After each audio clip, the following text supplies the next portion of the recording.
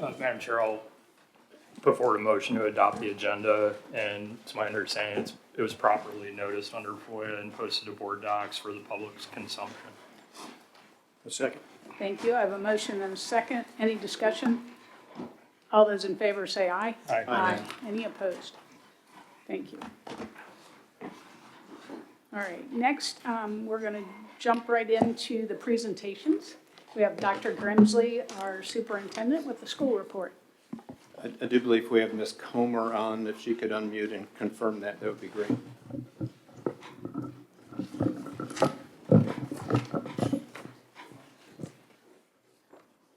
Well, maybe you'll get interrupted. That's okay. Good afternoon, Madam Chair, members of the board. From your Panther family, I cannot believe it's July already.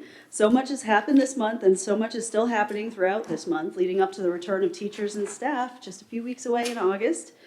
This summer, everything is happening at the high school due to a very beautiful new metal roof being installed at the elementary school.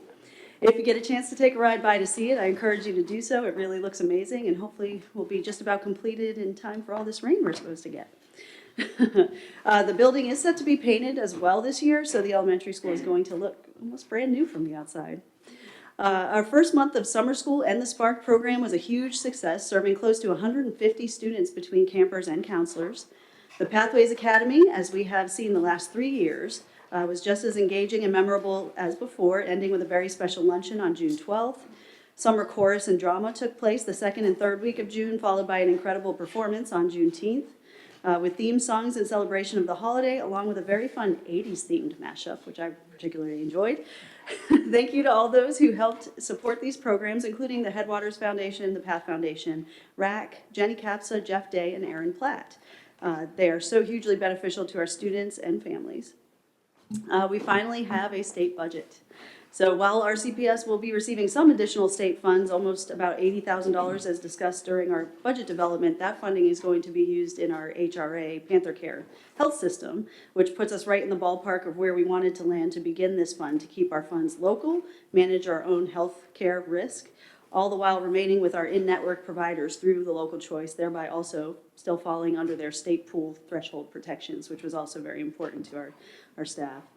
This is a huge win for our CPS employees and has been a great tool for recruiting some incredible staff for next year. We are currently in need of only 3 positions at this time, 1 elementary teacher, 1 high school special education aide, and a district gifted education teacher. So if you have any leads, let us know. We would also love to take on a couple of adjunct teachers to support some CTE elective courses, including carpentry and EMR, which is always our area of focus. So if you have anyone in mind, please let us know there. We are happy to reach out.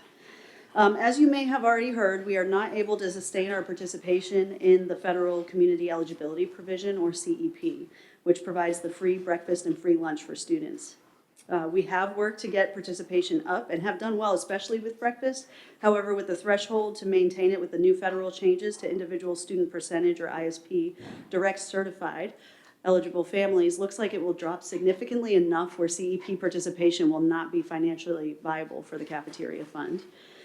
We are also missing out on families for direct certification because part of CEP is that you can't do the direct outreach to those families for free and reduced lunch applications. So we feel like that may also be affecting our ability to do that, as small as we are. So in theory, the program is very well intentioned, but in practice, it's problematic, and we may be missing families inadvertently for services. The good news is that we have been in contact with the Path Foundation and are working on an off-ramp program that will help stabilize families who may not be eligible for free and reduced lunch, but are still facing financial hardship due to these changes. This funding can help support those families while also helping us capture the ones who truly need assistance through the free and reduced lunch process.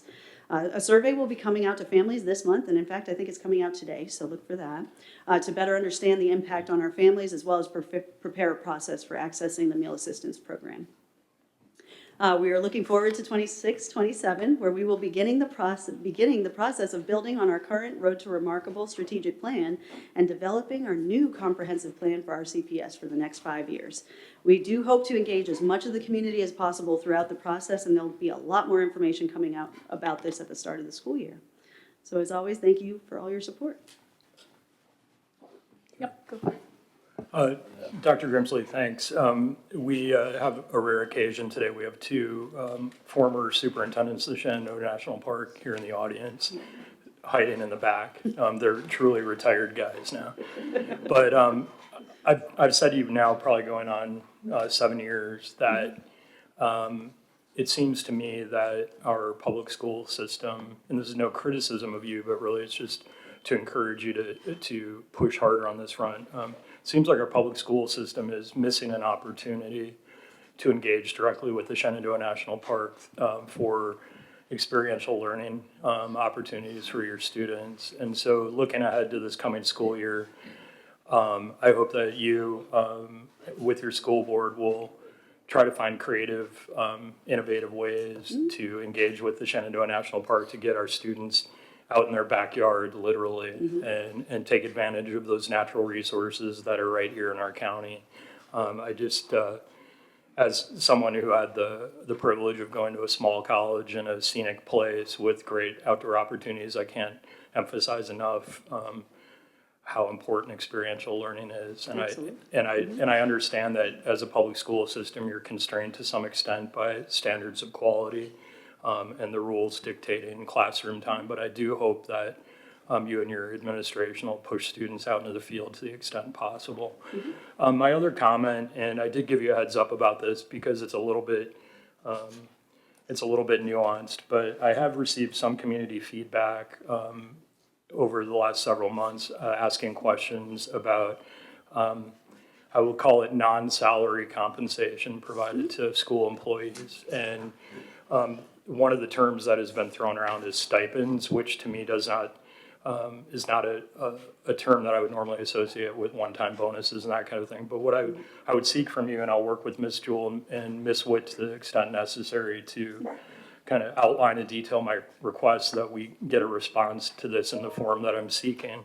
What I would like to see is for the fiscal year now concluded, and I think the timing of this request is appropriate, for the fiscal year just concluded June 30th, I would like to see a detailed list of all one-time non-recurring wage payments made to school system employees with a description of each, the purpose and the amount of each, and then to reconcile the aggregate value of those one-time wage payments. I would like it tied back to the general ledger sub-accounts where wages and salaries are recorded in the normal course of business.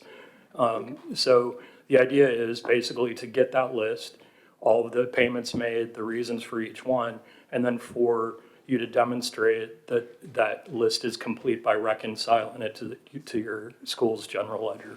Sure, and is that beyond, we call out in our budget every year, page 42 and 43 in our school budget has all of the stipends associated with some of those non-salary. The things that might not be in there are things like sign-on bonuses, which come from your federal Title II for hard-to-fill positions, or so those are there. But we can have a finalized list of our stipends. Yeah, and I think to make a distinction from budget to actual, I would like to see actual cash expenditures as opposed to budgeted amounts. Yep. Not what was contemplated, but what was actually paid beginning. It would be July 1, 2025 through June 30, 2026. Yeah, that should not be a problem. Yeah, Sure. but it's important that it be reconciled to your salaries and wages in total so that we have confidence that the presentation of those individual payments is a complete list. And again, I'm happy to follow up with Ms. Witt and Ms. Jewell if I can help them kind of navigate what my request is actually seeking if I haven't been clear. So would that be under our FY26 questions, budget questions, or FY27, or we'll call it question number one? We'll call it. I was hoping to call it question number one for our next budget season. There we go. Yeah, Okay, let's get out early. So you're welcome. Yeah. Got it. All right. Thank you. Thanks for indulging me No on problem. Anything else? Excuse me, real quickly, the roof. Yes. Yeah, I've been out there for the last 3 weeks, helping the sheriff's office with some training, and I saw the start of it, and in that blue color, I thought, wow, this is pretty cool. After several years, hooray, we're getting a new roof on that school, so. Yes, thank you. Looks good. And I am concerned about food, because after a year of going around with the Hunt Institute and talking to you, I understand how much food is important for learning. Yes. So what is your what's your plan to make up for what we're not going to get? No, from it's a them? great question, and one we all grapple with, because as we know, you have to Maslow before you can bloom. So Maslow hierarchy of needs, the biggest part of that is making sure you're physically and physiologically ready to learn, and part of that is not being hungry. So that is a definite priority for us, and it has been for a very long time. What our numbers show and suggest is that our participation is at a threshold around, it has been hovering in the 30s with ISP direct certified folks who are certified through DSS that qualify for free and reduced lunch. Participation is such that it hasn't made a huge difference with the free meals for all uniformly, believe it or not. We thought we could see more of a differential there, but to make it viable, we need over a 50% ISP rate, and that will likely drop pretty significantly with some of the tightening changes at the federal level. So with that, we just know we would not be able to sustain it. So our plan is, with this survey that's coming out today, to our families to really ascertain how much this is going to impact, because we do have quite a few that don't participate. If they're, so that suggests to me that if they are in need, they are taking advantage of it and participating, and therefore would probably be qualified for free and reduced. If not, if they're in that sort of sticky middle, as we call it, the ones that are may not qualify yet, but this will present a hardship, we want to find that out too and offer a sliding scale process where you can have some meal debt assistance or meal debt relief, similar to what Fauquier County is doing with similar issues with CEP. So we're partnering with PATH.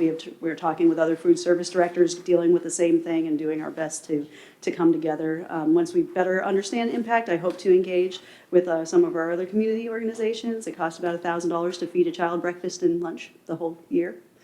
So if we could do some type of an adopt a child kind of for feeding, that might not be a bad way to do it. And that's something that Fauquier is doing as well. So there are many plans, but we have to find out the impact. So I hope our families will engage with us and give us some great feedback about that. So tell everybody about the survey. Yes, please take that survey. All right. Thank you. Thank you. Thank you. Good. Or do you? Oh, Yeah, I did have one question. Yeah. Thanks for the update on the roof. I haven't seen that yet. I'll have to swing by and take a look at that. I know in the past, we've talked quite a bit about school turnover among the Yes. teachers. And I know at least one situation where teachers come back.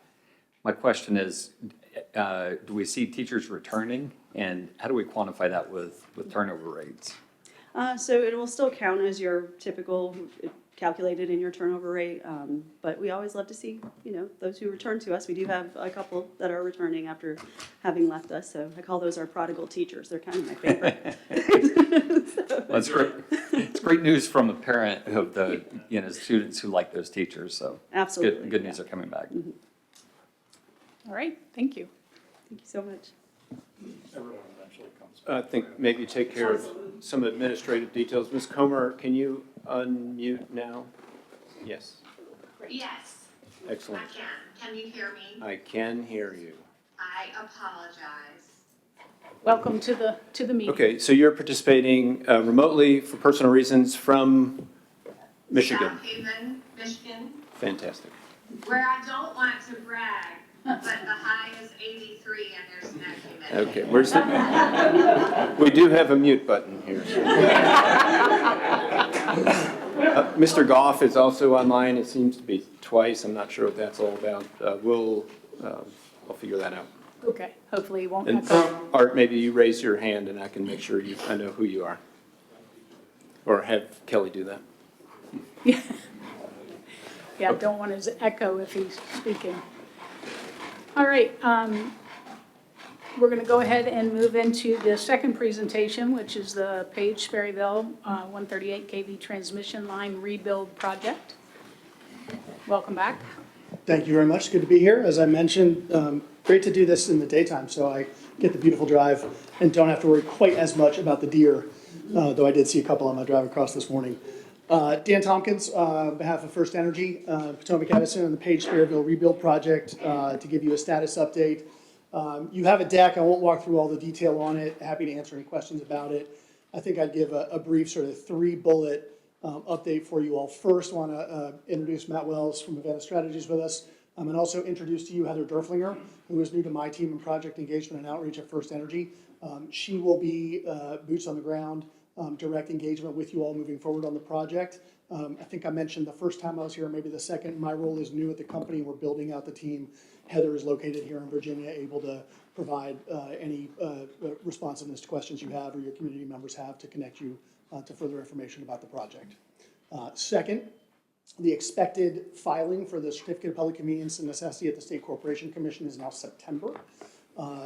Probably right after me, REC is going to be giving you all an update. One of the reasons that our timeline has slid a little bit is they have changed their decision about how they're going to handle their distribution underbuild that is currently on the Page-Sperryville line.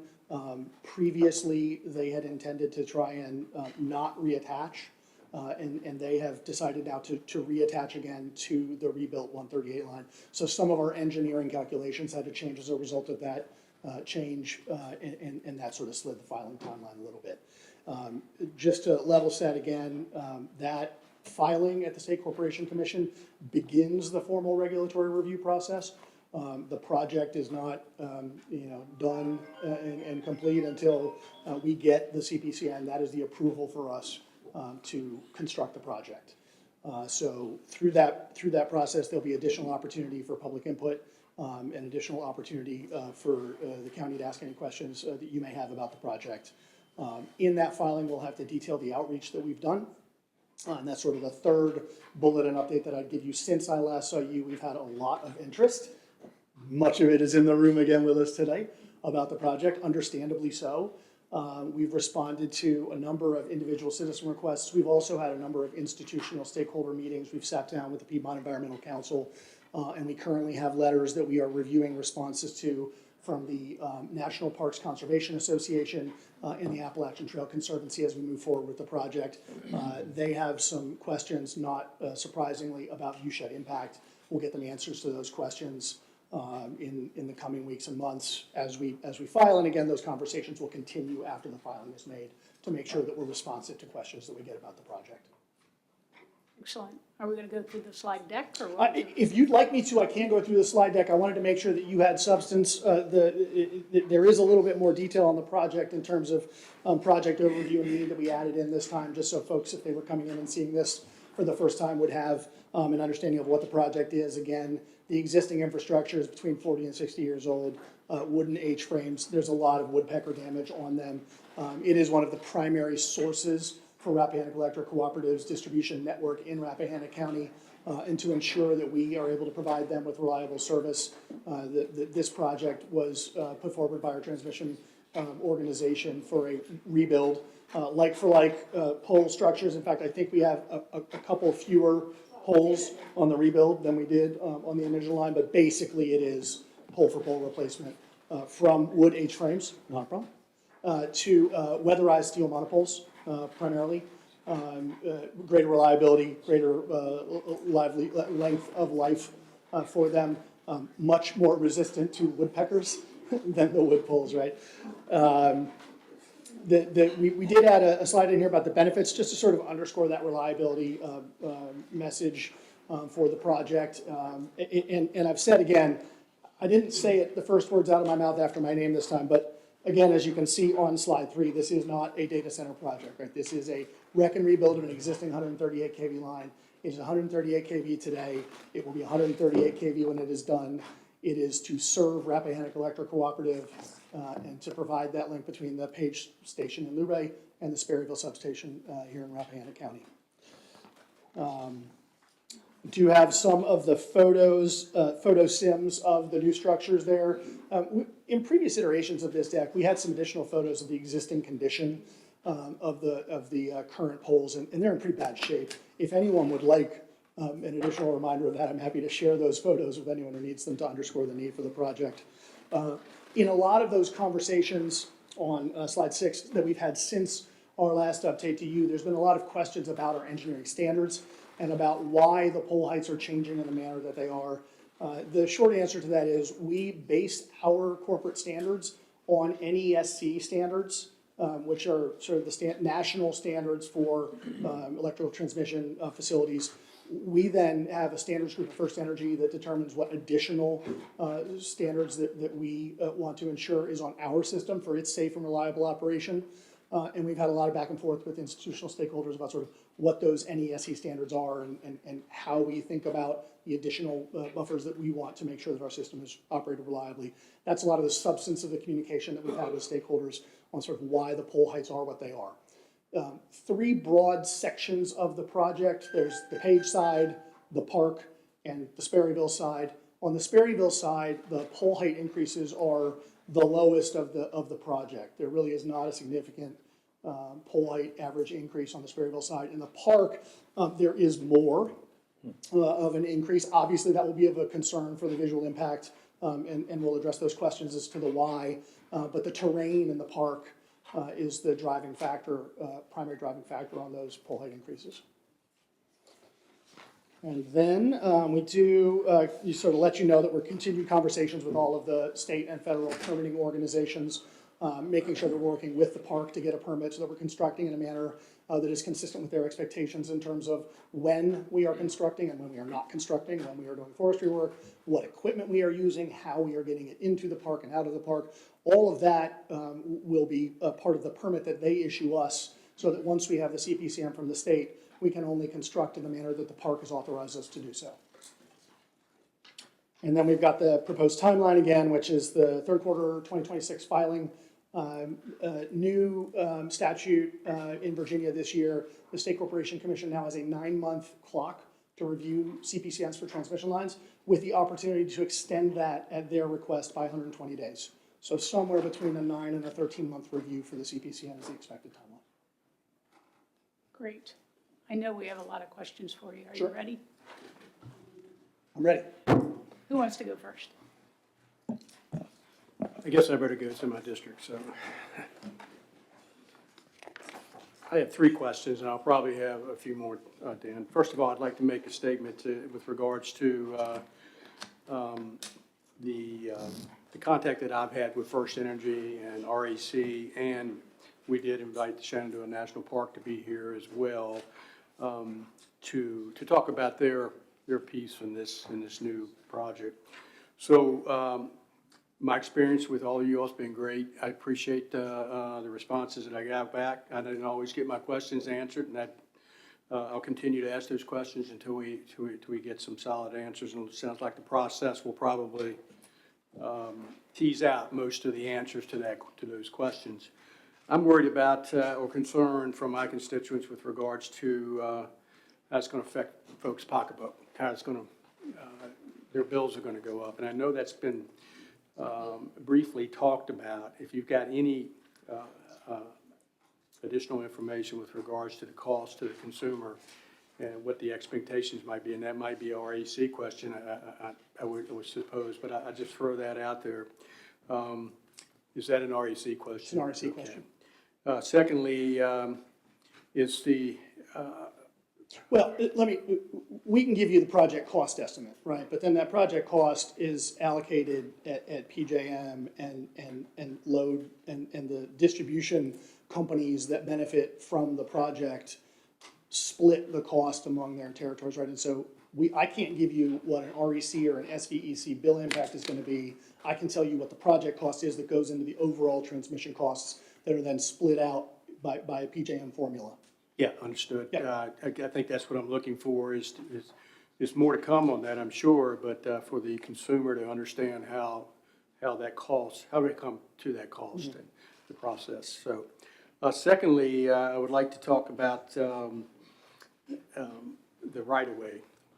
We've seen the information where the right-of-way is going to be widened coming off the mountain and down through the section through the park and to its ultimate destination. I've heard it's going to be expanded 5 feet, 10 foot, 15 foot, and I've read that in some of the literature over the last several months. Mm-hmm. And I suspect with as this process and the design is matured as it goes along, maybe that'll be nailed down. And if you're coming over the mountain, obviously you see that the existing power transmission right away there. Do you have any definite right-of-way footage? Yeah, there should, I don't want to quote the wrong number. There should be a right-of-way width for a 138 kV line. What may be the case is that over the years, individual easements had different widths or different widths were maintained as opposed to written into easements. And so one of the things I know that has happened with this project is we have gone through and tried to standardize the easements across the project. And so that may be the reason why there are some differences in those small adjustments to right-of-way. But let me go back to the project team and get you a definitive answer on that. Okay, yeah, if we can nail that down. Yeah. That's a question that I get quite often. I hear, well, it's gonna be 100 foot, it's gonna be 50 foot, it's gonna be 25 foot, so it'd be nice to have that information at our fingertips. Lastly, and I'll have a couple more questions, I'm sure, before we get done, is regards to properties that have wooden poles on them now. And these are the landowners outside of the park versus the metal poles that exist. Is the intent of the design to make all of them metal poles, or properties that have wooden poles on them that may have an existing language in their deeds that says they can only be replaced with wooden poles? Can you help me understand that a little bit? Our desire would be to have all of them replaced with the weatherized steel poles. And we are trying to update easements to allow for that where it does not currently allow for that. If we are unable to reach accommodation with individual landowners on that front, we are able to do exceptions to our design process due to that, so that we can replace with like structures to continue to have the project move forward and for the reliability overall of the line to improve. But that's how we would handle that. The intention is for us to get those easements changed so that we can use weatherized steel for all of them. But the project needs to be done whether we can get all of those easements changed or not. Understood. Question kind of that parallels that last question. I think you and I talked, or I know we did, we've talked several times, and again, they've been great conversations, and I appreciate the candor and your help with answering those questions. Did you tell me that each property owner has a contact with regards to an attorney that can help him or her walk through their issues or understand? A land agent, not an attorney. Land agent, Yeah, they would okay. have a real estate right-of-way point of contact that should have been in touch with them if they are on the project right now. If they're not, if they don't have that contact, they can provide their information to Heather. She can track down who the land agent is supposed to be for them and make sure that we get them connected. Yeah, I think you and I talked about that one time before. You know, we're very responsive of reaching out to that landowner. Thank you for that. That helps. As time goes on, I still hear that sometimes where I can't get a hold maybe of the land agent or what have you. So I'd like, if it comes to me, I'm going to facilitate to you. Or, We can also talk to their supervisors managing the contract for the land agents and make sure they're leaning into responsiveness on this project. Happy to do that. that's very important Yeah. to the constituents there in Sperryville. I'm going to defer to the other supervisors for questions. I have a couple others, but I think I want to see how I want to frame those. Sure, I just have one question. First, I appreciate you, your comment that this is not a data center project. I think it's probably our biggest concern sitting here is we don't want to be the corridor on the way to all the data centers. And that's our biggest concern. At the same time, last Friday, I was glad that the AC stayed on. If it had not stayed on, I think the courtroom would be more packed than it is today with frustrated people. And so we want reliable energy, electricity. We don't want to be the corridor to the data centers.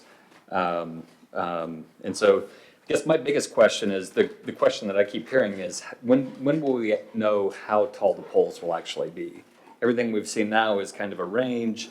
Is it the SEC filing that says this pole will be this height? So they will approve the project with the engineering that has the pole heights. The reason you see a range is because the pole heights along the project are different. So, we could list out, pole 1 to pole 230 or however many poles there are, and pole height change, but we give a range just so we can let you understand sort of the general impact of the pole heights. And they differ because of, again, topography, and where the poles are and how close they are together and what the new standards are versus the old standards. And the types of insulators we're using now are different than the ones we used before, and so that impacts the pole height as well. So that's why there's a range.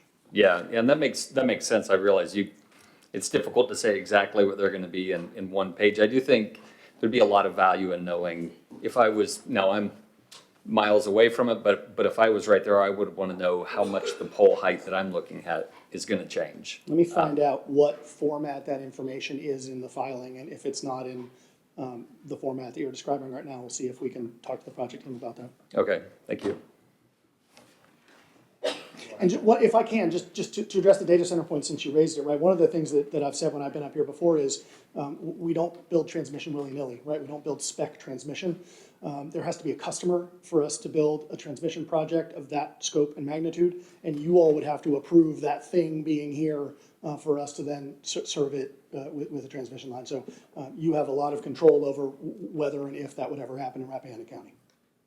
Okay, thanks. Ms. Comer, do you have questions?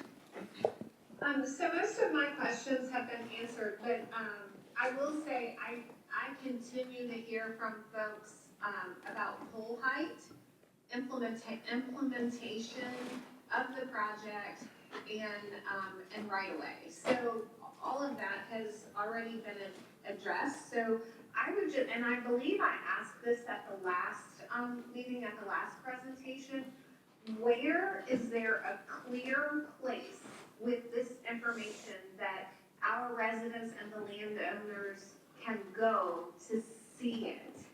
There just seems to be, a bit of mystery about this project, and I think if there's a place they could go to see this information, they would feel at least better informed. Yeah, Supervisor Cromer, great question. The project website at the First Energy Transmission website does have a link to the virtual open house. In that link, all of the information that we presented at the open houses in Page and in Sperryville are located. In addition, there's the project fact sheet and the contact information, the 800 number and the email address for anyone to ask any specific questions. I know that it has been found by some constituents in the county because we have received probably a couple dozen questions to the project email address that the team has responded to. Would it be possible to include the various correspondence you referenced earlier on that team project website? I'd have to check with the recipients of the letter to see if they minded us posting it to the website. I have no personal objection to that myself, so I'll talk to the folks we've written to and see if they mind us doing that. I think that's easy for us to do You can attach mine. if possible. Yeah, thank you. Yeah. Will do. Thank you. Mr. Whitson? Sure. Thanks a lot, Mr. Tompkins, for coming back, and welcome back to Rappahannock County, and welcome to Rappahannock County. Heather, I'm glad you're going to be here working with all of us. Question for you, Mr. Tompkins. Have you ever read the Rappahannock County Comprehensive Plan? No, Okay. I'm going to gift you my copy. I'll take it. Yeah. Chapter 6 of the Rappahannock County Comprehensive Plan, two important paragraphs. And I think that we on this board perhaps did a disservice by not opening our conversation with you long ago by reading these two paragraphs, because this should be the jumping off point for everything we discuss with you and negotiate with you. And I want to emphasize the word negotiation because, as I asked you previously, if this state corporation commission process is more than a rubber stamp exercise, then I would fully expect back and forth and accommodations made for our community.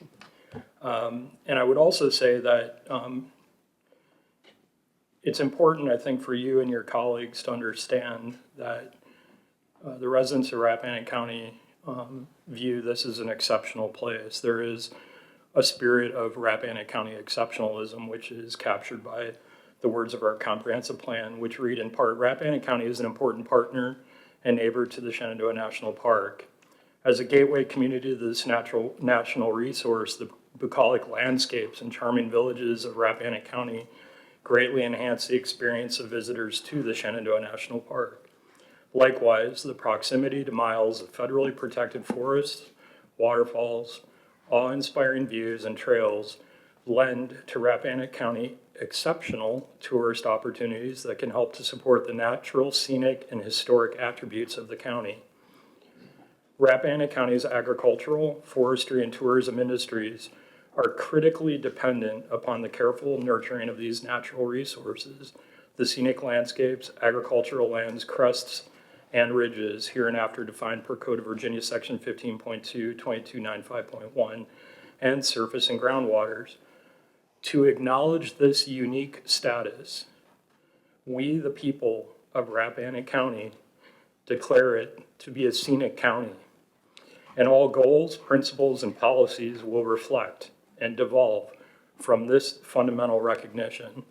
And so, you know, we're here for the first time in maybe 4 decades having this conversation about upgrading a transmission line. And I said to you at the outset that I'm not a Luddite. Like Mr. Janot, I appreciated the air conditioning this weekend, I really did. So we're not asking you to strip power lines out of the county so we can all go back to the dark ages. That's not what we're seeking here, but we are seeking from you some indication that this is an open discussion. So when you come here and you give us a status report, I want to go one step further. I want to make sure that we're actually having a conversation about what this project is going to end up looking like to reflect this, to reflect that we are a scenic county. And I am glad that you drove in here during the daytime hours. It's gorgeous. And that is exceptional. That's exceptional anywhere in the Mid-Atlantic region, period. End of story. And so when we talk about Tower Heights, what I would like to see, and I'm going to be an absolutist about this, I would like to see wooden poles replaced with wooden poles. The ones that are being replaced lasted 40 or 50 years. I think 40 or 50 years probably could be extended to 60 or 70 with, you know, innovations in pressure treated lumber. So I'd like to see the wooden poles be wooden. I'd like to see them no higher than they currently are. These are very specific things that you could do to accomplish 2 things. Number one, it would demonstrate to us that you value what our comprehensive plan sets forth as our guiding principle, that we are a scenic county. The second thing it does on this data center question, there's nothing you have told us so far that this is definitely not going to be a data center project. You are here 40 years because some of the poles have been woodpeckered to death, and I get that. But it is an odd coincidence that you're here talking to us about upgrading your transmission facilities as we see what's happening in Northern Virginia. It is hard for me to separate the two. And so I think one of the best ways that you can demonstrate to us and kill 2 birds with 1 stone, reflect the spirit of our comprehensive plan and what we all believe in by upgrading your transmission line with no expansion of your right-of-way, with no increase in the size of power poles. And by doing so, you will demonstrate to us that, in fact, it is not a data center project. And I think that would go a long way to saying to us that in this relationship with you, which we might not revisit for another 40 or 50 years, at least for the next 4 decades, we can talk kindly about First Energy coming to our community, acknowledging who we are as a community, and doing the right thing. And that's ultimately where I come down on this. I understand you're in business. I understand that things that were done 40 or 50 years ago might no longer be practical and feasible from a cost perspective. But we need to start hearing from you what you are going to do for our community to respect us. This is not going to be a rubber stamp project. And our little local governing body's job on behalf of everyone here and those who are not here today is to stand up to you and say, let's have a reasonable, open relationship and come out in the end with something that works for everyone, so that for the next 4 decades, we can celebrate a great partnership with your company. And finally, there's been some discussion about burying transmission lines. This is a great opportunity to put something into the ground and actually improve our scenic views. And I would argue that you ought to, at a minimum, come up with, including the section right there in the Village of Sperryville, a minimum of 10% of the mileage that you're contemplating for this project and put it underground. And I would say expand it to 20%. And if that is not cost effective and there's no reasonable return on investment to justify it, then we need to start seeing that data so that we can be talked out of what we think is a reasonable request. And beyond that, my only question for you is, in light of everything I've said, what is, and I understand you're relatively new to First Energy, correct? No. 17 years this 17, month. okay, but you're new to this project. This Okay, role good. is new. Okay, that's great. But- So maybe you could tell me To the extent that First Energy has gone into communities similar to ours, and I would argue you probably haven't been in many communities similar to ours, to what extent have you engaged in offers of proffers to communities to at least find a path forward to improvement of your distribution systems without undermining the scenic beauty of rural areas? What are some examples of proffers you've provided to local communities to date? So I don't know if proffer is the appropriate word, right? I mean, we're not a franchised, like a cable company or I'm things just like that. talking from a to land do use proffer. perspective. What, as you come into a community, what have you offered communities as sort of a concession to say to them that you're a good actor? So individual conversations with individual landowners to discuss easements across property is the most direct manner that happens, and there's compensation for the easements. So any easement expansion would have compensation with it. Okay, so my question is, a community that says, please bury part of this line while you're doing the project, or please keep the pole heights within where they currently stand, using the same materials that have been used. Can you cite examples of where you have done that?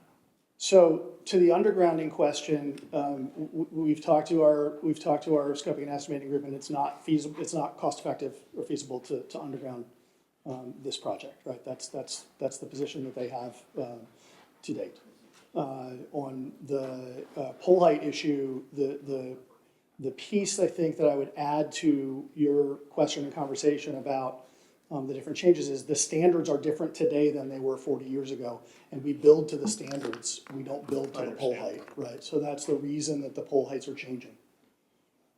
Okay, so in summary, I've suggested some areas where you could demonstrate that you do understand the spirit of our comprehensive plan, that you do understand why people are showing up in numbers like this. We are a population of only 7,300 people. Sure. This is actually a pretty big showing in my nearly 7 years on the board. People are taking this seriously. We have a very good partner in REC. Jeff Henry and his colleagues have been excellent partners in working with us during times of extended outages and so forth.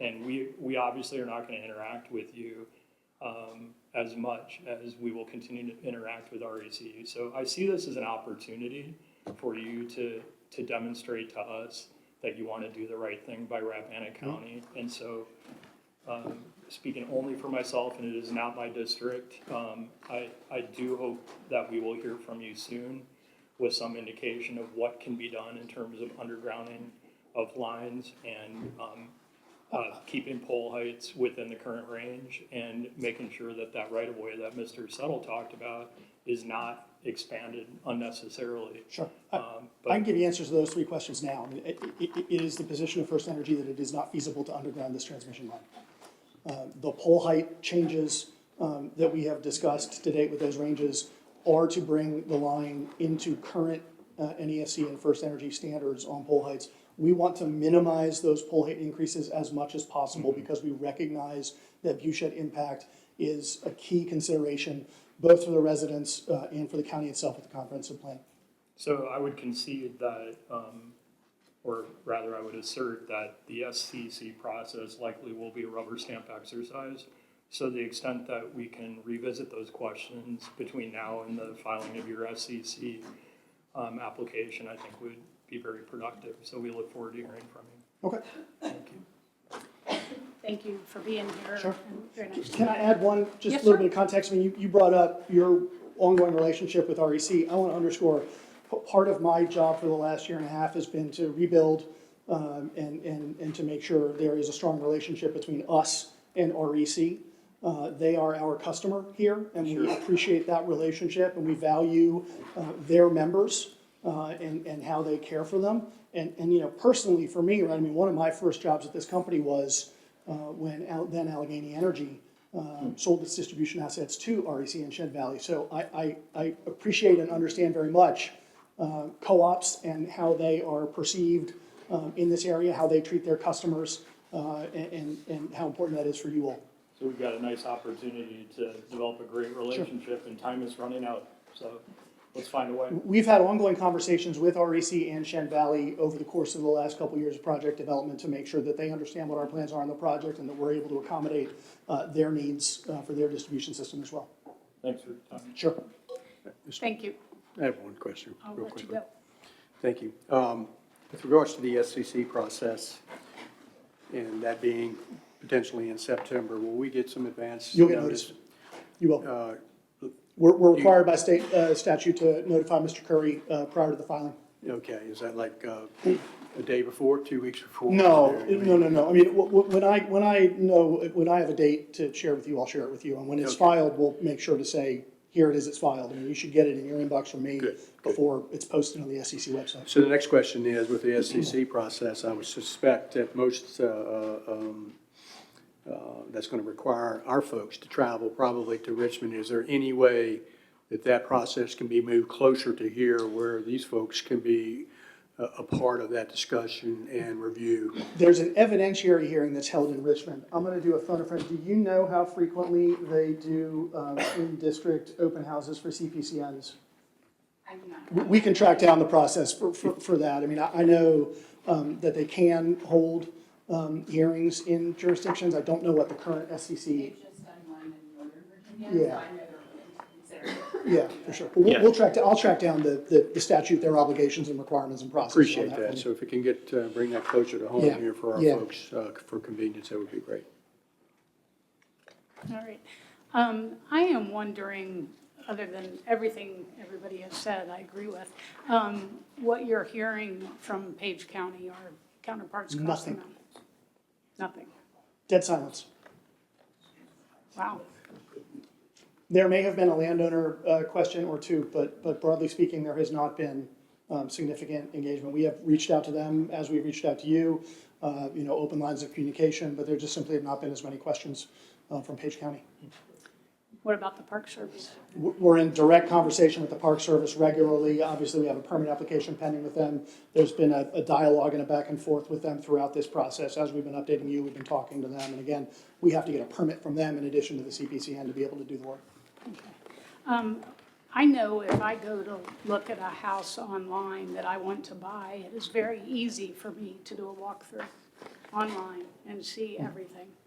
I cannot imagine that a company as big as yours cannot do a simulation that the population can go online and look at what we have today and what's coming next and walk through the transmission line. One of the, several of the recent requests have been for additional photo simulations of the project. So that's something the project team is working through right now.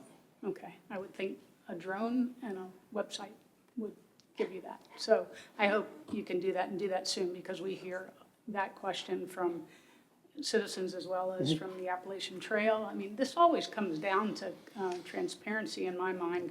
I walked to try to get the Dominion Power line not happening across North Coast Road probably 10 years ago or whatever it was, carried my little fluorescent light bulb under the line and had it light up, and it scares the heck out of me. But anyway, it did. I know this is a very difficult fight, but it shouldn't be a fight. And transparency to the public should not be an issue. And what you hear constantly, whether it's the ginormous lines coming through or ours that matters to us because of our view shed, we don't feel like we're hearing the whole picture. And definitely don't want a left curve in the last hours before this goes to the SCC, because we're trying to build a relationship here, and I don't want to lose that. I can't imagine if you're keeping the same tower, pretty much height, close anyway, and the same line, that it can be upgraded today. But what's to say that line in 10 years couldn't be changed to a different line, more powerful, to send to Northern Virginia? We'd have to go through this whole process again. But it is doable with new metal towers, where it's probably not doable with old No. 40-year-old No, towers. these towers will only be able to hold 138 kV line. They will not be able to hold anything heavier for two reasons, and I mentioned this last time I was here. First, physically, they're designed engineering-wise to carry 138 kV conductor. We can't just swap out the wires. The physics don't work on the engineering of the lines. Second, we're not legally allowed to do that. We have to get the permission of the State Corporation Commission to upgrade facilities. Okay. And then the last thing, I think we may have talked about Uma Green when we were here before in the Park Service. It wouldn't surprise me if you haven't heard that from them as far as the tower pole color. But I've had people recommend you just let it weather and blend into the scenery. So is that what the plan is? The intention is to use the weatherized steel poles, yes. Okay, good. I think that was my last question. Anybody else? Mr. Settle, you good? Okay. Thank you, and I think we're going to hear from REC now.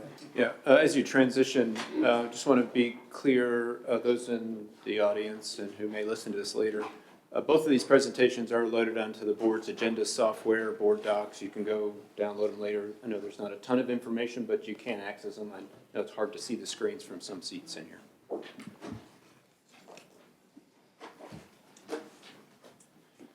All right, hopefully this I is think you can pointed pull upward that enough. up. With the- Thank you so much. Oh yeah, that's perfect. All right, well, first of all, thank you for having me. I'm not a stranger. I'm usually here somewhere in the audience, here to answer questions or speak off the cuff. This is my first time doing a formal presentation for the board, so appreciate you having me. And I definitely will need the slide deck, otherwise I will be going in a million different directions. Thank you for your patience. I know we had some outage activity recently. The weather has been pretty wild, and actually at my house, didn't lose power, but my AC did break. So that was, thankfully I got someone out quickly, but 14 hours without AC, the house really warms up quickly. But thank you. I'm Jeff Henry. I'm the Director of Member Services and Community Relations. I've worked with REC for 21 years, so my career is old enough to drink. I've been in my current role for 4 years, working out of the Culpeper office. So I come into the office every day. I'm not too far. If I'm needed, I'm only 25 minutes or so away. So with me in attendance, I have Lindsay Watson, who is also not a stranger, and you've met her, Director of Government Affairs, and Chris Stoya, who is our Vice President of Engineering and Power Supply. So if you have questions, engineering questions that are over my head, we definitely have the right people in the room today. So REC, I won't spend a lot of time on this slide because you do know who we are, but you see a lot of big numbers there. We're quite large as far as electric co-ops, distribution electric co-ops. We serve 22 counties. We maintain 18,000 miles of power lines. We serve about 184,000 metered accounts. So again, for a co-op, we are quite large. If you compare us to an investor-owned utility, the Dominions, the NextEras, the Potomac Edisons, we are very much the small guy. We're comparing companies with millions of metered accounts and billions of dollars of revenue to us with 180,000 accounts. So we are small, but in the co-op world, we're definitely one of the biggest in the country. Next slide, please. So when we talk about our role in this transmission project, I just want to make sure we're clear on the difference between the electric transmission system and the electric distribution system. First Energy, of course, handles transmission. This is their project as a transmission upgrade.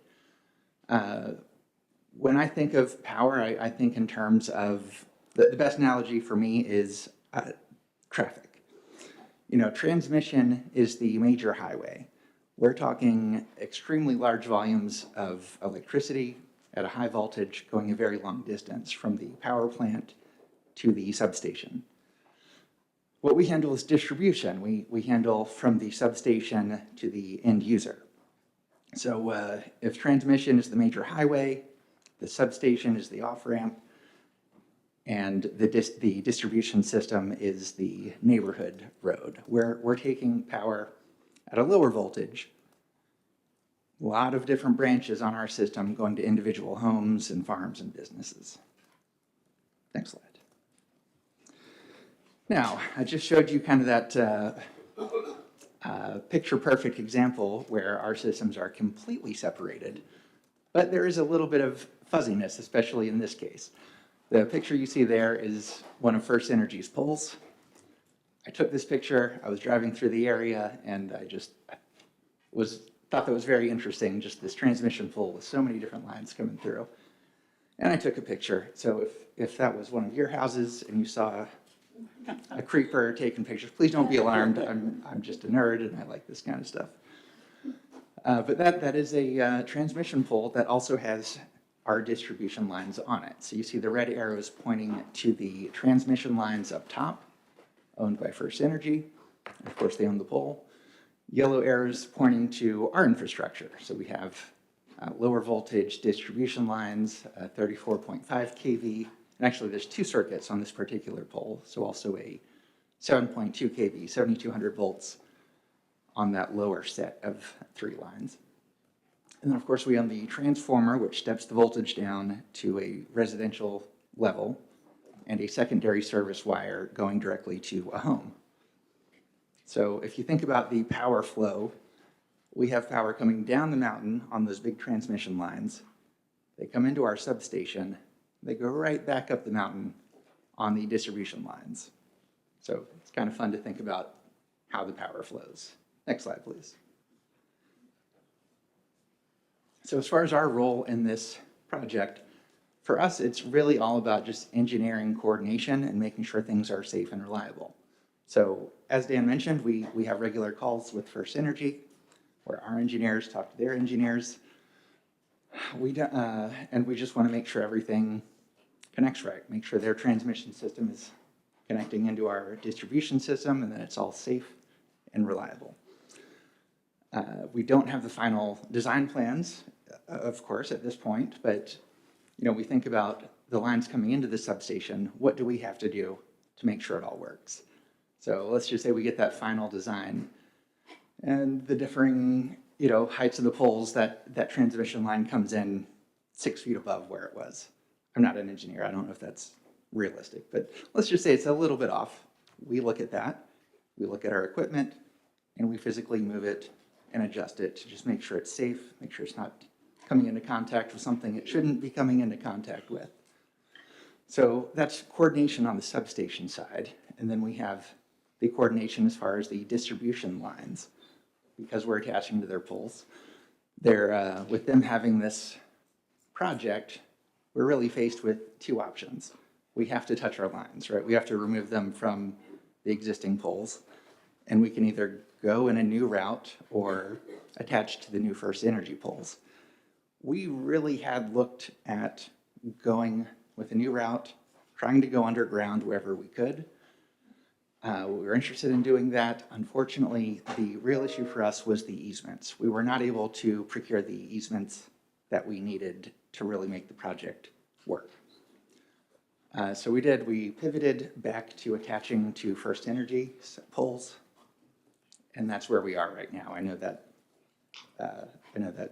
caused some changes on your side, but that's where we are right now. And as far as safety and reliability, we don't have any plans for any interruption of service as this work is being complete. So next slide, please.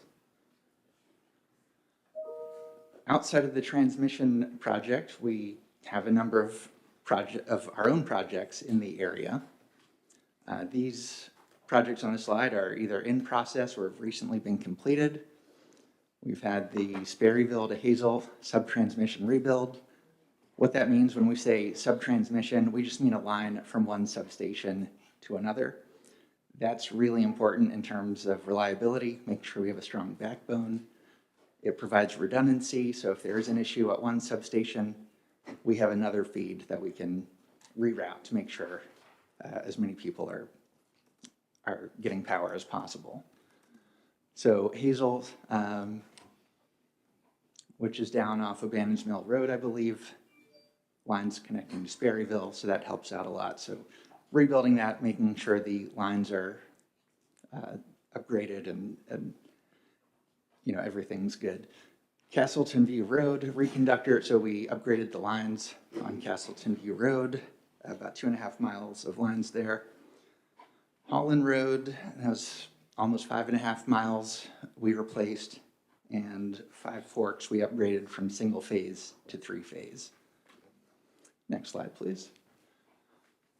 We are doing work with the broadband deployment. We've had 13 make-ready routes provided to us by All Points Broadband. 10 of them are complete, 2 are still under construction, and 1 we have not begun construction yet. It's still under review. So we've approved 256 poles for All Points to attach to. 46 more poles are going to be approved once we finish the make-ready for these last few routes. And as part of that, 22 poles were replaced to support their project. Next slide. And then we do have some upcoming projects within the next year. System improvements. I was just talking about sub-transmission. So we have the Kriglersville area to Sperryville, Sperryville to Flint Hill, and Flint Hill to Orleans in Marshall. And then we will also be rebuilding the Sperryville circuit, the Washington circuit down Lee Highway, and the Woodville circuit along 231. Next slide. And I just wanted to touch on our community partnership. I really appreciate the kind words from earlier. I love this area. I love this community. We try to partner wherever we can. We sponsor the Sperry Fest every year. Sponsor and participate. So I have staff members that are there answering questions, giving out freebies. I'm there as well. I'm usually not working at the booth. I'm there to have fun. So you might see me with my son. We're just listening to music and having good food, and I love the event. We do the Christmas parade every year.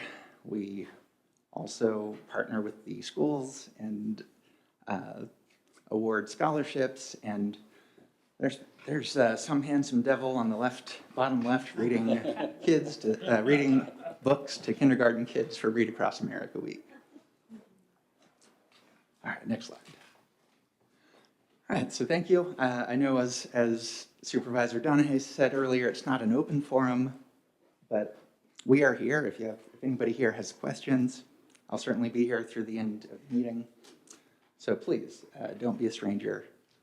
Feel free to ask any questions. If I don't know the answer, I will take your question down and bother whoever I need to bother at the office to help you out. Contact information is right there for me, Chris, and Lindsay. Great. Any questions? Comments? Madam Chair, just real quickly, Jeff, thank you. If you all haven't met Jeff, meet him before he leaves. He's one of the nicest guys I've ever met before. He's very responsive. He and his team, Lindsay and so forth, downtown, when I've had questions. I think he sleeps with his phone, but I appreciate that.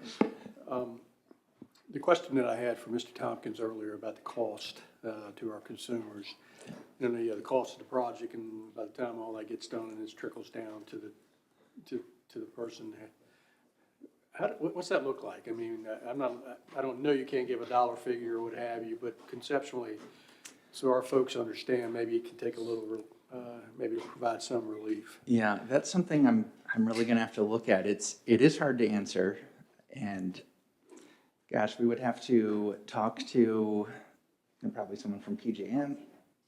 Yeah, absolutely.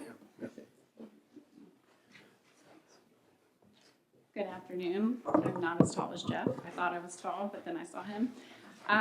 So we don't have an exact cost yet. I think, as Dan mentioned, we will look at what the final project costs are, and they also, the dynamics of the cost go through PJM and then are split up through a variety of, in their region. So we will look at those costs and then allocate them appropriately to our members based on the actual cost that is divided up appropriately. And then from a statewide policy level, I know that transmission cost allocation is something that's currently being looked at. But for this project, it really is for the reliability of our service in Rappahannock County. I know we've got a couple hotspots that in the past haven't been as reliable as we want it to be. Of course, anything short of 100% reliable, we always want to improve. And this project will do that. So that's something we've worked really closely with First Energy on. And as soon as we have a better idea of what those exact costs are, we're happy to pass it along. But it will be based on the exact cost of the project itself, and then we just pass through the cost from there. So I hope that helps a little bit. Thank you, Lindsay. Mm-hmm.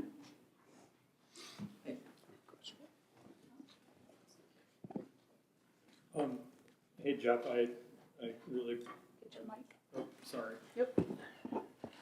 I'm always happy to see you, and I should add that I've seen you at the start of the fodder stack 10K race. I don't know if I saw you at the finish, but I'm pretty sure you finished. Certainly faster than me. So I can say from firsthand experience that you really are engaged with our community, and it makes all the difference in the world. And I remember a very specific exchange that you and I had on regarding a power outage on Mount Marshall Road, where we're texting back and forth, and you're tracing the transmission lines, trying to figure out where they actually ran. And that kind of attention to detail goes a long way in my ability to serve my constituents. And so when they sing my praises for leaning on REC to get their power back, really, I have you to thank for just being responsive. And I know that Lindsay, we had that winter storm. I think it was a winter storm where we were talking about getting citizens power again, and then just before a call, we started talking about bovines and their need.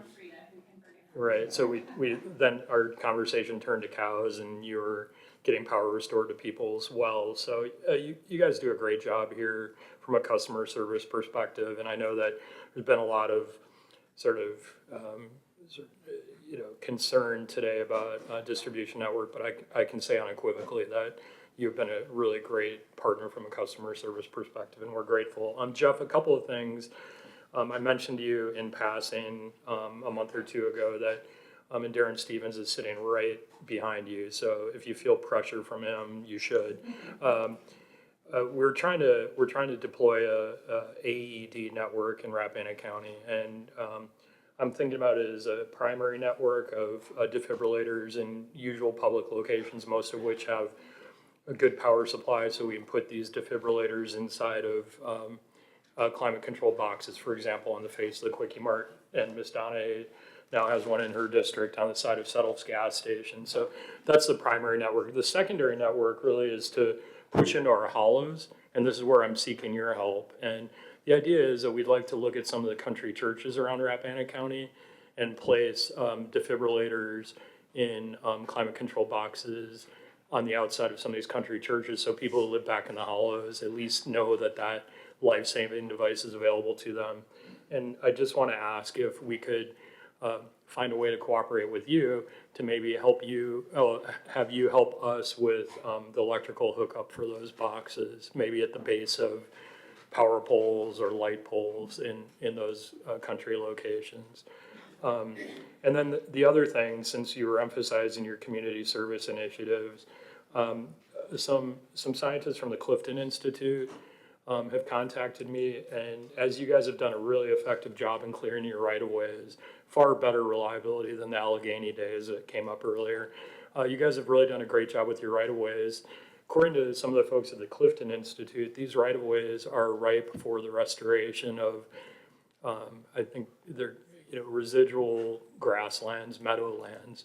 And so it's something that they're eager to talk to you about, and it's something that maybe I can facilitate. But we'd like to look at the extent to which we in Rappahannock County and organizations like the Clifton Institute could restore some grasslands in some of these areas that have been denuded through the sort of the right-of-way clearing process. So just some ideas for further cooperation, and as always, I'm grateful to you and Lindsay for your awesome customer service. Thanks. Well, thank you. Yeah, if you want to pass on the contact information of who we need to speak with, and for the AEDs, I would talk to you.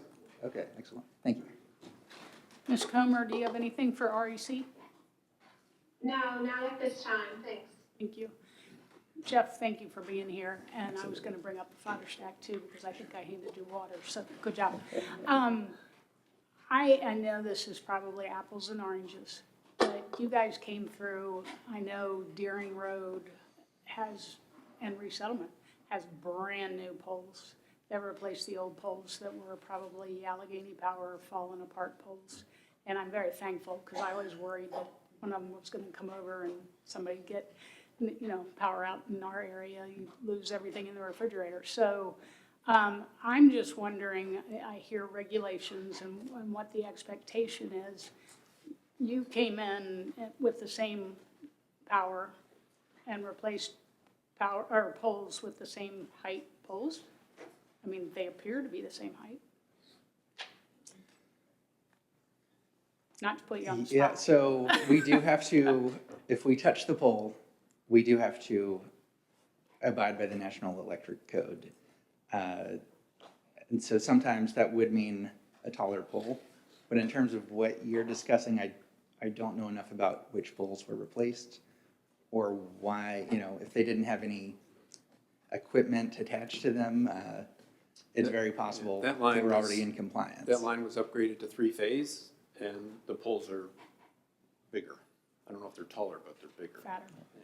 Yeah, I mean, they look great comparatively, and you guys did it really well. I was just wondering if there was, We've, here's the expert. we've got the real brain right here.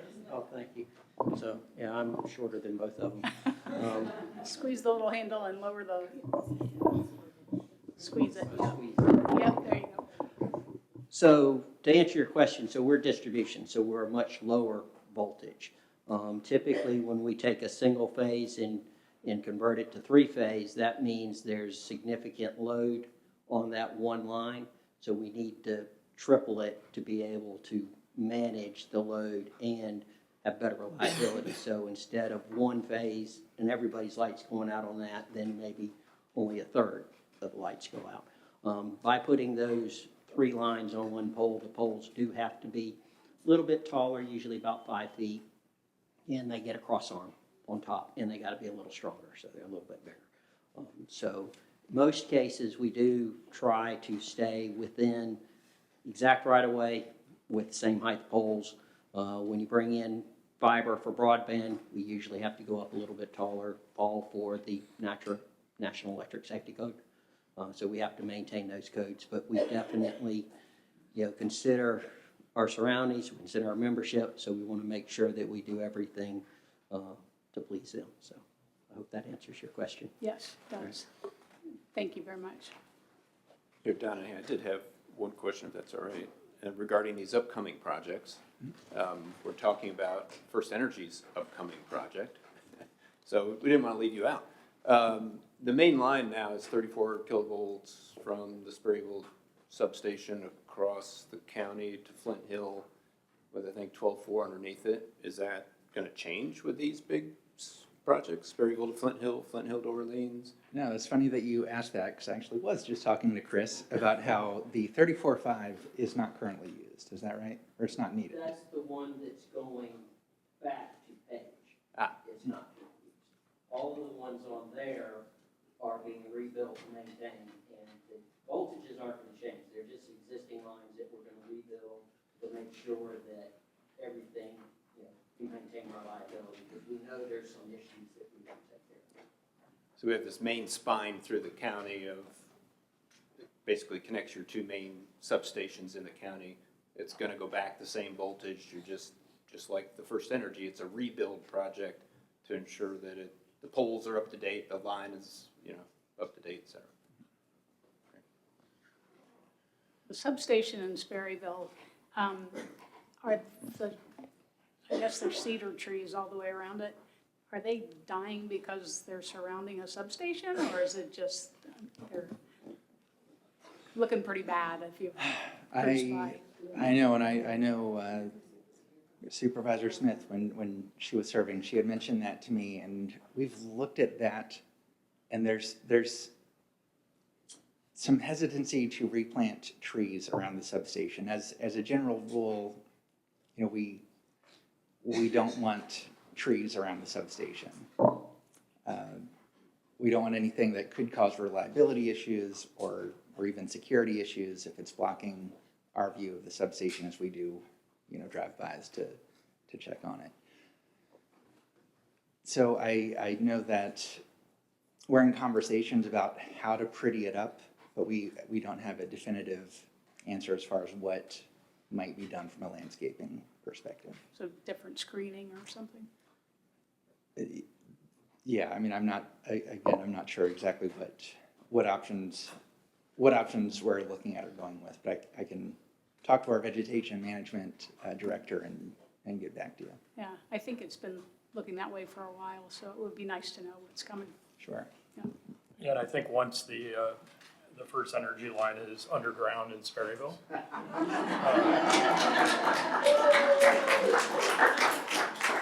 then the substation's really gonna stick out like a sore thumb. So we encourage you, if it's an issue of people not wanting to get out of their trucks, maybe you can incentivize your team to find a way to get out of their trucks and inspect it behind some screening trees, because you sit through enough of these meetings to know that the conditions that we put on special exceptions provided under our zoning ordinance are quite stringent. Yeah. And so we're talking about somebody wants to have an event center and they have to go out and plant bushes to screen a parking lot that's used 3 times a year. I think we would be remiss if we didn't ask you all to look very seriously at how to screen that. And if it's not cedar trees, I mean, I don't want to say fake trees, but there's got to be a better way. And once that line is buried and then the substation is all covered up and disguised, I think you'll see a lot of happy faces at Sperryfest buying you beers. I mean, personally, I love how the substation looks. I took pictures. You saw it earlier but no. I have a meeting with our vegetation management director tomorrow for something not related to this, but I will bring that up and I'll Yeah, let's find a talk way, to them. that'd be great. Yeah, and I know I'm trying to think. I think the special use permit that you're speaking of, I mean, I think it is in writing somewhere that there has to be some kind of screening. I was going to let you off on that until you brought it up. This SUP that was adopted for that substation does include a screening requirement, and I have sent you that information by email. It's just one pager, and it's not very descriptive, but I think that's something we need to continue to talk about. Remember this, so let me look at this and talk through it with Cindy, our vegetation management director, and like I said, we'll see what options we have, and I'll get back to you. If I don't have an answer by the next time we meet, you can slap me or something. Thank you. All right, thank you very much. Thank you so much. Appreciate everybody that's been here, and hopefully you'll stick around for the public comment. All right, at this time, speaking of public comment, we're going to move into that.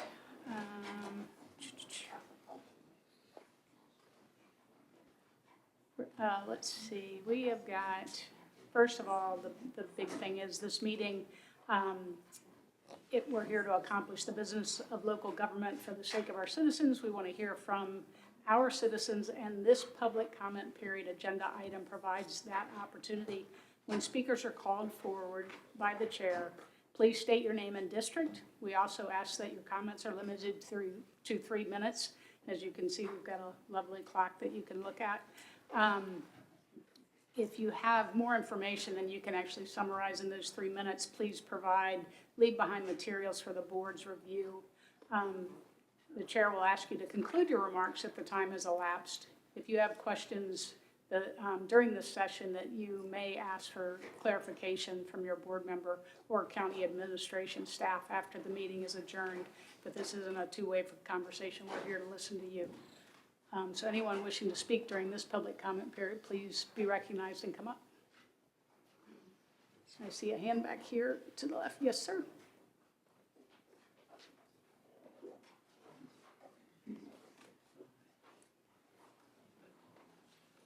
Good afternoon.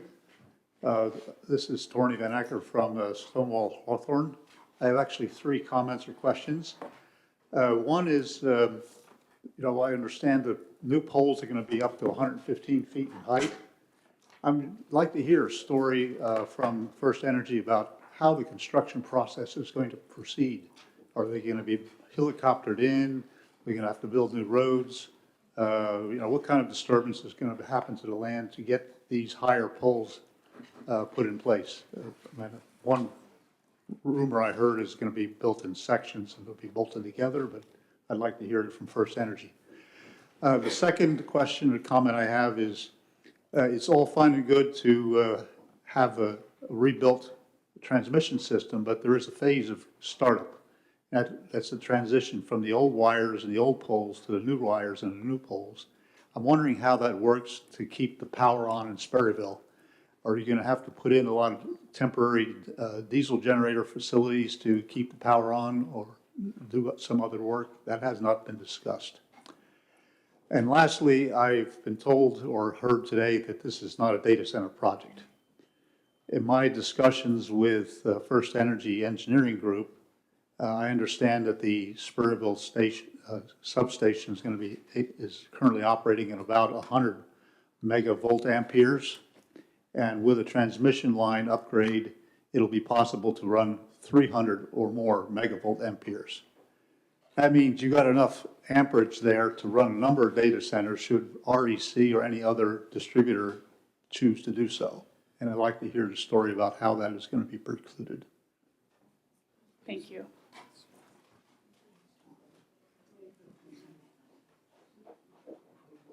Looking for hands, all right, in the back, yep.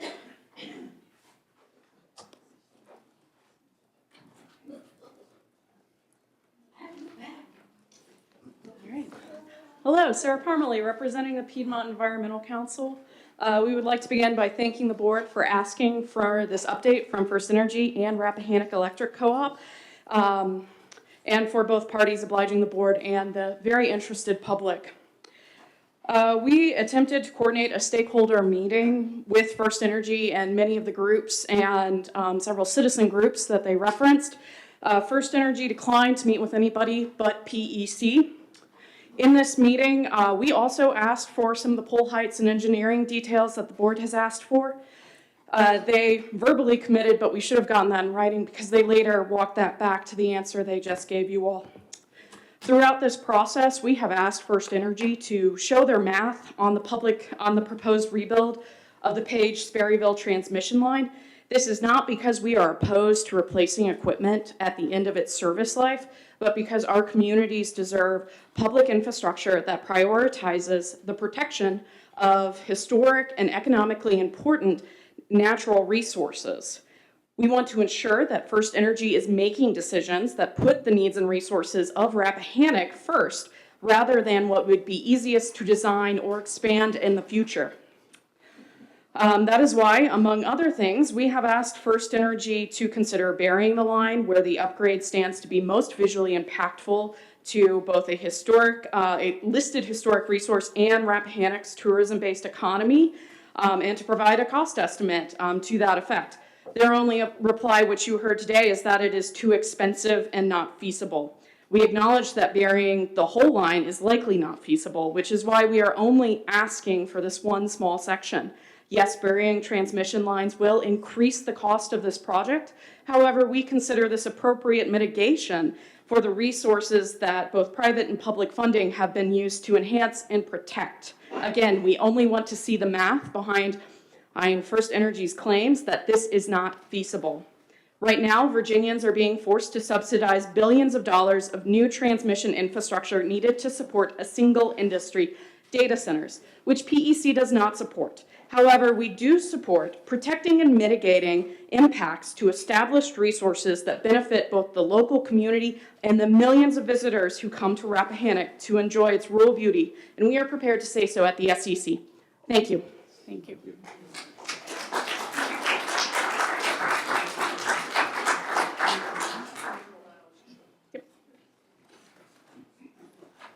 Kerry Sutton, Piedmont District. Wow. Thank you, Sarah. That was good. Mr. Tompkins, I want to thank you for not using the word transparency in your talk. I was about to engage in a beer drinking game every time you said it, because the First Energy's record on transparency is abysmal. We've had 3 meetings here, very few questions have been answered. We had a dog and pony show that was nothing but a dog and pony show.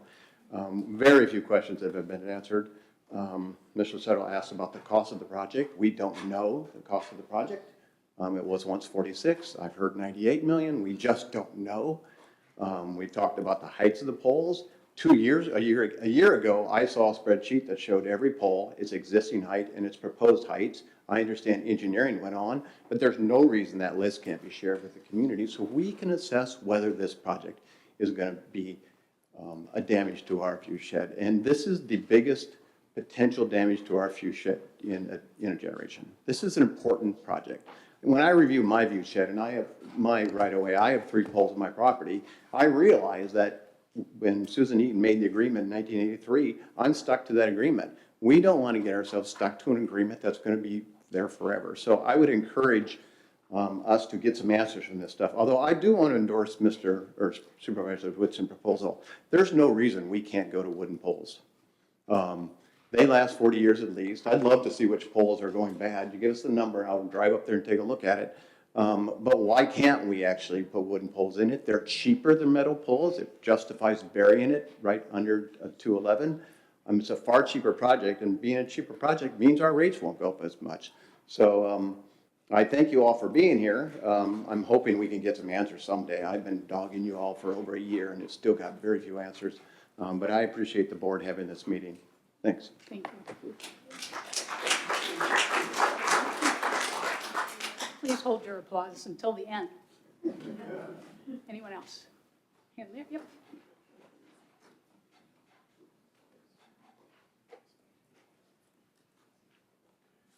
Hi, David Aldrich from Hampton District. Utility companies such as First Energy should provide mitigation for the economic taking, such as a loss of property value or land use, to prevent the cost for public projects from falling entirely on a few landowners or communities. Mitigation such as fair market compensation or physical restoration ensures the equitable distribution of burdens for society-wide benefits. 4 points to note here. 1, constitutional justification. The Fifth Amendment taking clause mandates that private property cannot be taken for public use without just compensation. Because private utility companies are often granted sovereign eminent domain power, they inherit this constitutional obligation. Number 2, addressing property devaluation. Infrastructure like high voltage transmission lines reduces property values and community economic viability by restricting how landowners can use their land and how visitors view the impacted community. Number 3, equitable burden sharing. The broader public, such as distant consumers and utility shareholders, benefits from the grid enhancement proposed by First Energy. Without mitigation, affected property owners and communities bear a disproportionate share of the economic burden for the collective benefit. Number 4, regulatory and legal mandates. Utility commissions require private companies to offer good faith compensation before pursuing a change to easements. Compensation covers both the land taken and the land taken or impaired, as well as the severance damages. That is the lost value to the remainder of the property and the community. First Energy's proposed wreck and rebuild will result in costs to private landowners in Rappahannock County and to the county economy. The impairment of the viewshed of the gateway community, the Shenandoah National Park, is a cost. This cost should be required to be mitigated. One such mitigation should be to underground the section of the transmission line rebuild impacting Sperryville. We have requested this of First Energy, and the reply has simply been that it'd be too expensive. They must have this information in order to have made that determination. Our request is for that information to be made available, but so far those requests have gone unanswered. Please ask First Energy for this information. Mitigation is just compensation as required by the Constitution. Just compensation cannot be ignored nor written off as too expensive without undergoing the appropriate due diligence, investigation, and transparency. Thank you. Thank you. Please, hold your applause, it'll just take longer. Come on up. Michelle McKinney, Jackson District. I'm here today to voice my concerns on the proposed Page-Sperryville transmission line rebuild project. I have lived in Rappahannock full-time since 2007. I raised my adult son here. Rappahannock Elementary School, Rappahannock High School, soccer, prom, quiz ball. I was a part of all of it and I loved it. And I'm a big supporter of the public schools here. I also got remarried here in Rappahannock, and along with gaining a spouse, I gained all of his Rappahannock history, his memories, and his Rappahannock family. I also hope to someday stop working and be able to really enjoy the 8 acres I have in full glory, sunrise to sunset. I hope to be outside all day. And maybe I'll be blessed with grandchildren, or perhaps fur babies. Either one will enrich my life and give me a true north. I mention all this in hope of reminding everyone involved in the decision-making of this project to remember that this is more than land to us. This is home, and not just any home, but a chosen home for so many of us to live out our dreams, our hopes, and our aspirations. I'm reminded of the Yeats poem, The Clots of Heaven. That poem ends with the line, I have spread my dreams under your feet. Tread softly, because you tread on my dreams. Thank you. Thank you. We need more units. Yes, ma'am.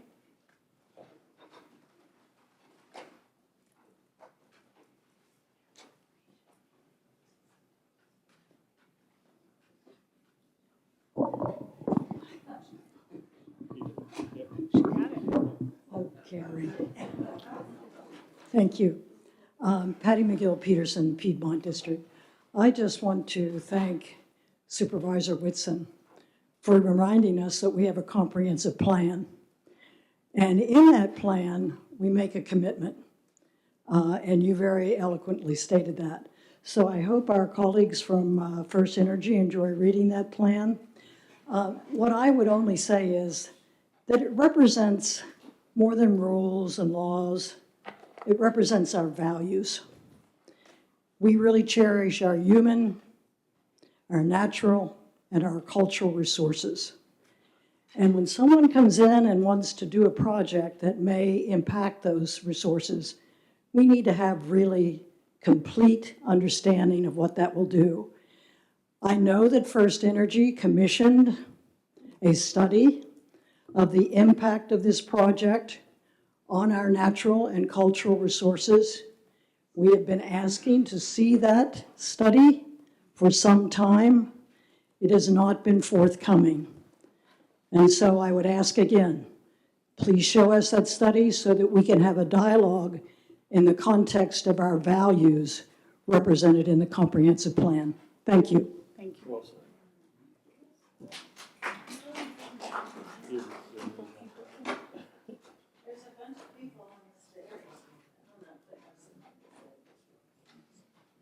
Anyone else?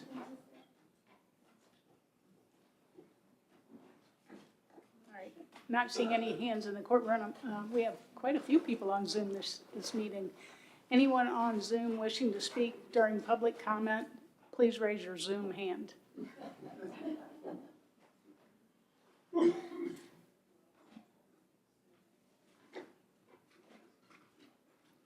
Mr. Curry, we can see all the Zoom. Yes. Okay, Yes. thank you. All right, I'm not seeing any Zoom hands. No more in the courtroom. One in the corner. Come on.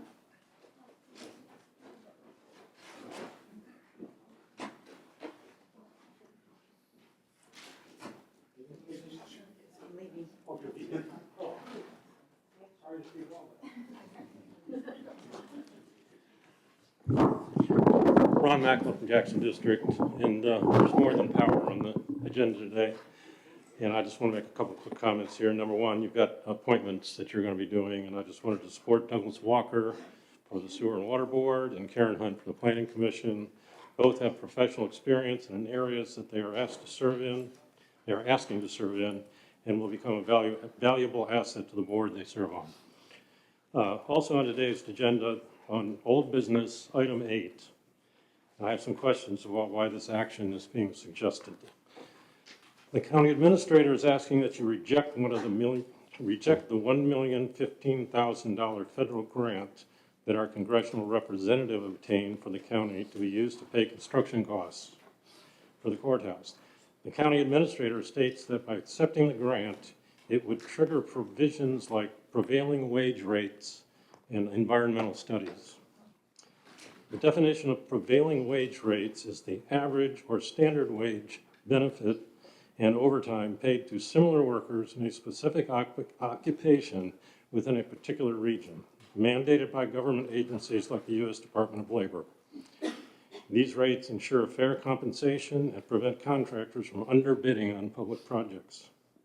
Unlike standard minimum wage, a prevailing wage combines an hourly wage plus standard fringe benefits such as health insurance, vacation pay, and retirement contributions. Why is this a problem? Don't the workers that will build our courthouse deserve these benefits? Hopefully some of them will be county residents. Moving on to environmental studies, are we trying to evade studies that should be done on this type of project? If there are environmental issues, we need to deal with them. The post office and Rush River Commons both had to deal with watershed issues, and we don't want the courthouse to create a situation that could adversely affect what they've had to do. If these two issues lead to a cost increase, the funding from the grant will help cover the cost. It makes no sense to turn down a federal grant. We all pay our federal taxes and deserve to see some of these funds returned to the county. Thank you. Thank you. Thanks. All right. I think we're, yes, ma'am? Good.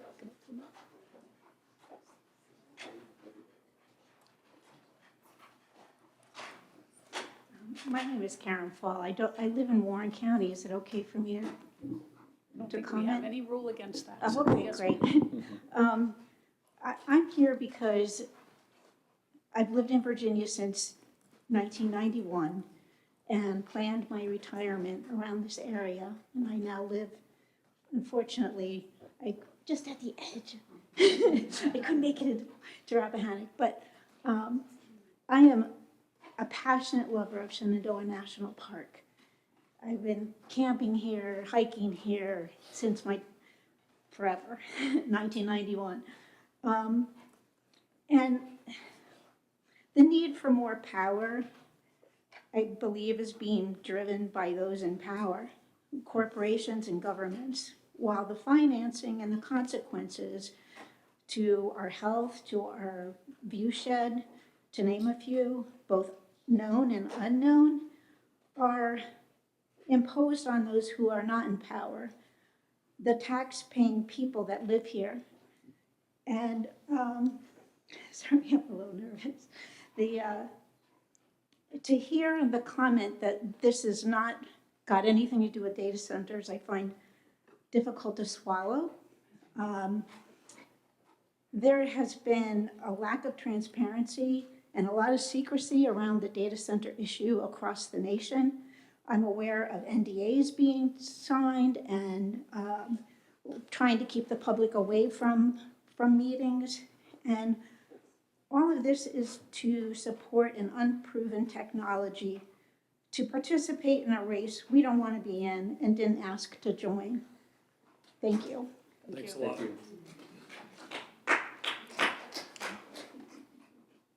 All right, I'm going to go ahead and close public comment. Anyone wishing to exit stage left, please feel free. Madam Chair, can we take maybe a 5-minute Sure. recess? 5-minute recess? Thank you. Yep. All right, we are on to consent agenda. Ms. Comer, just confirming that you're still on the phone? I'm still with you. Thank you. We hear the breeze blowing and the waves of Lake Michigan crashing, but anyway. Madam Chair, I just, on the consent agenda, do we need to pull out number 6? I don't know if Mr. Curry could. Yeah, I think it would be good to pull it out, have Yeah, discussion, so then you can consider. I'll pull out item 6, and then which is EMS billing medical assistance agreement in draft form, and then I'll go ahead and put forward a motion that we adopt the consent agenda with the remaining 5 items. We have a motion. I'll second that. Second. Okay. We have a motion and a second. All those in, well, any further discussion? All those in favor say aye. Aye. Aye. No opposed. And Thank then you, on item 6, which I asked to call out, I understand that this, at the last quarterly Public Safety Committee meeting, this was brought up by Ms. Palmer of Company 1 in Washington. And I understand that this is related to sort of billing protocols for volunteer fire and rescue companies. And Darren's here, maybe, would you? Yeah. Good afternoon. Yeah, this was just, the hopes of this document was try to clarify the county's position on billing. The county as an EMS agency does not bill. Nearly all of our EMS agencies fall under the county's billing program. Two agencies remain independent, both the Amosville and Washington bill independently. We use the same billing company. There are times that have arisen recently that we have had to take our ALS 1400 responder and make up a crew for the best, patient's best interest when deemed necessary for ALS care, and they ride on one of those ambulances. It makes billing a little more challenging because they have to take reports from 2 different agencies. So this was just an attempt to clarify to both the individual organizations and our billing company that we don't have any intent to bill on behalf of the county government, and they can use whatever information they need to take from our reports to make their report whole so they can complete the billing process. Okay. And so a function of timing, this came up actually a couple years ago as we were trying to work through the logistics of what was a new process, a new scenario of county employee providers being on volunteer company ambulances. And we received agreements and approvals for our providers to practice on those ambulances, and in some case drive those ambulances if we need to, but we didn't hammer out the billing side of things. So Darren, with several others, worked on this agreement. And then at the last Public Safety Committee meeting, there was a question, why haven't we signed this? And the answer was buried in my inbox and I just didn't do it. And so that meeting instigated it to the very top of the pile.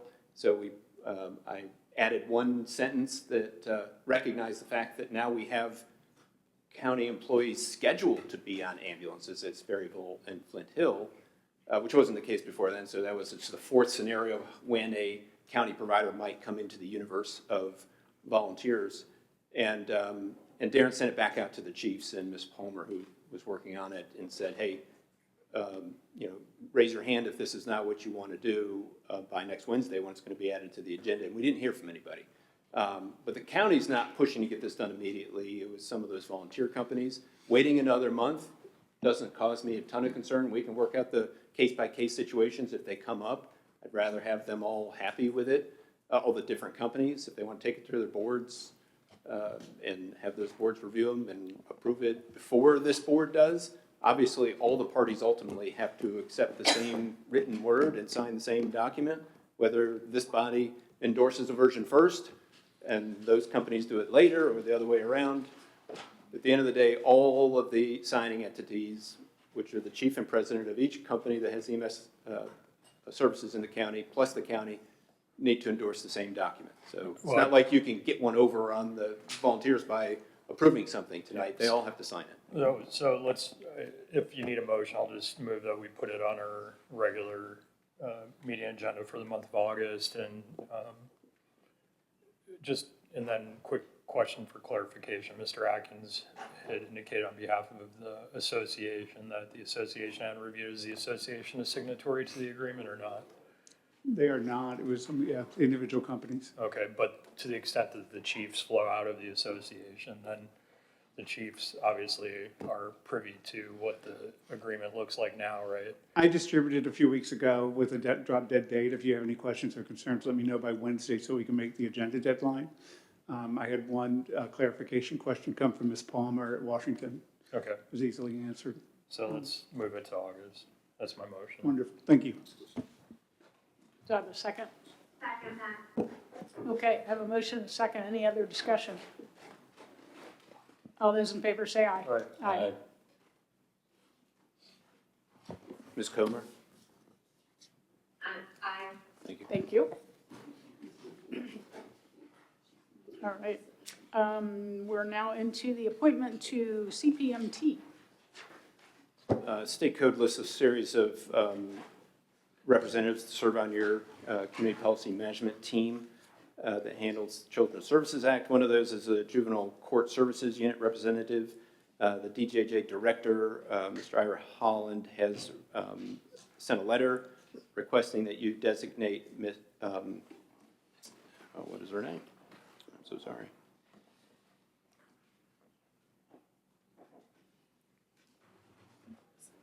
Alyssa Burnett, no, it's on the agenda, thank you.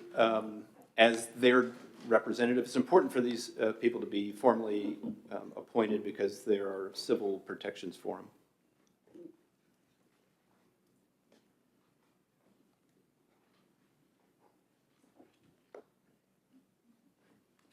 I'll make a motion that we approve Elisa Burnett to the CPMT as the DJJ representatives and waive any informalities with the appointment process. I'll second. We have a motion and a second. Any discussion? All those in favor say aye. Aye. Aye. Thank you. As I've shared with you at earlier meetings, there are some vacancies on the Recreational Facilities Authority Board. There are now 3 because Ms. Skogge had to step away. We've not received any applications for those vacancies, so please reach out to your folks in your districts and let them know all the great things this body does. I did talk to the chair of the authority, and we're really looking for sports enthusiasts, people that use the park and really enjoy the park. It would be very beneficial if someone with pickleball or tennis or basketball enthusiasm or possibly fishing in the stream would be perfect. So please tell your friends, tell your neighbors, we need some help on the park authority. Can you imagine the political battle that a pickleball focused appointee would? Let's not go there. Front page news. Yep. All right. The Water and Sewer Authority has 2 terms that came to an end. You filled one at your last meeting. The remaining term for Ms. Woodard expires July 31st. She's indicated she does not seek reappointment. Mr. Doug Walker and Ms. Olivia Noble have submitted applications for your consideration.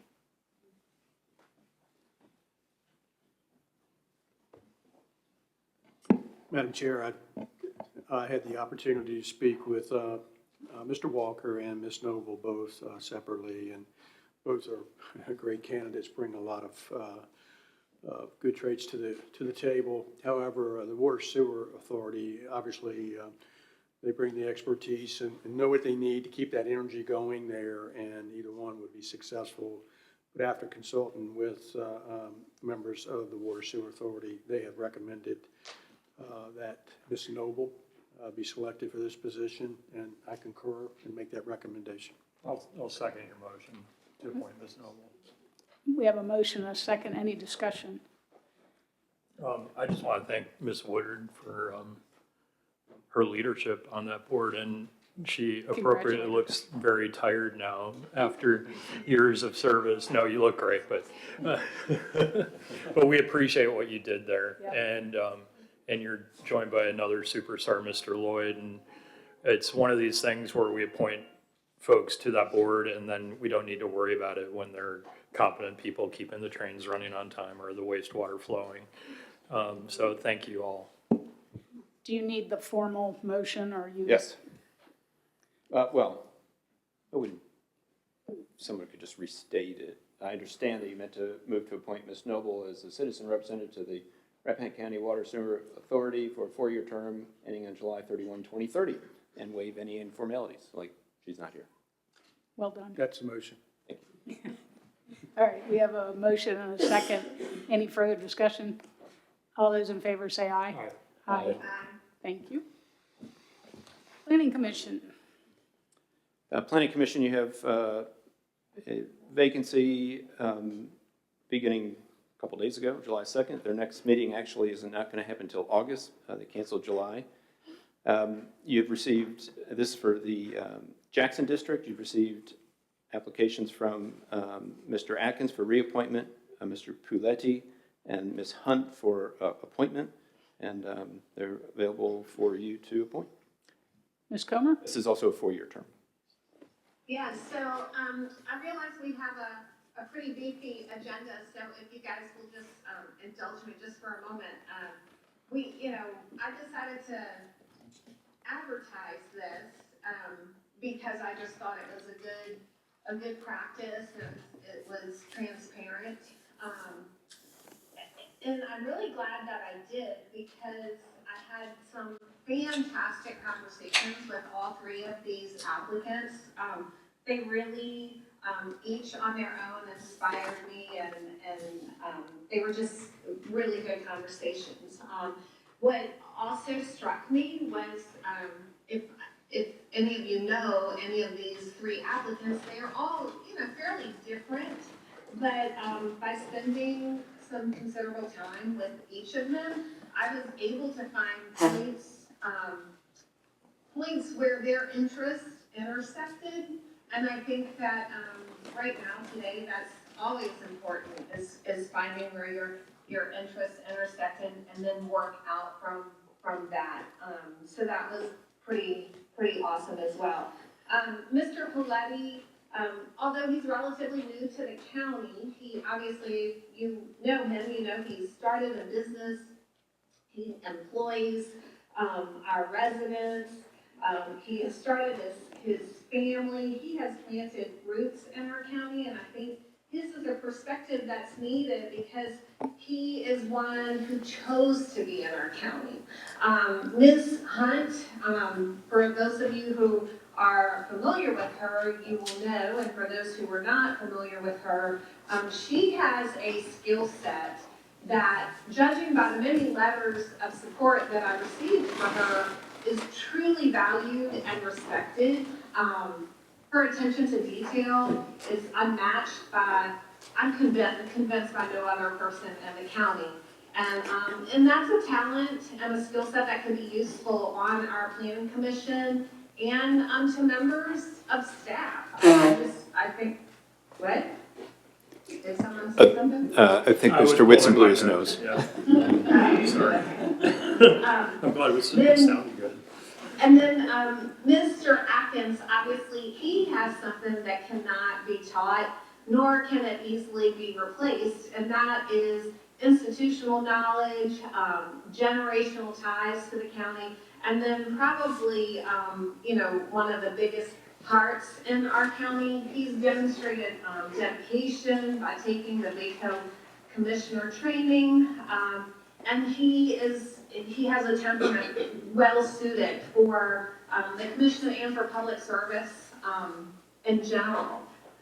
All 3 of these applicants know that I really encourage them to stay engaged with not just me, but with each other and others and my colleagues and other committees and everything, because I think that is when really good work gets done, is when people who are going to take the time to stay as engaged and informed as some of these folks have chosen to do. I think that is very valuable. So with all of that said, I would like to make a motion to reappoint Thomas Atkins to the Rappahannock County Planning Commission for a term representing the Jackson District starting July 2nd, 2026 and ending July 2nd, 2030, and waive all informalities with the appointment process.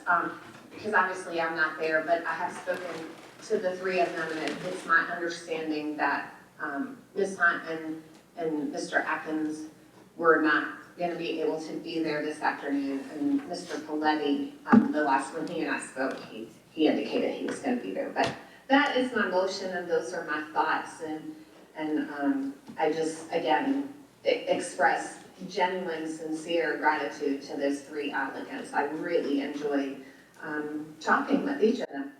I'll second Ms. Comer's motion, and I want to extend my gratitude to you for taking really seriously this appointment, which is a significant one, and for putting in so much time and effort to talk with all the candidates. It's much appreciated, and I admire you for doing that. Thank you, Ms. Comer. Any other discussion? We have a motion and a second. All those in favor say aye. Aye. Any opposed? Thank you very much. Moving into old business. This is probably the longest old business I've seen in 7 years. That's not a good sign. No, it's not. All right, transient occupancy tax discussion. I'll give a preamble. I'll let Bonnie speak to it a little bit. So at your last meeting, you had a pretty involved conversation about transient occupancy taxes and the fact that the Code of Virginia allows 2 counties in the state, ourselves in Madison County, to charge a combined tax of meals and lodging in the case of bed and breakfast. So that's very restricted, only us in Madison County. Reached out to Madison, learned they don't do it. So we're the only county in the state to allow filers who provide both lodging and food together to just combine it into one and then submit that on their tax form and have a single tax rate. So you have, the board has used this, allowed people to use this over the last many years, and it wasn't much of a topic of conversation when the tax rates were exactly the same for meals and lodging. So if it's 4 for meals and 4 for lodging, then whether it's together or separate, it's really just an accounting process having to do with some of the intricacies of state law and restricted dollars for tourism. When you separate those, as the board did during this last cycle, went to 5% for meals and 10% for lodging, then those bed and breakfasts have some decisions to make on how they want to file their taxes. Do they want to itemize where they can on their tax form, or potentially file them as a combined number of revenue upon which that tax would be applied, if they can separate them. And the code that was adopted allowed them to do that, but the combined rate would be the same as the lodging rate, 10%. So it was an option. You heard from some of your business owners that they thought it should be a little bit different and wanted to know what the cost ramifications were. So ultimately, Bonnie and I talked about it. We think, given that we're the only county in the state that does this, maybe the juice is not worth the squeeze, as I've said before. And I'll let Bonnie speak to the numbers that she tried to do some analysis with the treasurer to determine what kind of money we're talking about, and then maybe some more rationale on whether you want to keep this combined option available. Thank you. So I did have some communication with the treasurer about this, and the way the treasurer's office is tracking this, they have B&Bs and country inns combined in a category. For the period April 1, 2025 to March 31, 2026, there were 9 B&Bs and country inns that were reporting in total. And of those 9, 2 reported combined taxes. If you derive out that April 1, 2025 to March 31, 2026 revenue into sales and then apply the new rates, the 10% lodging and the 5% meals, that revenue for fiscal 27 would be $25,764. And then based on conversation at the last board meeting, I think a question was, well, what if we assumed 7.5% combined rate versus 5 and 10%? And so we did a range here from 5% up to 10% as the combined rate, compared the resulting revenue, which at that point would be unrestricted, because if it's a combined rate, the restricted tourism portion of the state code doesn't apply. What then would be the differential in revenue? So you can see what that is, moving from left to right, 5 to 10%, compared to what we otherwise would receive with the split rate. A 5% combined rate would net about $6,000 less $5,945 less. Moving then to the opposite end of the spectrum, a 10% combined rate would yield $13,874 more than the current split. And just for sake of, how does this relate to what was budgeted? For budget purposes, when the budget was recommended and adopted, I assumed that no one would charge their patrons 10% for both meals and lodging, and therefore did not budget that as such. I assumed everybody would split it apart, 5%, 10%. Can I ask a question on this? I appreciate you walking through the math, but if I'm reading this right, this would result in a higher amount of unrestricted revenue that wouldn't necessarily have to be used for tourism, somewhere between 20 and 40,000. Am I reading that correctly? No, it's the bottom line that's the comparison. So 25,000, the main line there at the top of the table, 25,764. And I'm just looking at these two businesses that have been reporting combined. That's what we would receive in revenue from the existing 5% meals tax and 10% lodging tax. If instead of that split, the board chose to consider a combined rate, the combined rate would then, for example, at a 7.5% combined rate, that would yield $29,728 instead of the $25,764. So the differential is $3,964 positive.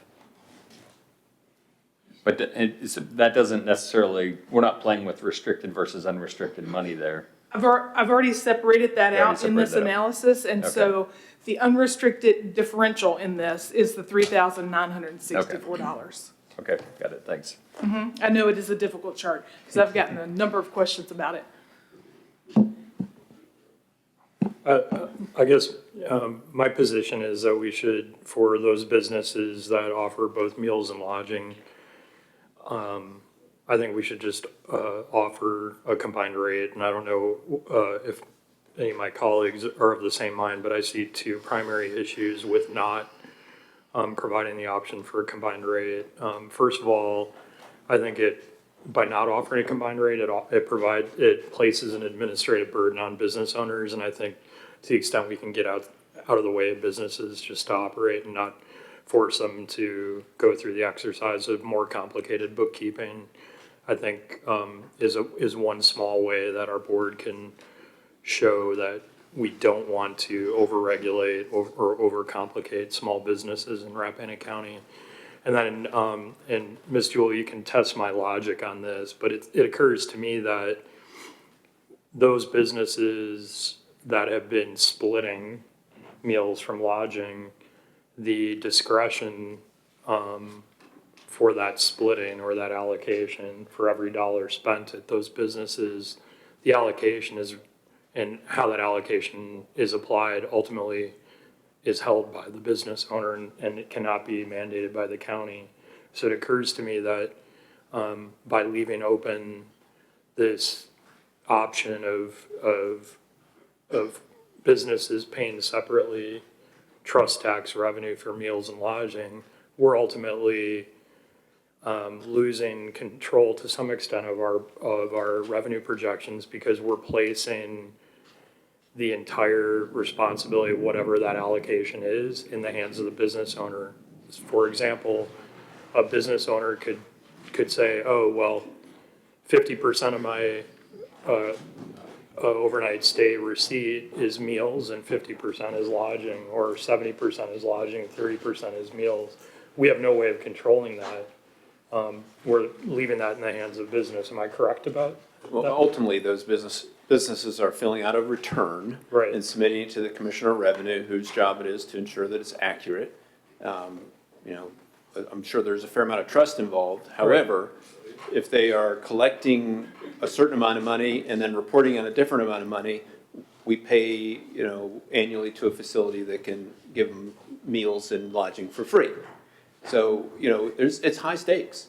So, they're going to do their best to be accurate, and Ms. Donahue knows from her time in the restaurant world, it can be tense, and you've heard from others who are a couple days late. There are high stakes involved in this. So having a combined rate is legal. The state has allowed you to do it. The state code allows you to do it up to the combined number, which I think is an error in the state code, but that's what it says. So I think arguably you could set it anywhere between 0 and 15%. Now, if you set it less than a restaurant, then they're probably not. The restaurants are going to be pretty mad at you, and the lodging only places are going to be mad at you. So it's a matter of fairness, and if you can find a method that you think is fair to the people who provide lodging and food, you certainly have the leeway to set the rate combined if you'd like. That's good. Question, so if I have an Airbnb and I leave a granola bar and I say, I want to combine the meals and lodging, is there a way that that's regulated? Well, I think it's prepared food as opposed to, so it's pretty highly regulated on, for example, even in the meals tax, we've had questions about like the corner store. They make sandwiches and they put it into the cooler box.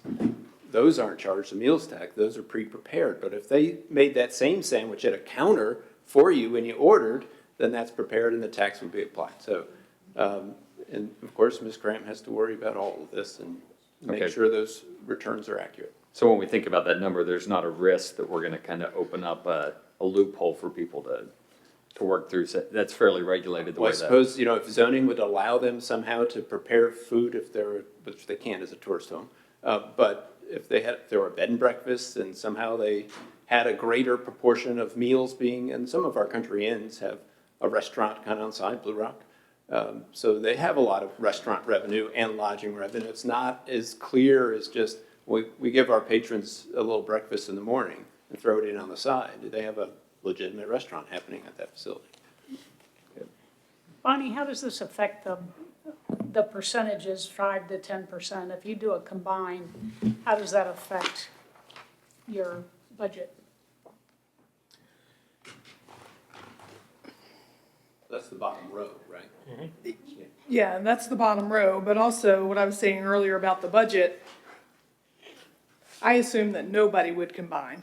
So you're right, it is the bottom line here if then you choose to combine. Okay, but that's just for the two businesses. That's for the two that have been reporting as combined, yes. Who are the two? Well, that information is protected. We don't Yeah. even know the two. It's just. The commissioner and treasurer by law can't divulge business information. I didn't know. Okay. So, but if it's favorable to combine, we could assume that the other 7 would likely combine, or could. Well, I don't know if that's necessarily, it's, as we say, it's a trust tax. So to some extent, there might be economic impacts, and they may think that applying a 5 and a 10 has a different impact on their business than applying a combined whatever number.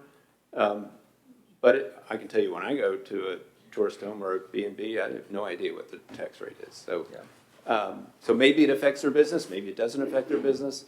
And if you get into the minutia of whether it's a combined number or separate numbers, I think it's even probably less likely to affect their business. What it would affect is the administrative burden on them to objectively separate those costs in a way that they could defend to the Commissioner of Revenue. How many businesses are we talking about? 9? 9. Oh, I see it. I see it. Well, and that's the B&B and country inns combined. It Yeah. really only applies to what the state definition of B&Bs is, and I was trying to find that. I don't know why 5 sticks in my, It might be that there are 5 bed and breakfasts within the few other country inns on the side. Okay. I think that our definitions probably both fit into the B&B definition in the state. Yeah, I have to find it. It's not so easy in my phone.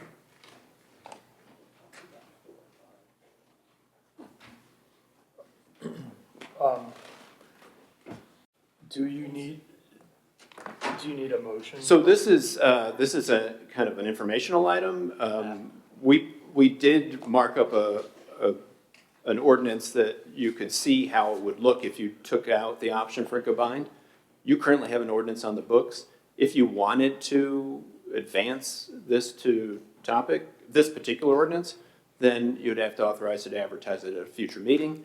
If you want us to advertise some other change, you could do that, or you could ask us to come back with options later. Just changing the combined rate from what's in the code now, which is 10%, with the word say the higher, we would have to devise some new language to, if you wanted to be a 8% or 7.5% or some number like that.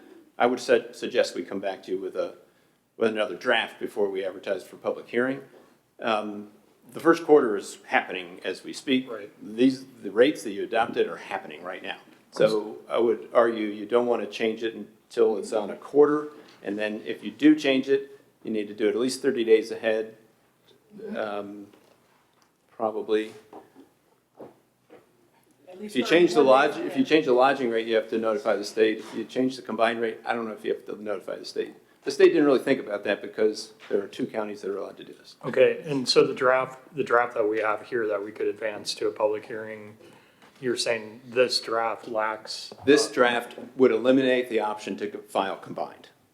Okay. The version on file now charges the higher of the 2 rates for combined, which is the 10% lodging. Okay, and why doesn't this draft, given our discussion at the last meeting, why doesn't this draft contemplate a different combined rate, or why don't we have an alternative draft? Well, we didn't have board direction on what to do other than to bring back the revenue ramifications in our recommendations. This is our recommendation. Okay, if we got a draft back in August, and given the timeline that you just talked about, and our board was inclined to go to a sort of a in-between combined rate for these 9 businesses, would we have time to beat the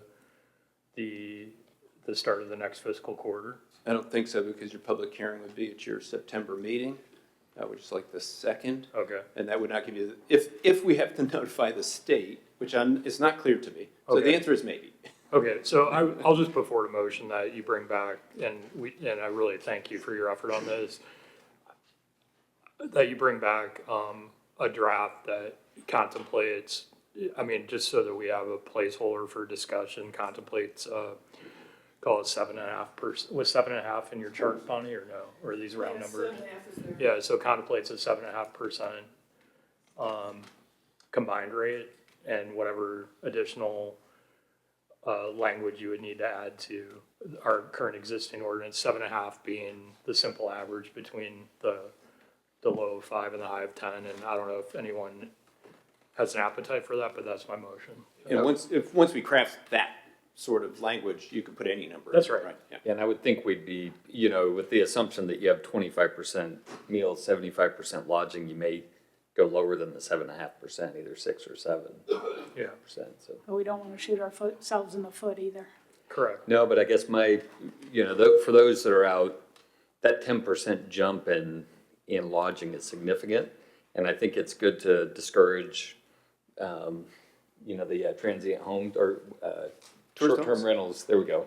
But I don't think we want to penalize our 9 bed and breakfast by, that's a group I'd like to give a break to personally.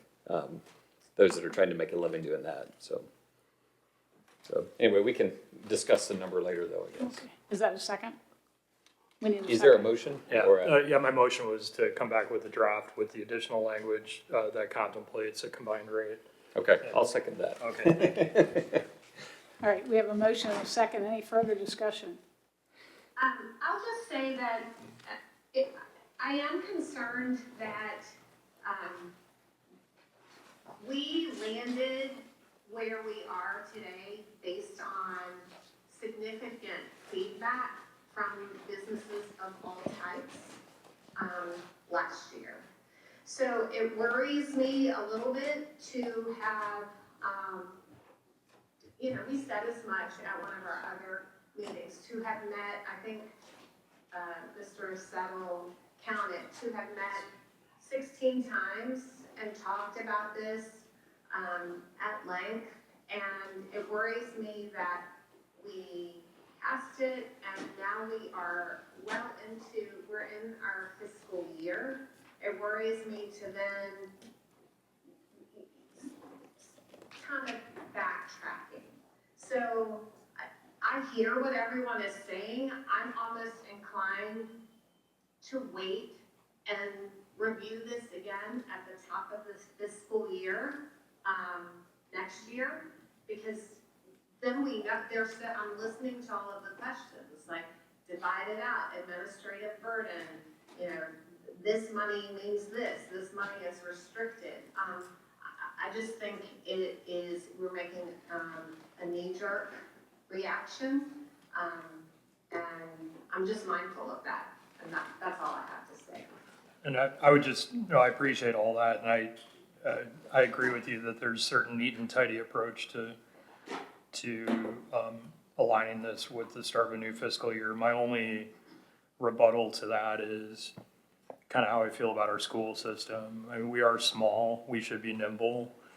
We're talking about 9 businesses. It's a small subset of our hospitality service oriented business community. And I feel like this is an example of where a small, nimble local government in a county of 7,300 people can maybe correct something that in our rush to adopt a budget, maybe we didn't focus on in terms of, as not to keep using this term, but I'll use it one more time, unintended consequences. And I think the administrative burden piece of it is important.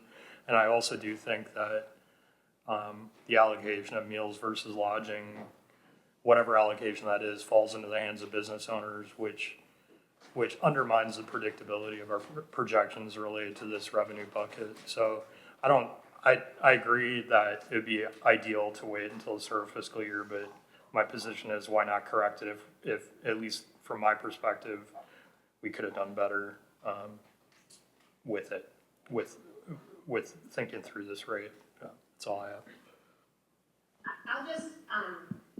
I'll just say, I don't think we rushed to approve our Fair budget. enough. I just want to say that, that's all.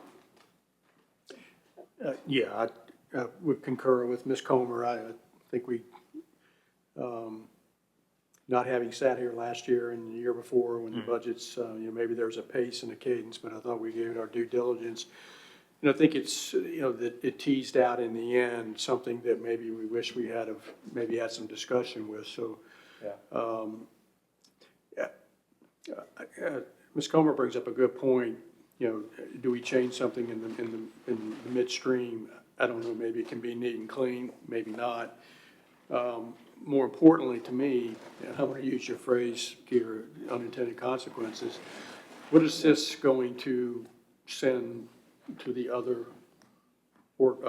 businesses? Fair enough. That if we're willing to change it just for the 9.5, or I guess the 9 is the number versus, I don't know what the other number would be, inclusive, which is huge.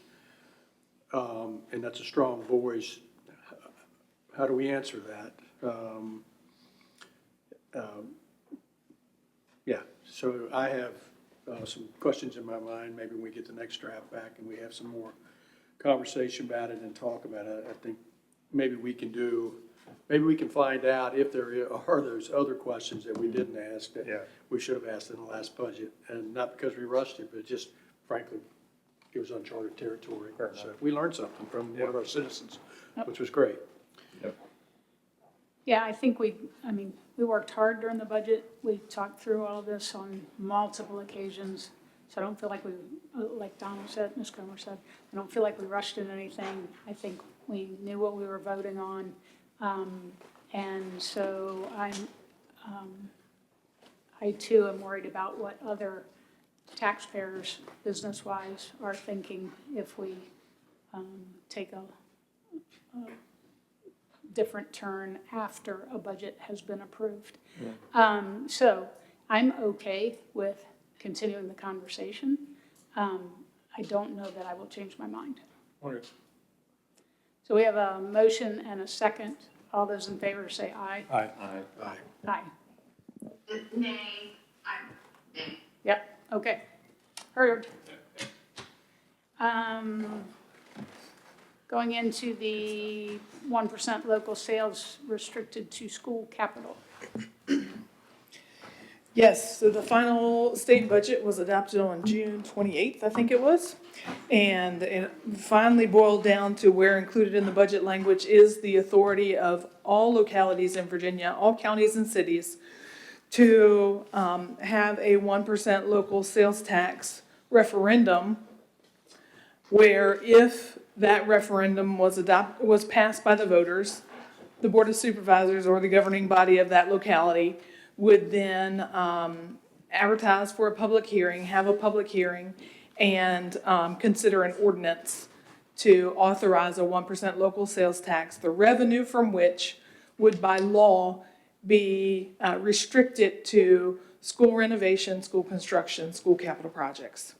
And so the initial step in that process, and we have talked about this as part of our CIP process and our budget process, the initial step in that referendum process is for the Board of Supervisors to adopt a resolution, which then goes to the circuit court, requesting that the circuit court order to be put on the ballot this referendum question. And so staff has drafted that resolution. It's in your packet. We're asking you to consider it. If this board approves that, tomorrow, the county attorney's office would take to the circuit court this resolution and a petition asking the circuit court to authorize that referendum for the November 3rd referendum.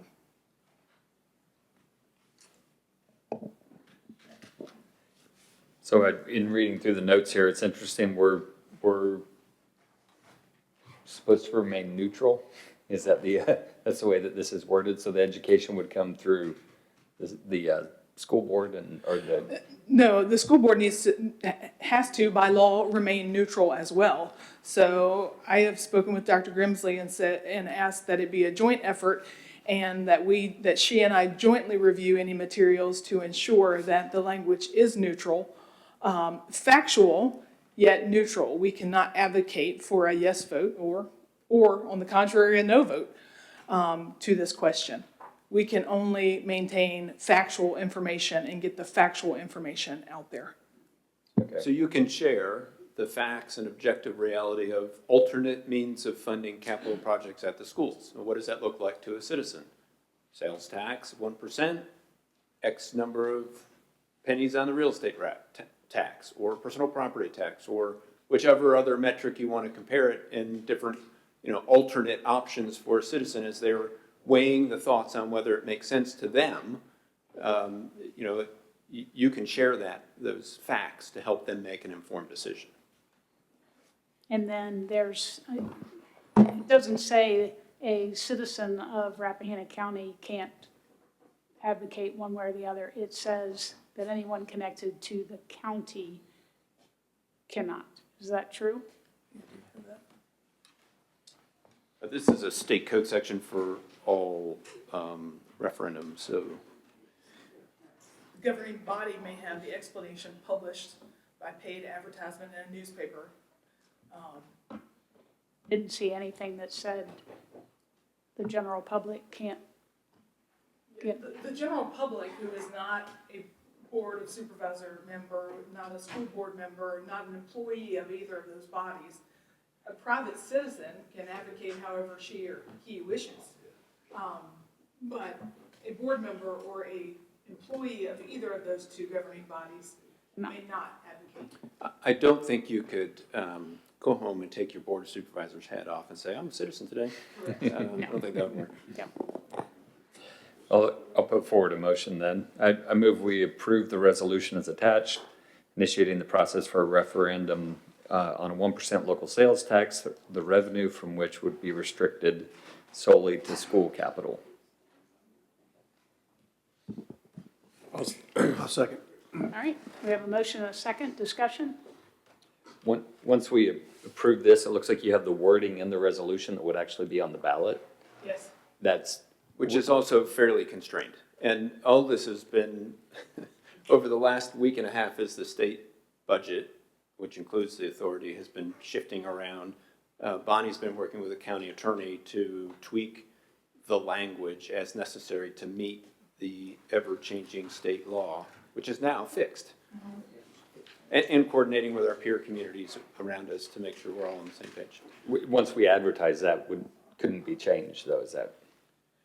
No, it won't be changed because this is the question that will appear in the petition that goes tomorrow to the circuit court. Okay. Any other discussion? I have a question. So moving forward, and maybe this is because we're on a time constraint, how do we, what's our strategy to make the public aware moving forward? We talked about this some months ago when this potential came up in the legislative submissions, but we really need to get serious about that and to educate the. Some folks are going to say, "Well, it's a tax. I'm gone." You know, we'll hear me out, whether you're for or against it, but at least know the facts of the case. So we need to really seriously think about a marketing campaign, or maybe that's not the right word, communication, getting that out there. We educate, not advocate. That's the. Good job. Absolutely. That's why we got farmers. In That's right. And the first, or I guess the second step really is the court ordering the referendum. And the county attorney is asking in the petition tomorrow that order be filed by July 21st. So it will give us some time, A, before early voting starts, and B, before the actual election date of November 3rd to craft that educational information and get it out. I'd like to make sure that happens by August, early August. You have many people who are similarly inclined to the board who want to make sure people understand this decision. And I'm sure our local press will help as well. Good. All right, this is a roll call vote. Ms. Comer? Aye. Mr. Geno? Aye. Mr. Settle? Aye. Mr. Whitson? Aye. And I also.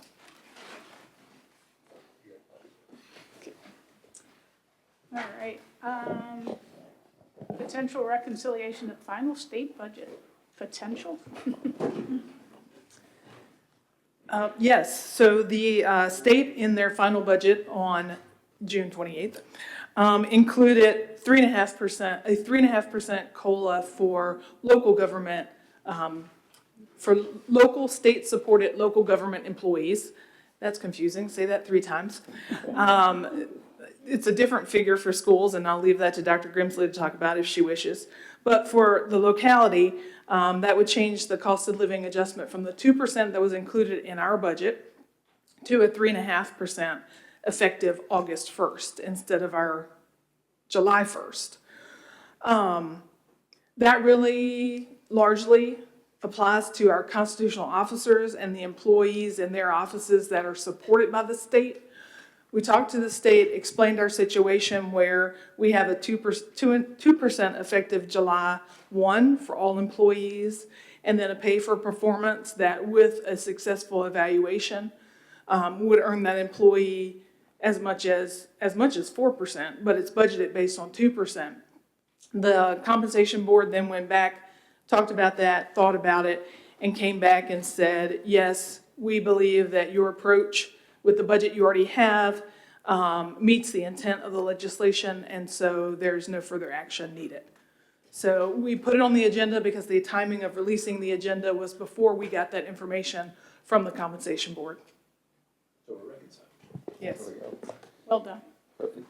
And Dr. Grimsley, your assumptions you had made in your adopted budget are not really out of line with what ultimately landed, so maybe you'll get a little bit more revenue than we thought, which is great.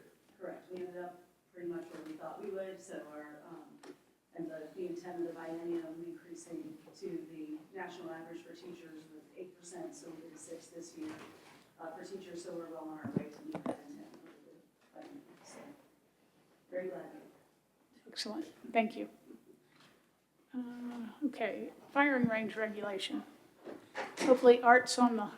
I did make Art a co-host, so he should be able to unmute himself when he wants. At your last meeting, you discussed a draft, a zoning ordinance amendment that would add firing range, a non-commercial outdoor firing range to the list, as a definition, and to the list of accessory uses that is a by right accessory use. And then it includes some requirements for those uses. And basically, through the definition and those requirements, what this is talking about is locations that have a physical backstop, right? So if you don't have that physical backstop, that doesn't apply to you. But if you do have a physical backstop, then that backstop needs to meet certain requirements for inspection and physical criteria. There was some concern at the last meeting that perhaps there would be unintended consequences. Folks who are firing on their property without a backstop could somehow get caught up in this, and that's a pretty well-protected by right use. And so Mr. Goff prepared a revised version that I've included the old version and the revised version in this packet. I'll let Art discuss anything beyond that. I think I heard him come off mute. And if he's talking, we can't hear him.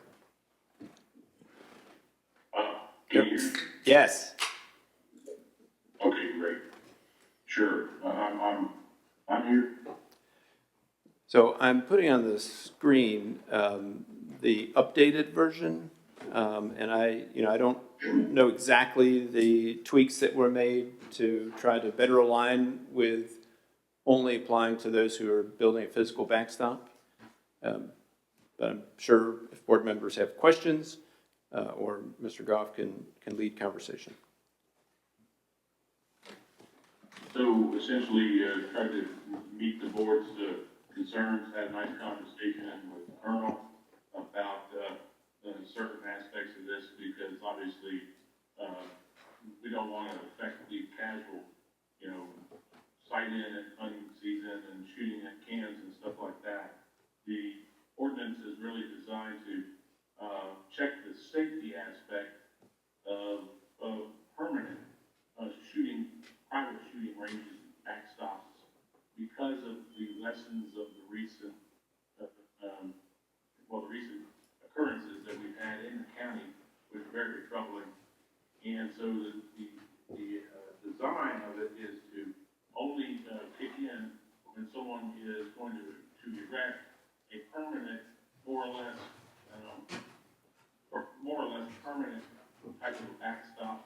And you'll see that I included the word man-made because there are plenty of properties that have perfectly appropriate backstops that are part of the terrain and haven't been modified in which to shoot. But if you're going to build something to shoot at and use it over and over again, I think that at that point it becomes a zoning issue and that it's a safety issue really. And somebody should take a look at it because of the recent experiences that we've had in the county. That's what's prompted this. So the wording of it is designed to exclude specifically anything other than a man-made structure that could be of any type of suitable material, and then have it inspected by somebody who knows about the proper construction of these types of things. Then to report that to the zoning official and make a record of it that has been inspected, and then it also provides for an annual re-inspection so that if something has changed, like somebody built a house downrange, that we can then take the appropriate action. So that is the gist of the ordinance, and I'll be glad to answer any questions anyone may have. Art, I was just thinking of one of my constituents who has a shooting range, and he's extremely responsible, and I think it's using a natural feature. A hillside is sort of the backstop.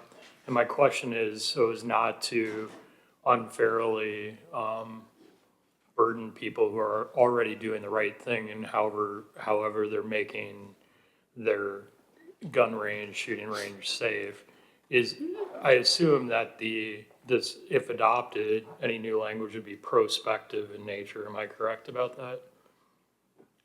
Yes, sir. Okay. And Mr. Settle, I told everybody last month that I really wanted to make sure your opinion was heard in this discussion, so. Yeah, thank you, and thank you, Mr. Goff, for the conversation a week or two ago and adding that particular language. I have a couple things that still concern me, one of them being, and maybe you know the answer to this, Art, but, maybe the berms being inspected by the sheriff's office or other law enforcement agency, NRA. And I'm familiar that NRA has such resources to do that. Have we talked to the sheriff's office? The last thing I would want us to do is burden them and every year going around and re-inspecting these, that's work intensive.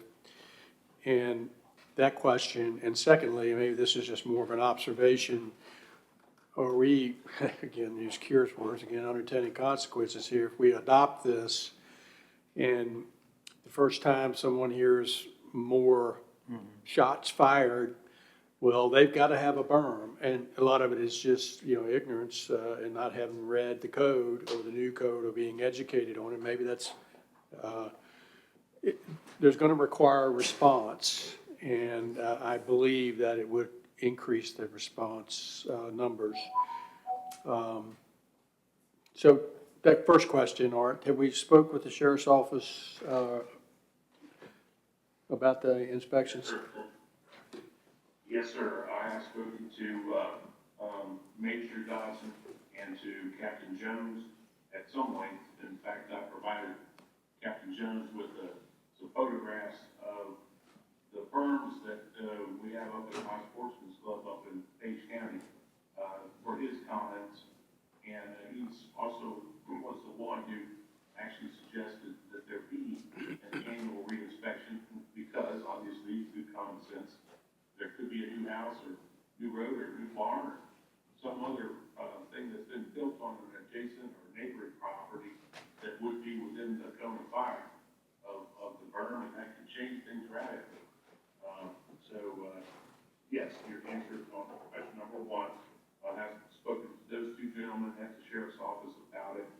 I did not seem to get any pushback or any idea that this was not something that they wouldn't be willing to help out with, because it is a public safety issue, and I guess I can't speak for them, but I would imagine, they get called out there no matter what, whether there's a berm or not. If you have neighbors that are hearing the shooting, it's quite common for them to call in the sheriff's office. It's quite common for the sheriff's deputies to take a look at the shooting range, for lack of a better word, and advise the owners whether they believe it's safe or not. As to question number two, would it increase the number of complaint calls to the sheriff's office? Is that the gist of the question? Yes, sir. Yes, sir. I would expect that it probably will, at least in the sense that when people read about this in the newspaper, they're going to perhaps, as you say, perceive that a berm is required when it isn't. And I would expect that probably there would be an increase in the number of calls. It would only make sense. Of course, the deputies, of course, wouldn't know the law as to what is required and what's not. The only time it's going to be something of an issue is when you've got a man-made structure that is intended to be a permanent structure on the land, such as a dirt pile or a big, huge pile of logs or some other packing material that is designed to catch bullets. So, and a deputy can look at that and see that. It's different from shooting into a hillside, which is a natural feature since that's not man-made. Thank you. Yes, I think it would increase the calls. Yeah. That's the only questions I have, Madam Chair, other than maybe another comment with regards to, the liability of this. I think it's probably something we need to make sure the sheriff has endorsed. And I'm sure that Major Dodson and there was somebody else you mentioned as well, Art. But anyway, I'm sure they had conversation with the sheriff, but she ultimately would have to sign off on this. Yeah, it would be a report, which essentially is the ordinance outlines what they're looking at. What they're to certify is there's nothing downrange, such as another structure, a barn, a house, any kind of a building that would be affected, essentially if you had a bullet escape, and that no roads or other type of obvious hazard, it has to be obvious. You can't expect anybody to predict something that's not in plain view.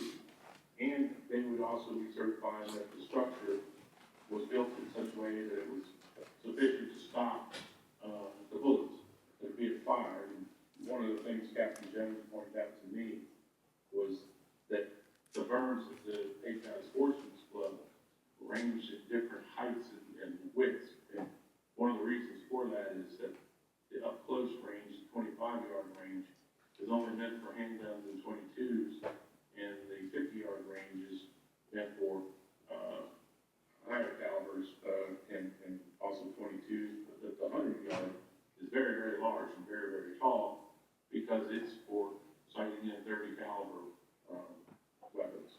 So I guess a lot of it is dependent on what's being fired at the berm. And here again, that's going to be fact dependent as to whether or not the sheriff's deputy or the sheriff himself can say that it's safe enough of height and width to stop the bullets reasonably safe. In the case you noted, Art, I believe those are nested. So if you overshoot the short one, you're either going to hit the medium or the long one. So in that scenario. So what's behind it is very important. Yes, they are stacked because, like it's a club, we often will have youth shoots and maybe teaching young boys and girls to shoot. And obviously that can be a challenge, for novice shooters, both adult and children. And so it is stacked so that no matter what, if they're within the general parameters of the berms, that if there is an overshot, ultimately the bullet winds up at the 100-yard range with this 12-foot tall, huge massive earth. And that way it's rendered safe. Safe as can be, and we are talking about bullets. And bullets do weird things, but the whole idea was that to regulate it from a zoning perspective, if it's going to be a permanent feature only. So that was the whole impetus behind this, and it kind of grew out of several real-life situations we've had within the last 12 months in the county. If the board's inclined to advance this, ultimately it'll have to pass through the planning commission and to the board, and planning commission will have the public hearing, the board. And the very next agenda item is a conversation about some bills of interest from the last session that the board already indicated you want to have a joint meeting with the planning commission. They have a lot of vacations in July, and talking to Michelle, it's looking like that's going to maybe be early August. Maybe the way to handle this is add this topic to the agenda when you talk to the planning commission, talk about it in a big group, and toss around some pros and cons and potentially any unintended consequences anybody can think of, and then in that group decide whether to advance it to any further discussion among the planning commissioners before it ever would come back to you. I like that. It seems like this is the beginning of the Yeah. process, not the end. But my only question is, we're creating some extra work for the zoning administrator? I guess the zoning administrator would have to keep a list of who needs to be recertified annually, sort of like the dog tags, and send a letter out, or do we wait until there's a complaint and then say, wait a minute, they haven't been recertified in 5 years? What we would likely do is issue a standard zoning permit for these, so they're on record in the zoning permitting software, and then there would be a flag. And so, yes, it's extra work. Can we charge? Yeah, there's a zoning permit fee. Okay. Right? So we for that administrative burden. But some extra money. like many zoning matters, most people aren't going to know this is happening. So what's going to happen is going to be a complaint. An officer's going to go out. They're going to see somebody's got a backstop. It doesn't quite work. We send them a friendly letter that's saying, oh, by the way, you might not know the zoning ordinance says you got to have this thing inspected, et cetera. And you know, if they respond, we say, great, well, here's the process, here's your zoning permit. If they don't respond, then we send them another letter saying, well, by the way, this is a notice of violation. You didn't do what you're supposed to do. And that's only if we can prove it's new, you know, and so, the eventuality is, you know, there's probably not gonna be a lot of these for us to keep up with for many years, until they start adding up. Madam Chair, I'll make a recommendation that we move this conversation back to the Planning Commission for review and consideration, and to look at the language we have that's been proposed by the Commonwealth Attorney and see if there's any, see if that's sufficient, and I'd be interested in hearing their perspective from a planning and perspective as well. Of course, John, you're on the Planning Commission. I'm gonna step on your feet and cause more work, but you're right. We're at the start of the process, not the end. So. I'll second that motion. All right, we have a motion, a second. Any discussion? Only, I don't know if we want to add specificity regarding at a future joint meeting. The next time they meet will likely be the joint meeting. Okay. Yeah, I'm guessing it'll happen before their mid-August meeting, because they're not meeting in mid-July. Do we have that date? No. Okay. Just want to let the board know as soon as we know it. All right, we have a motion and a second. All those in favor say aye. Aye. Aye. Any opposed? Thank you. All right. Bills of interest.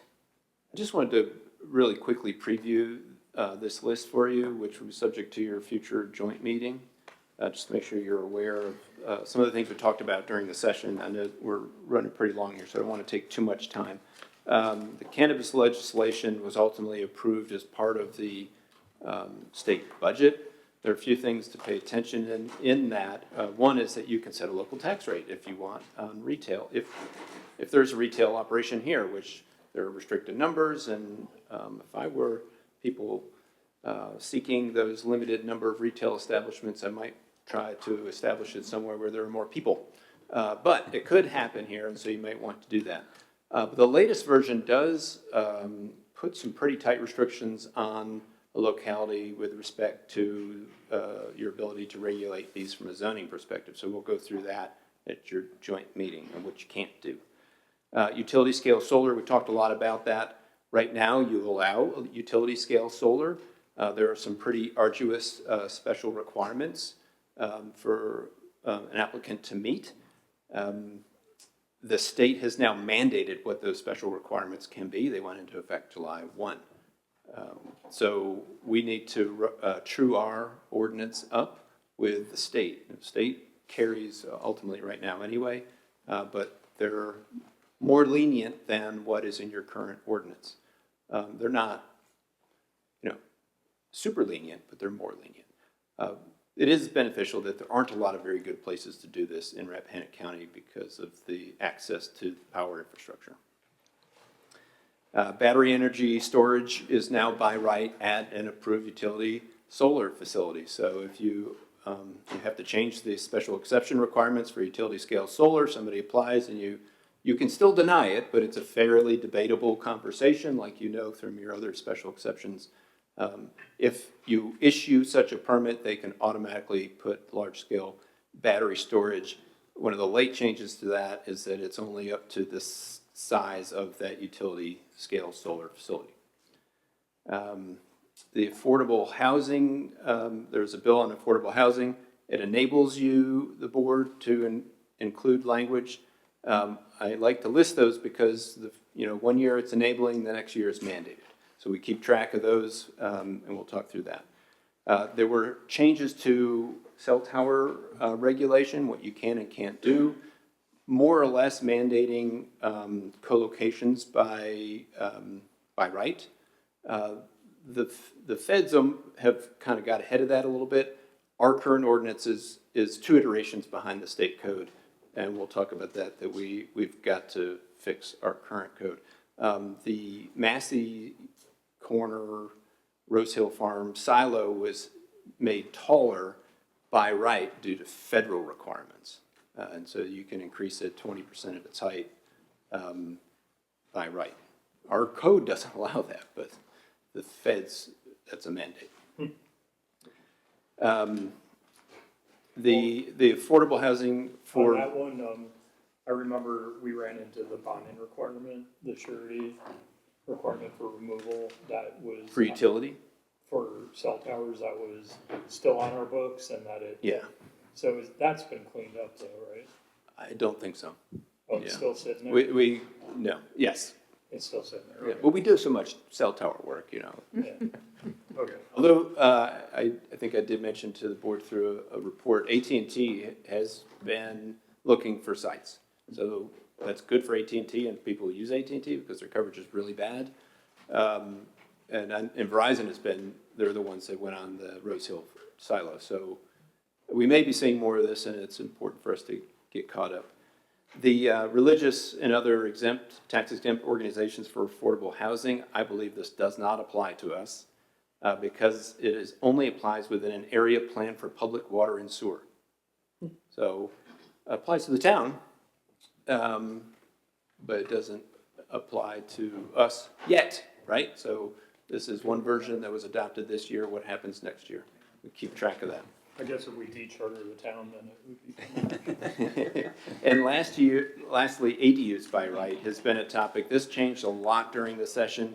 I believe this also doesn't apply to us right now because the last section of that says nothing in this section shall apply to a locality that adopted an ADU ordinance prior to January 1, 2026. Your special exception requirement for ADUs has been on the books since well before that. So you meet it now. Very easy to strike that line out of the code next year. So another one we need to keep our eyes on. So we'll hopefully do some work between now and when that joint meeting is and have some maybe draft changes for you to consider and talk about together. Excellent. All right, general reassessment process, schedule, and action. Last month I told you that Ms. Graham and I have been working with our available cooperative partners to get the next reassessment underway. We had detailed conversations and proposals from Wingate, who's done the last couple. They've had some changes in their team. And we also had conversations with Vision, who Shenandoah County recently used, and several others, Montgomery County. After reviewing the details of the proposals, Mary and I believe it would be in your best interest, our best interest, to move forward with Vision. They offer a more affordable package, actually cheaper than last year. Within the revenue we expect to receive from the revalidation, land use revalidation requirement, that the board raise that fee to cover this process, so that's important. And perhaps the best benefit of using Vision is we currently use the Vision CAMA system, the mass appraisal computer system. That's how we keep all of our data. We use their product, and they bought out the product we used to have before. And so they're experts in using that.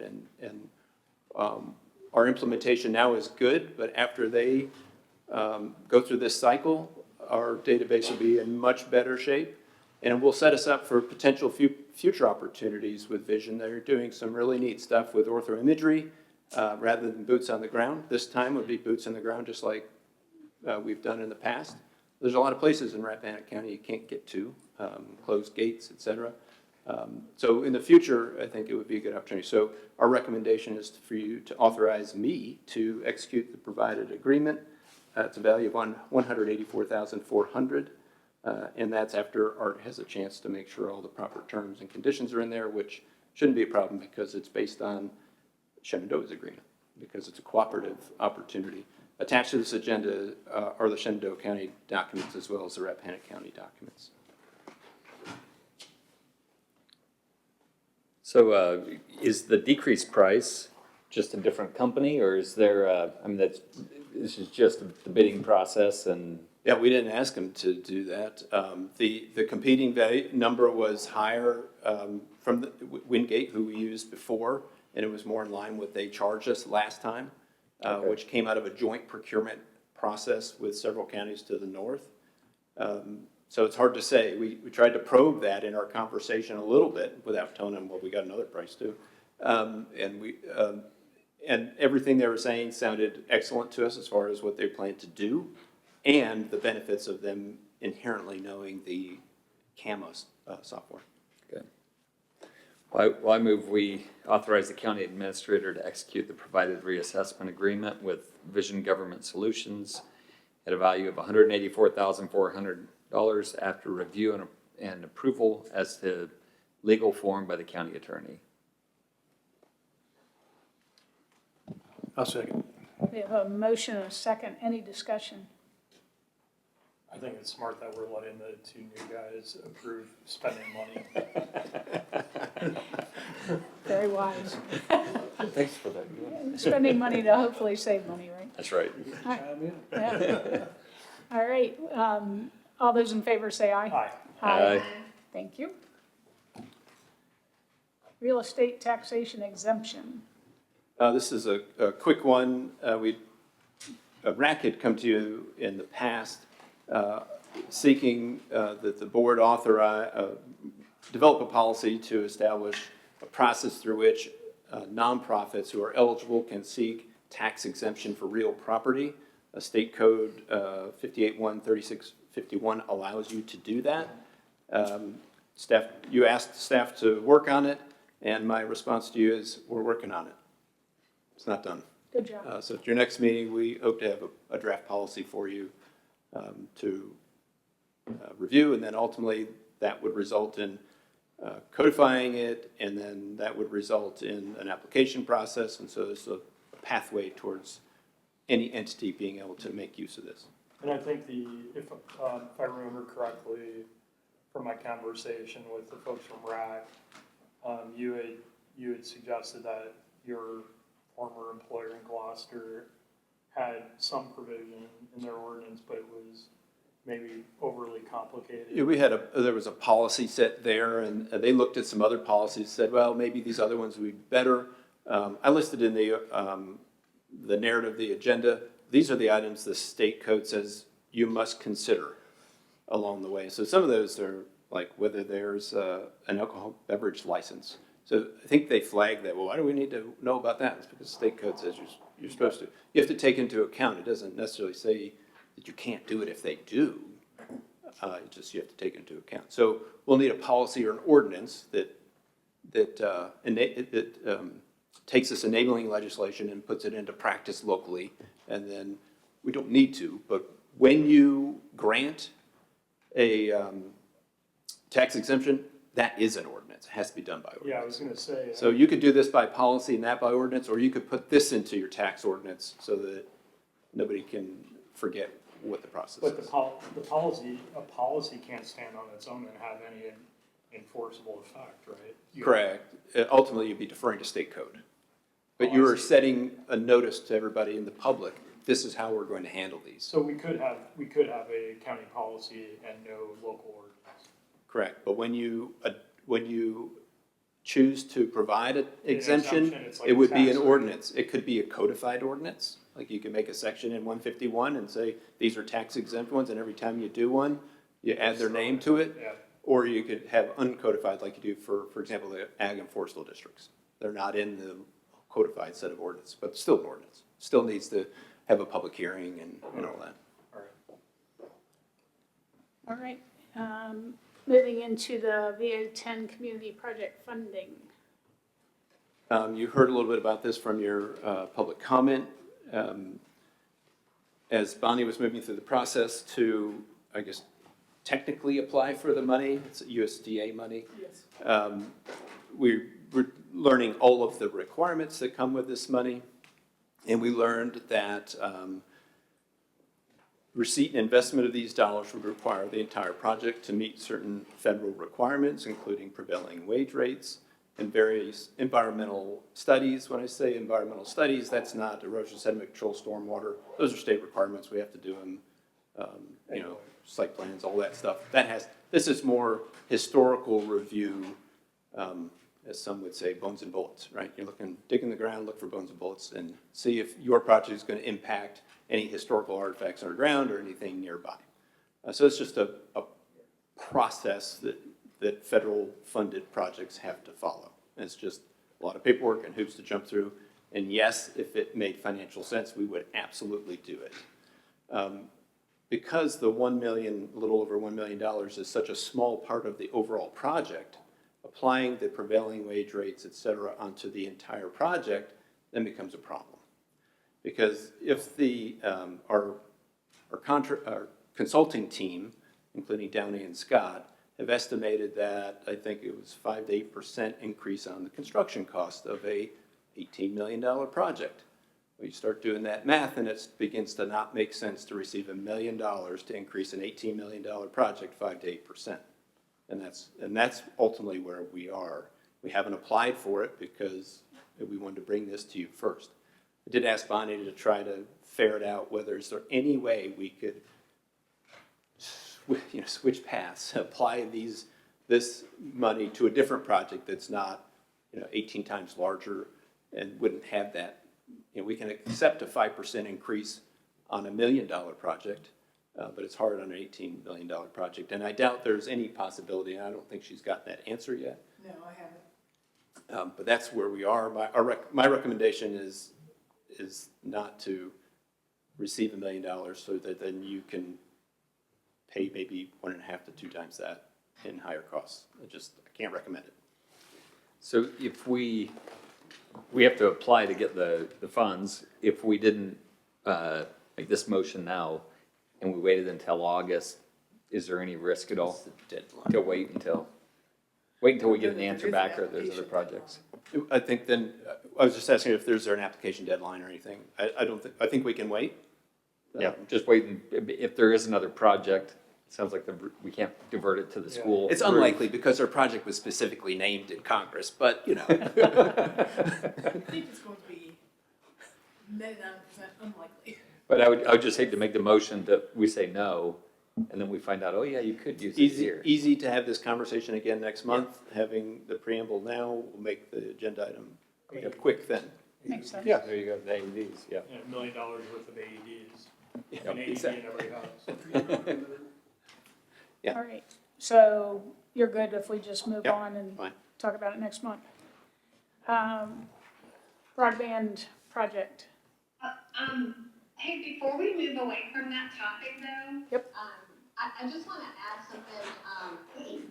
I attended Governor's Economic Development Input Session for Planning District 9. For anyone sitting in the courtroom, I don't want anyone to hear those words, economic development, and choke. I was sent there for my full-time employment.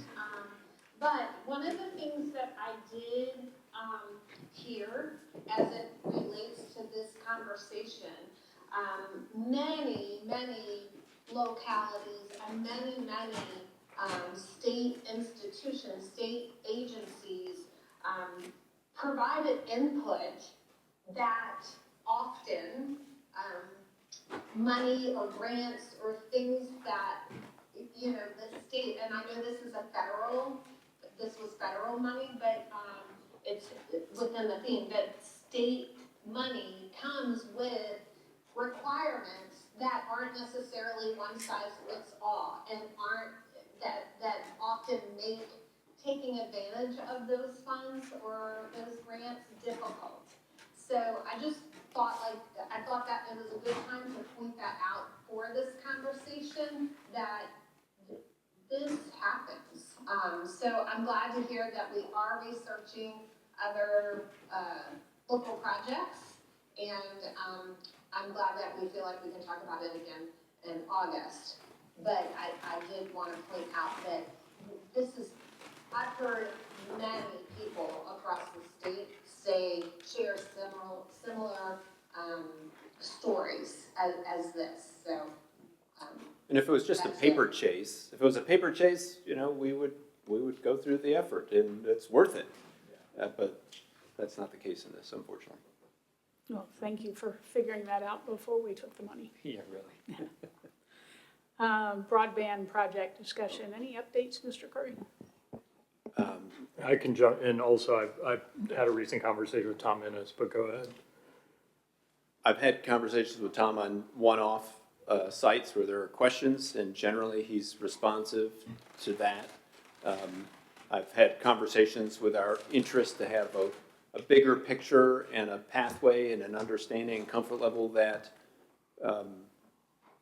that they have a plan and that they're on the target. I've not yet received any of that information. It's not for lack of asking. I don't know if maybe Mr. Whitson has had Sure. better luck than me. Yeah, so I did have a long chat with Tom Ennis from All Points. And I'm just trying to pull up my notes here. Just bear with me. So in that conversation, I definitely developed some confidence that the road miles that All Points is continuing to knock out under the VATI portion of this project, not BEAD, but the road miles related to the project that is supposed to terminate at the end of 2026. Pretty promising. I think, and if I do find my notes, I'll be able to tell you the total road miles completed and what's coming. So that at least gave me a more specific sense. And I know I've been asking for several months for more specificity about the progress of the program instead of just vague notions of, hey, there are crews in the county and they're working, et cetera, et cetera. And so he gave me some pretty good numbers, and I do have them here. So right now, he said beyond road miles, I think this is an important figure. There are about 1,500 locations that fall under the VATI program. So if you just use that number as kind of what we're hoping to complete locations, I assume would be residences and businesses. He said of the 1,500 based on the construction completed, 684 locations are in the quote unquote marketing phase of the project. And he said of those 684, about 30%, a little over 200 locations are in a position where they can actually sign up for service. So that 200 number is a little concerning to me because if you take it as a share of the 1,500 locations under VATI, that's basically just over 10% that are in a position where folks can sign up. The biggest concern for me, and I think Mr. Ennis would be quick to agree with me, is that while the crews who are doing the installation of the fiber out along the roads through VDOT land use permits, while those crews are working, and I think when I talked to him last week, he said there were 5 crews in the county on that particular day. It seems, and this is an All Points broadband operational issue I think that he is working on, but there seems to be a bottleneck going from fiber that's getting installed along roadways and fiber getting installed into homes. And I don't know how many people actually have All Points broadband service today, and that concerns me. And that number is not a large one, and if you take it as a share of the 1,500 locations under VATI, I think we would all, it would give us all pause as to the relative progress toward this December 31 deadline under VATI. So whatever we can do as a local governing body and whatever our broadband authority can do to compel All Points to start ramping up the speed with which they actually are connecting residences would go a long way, I think, in giving everyone, us and our citizens, confidence that this is going to get done. Because right now, I think the number of people who actually have All Points service is not a big number. And that is a concern. And again, I think Mr. Ennis would acknowledge that while the roadside installation of fiber is progressing, I think, at a pace that would lead to completion by the end of December of the network. And I think there are 3 fiber service districts currently in Rappahannock County.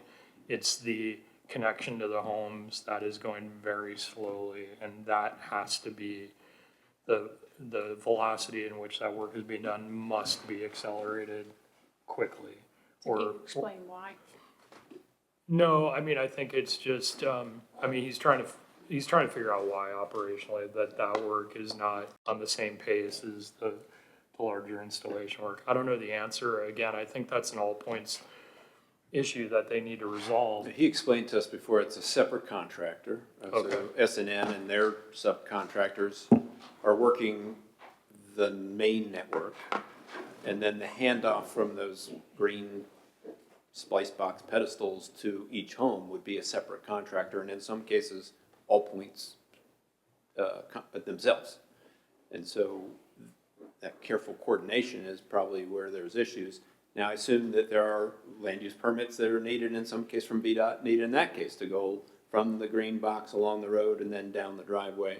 And so it all comes together. It's really three parts. You put the orange conduit in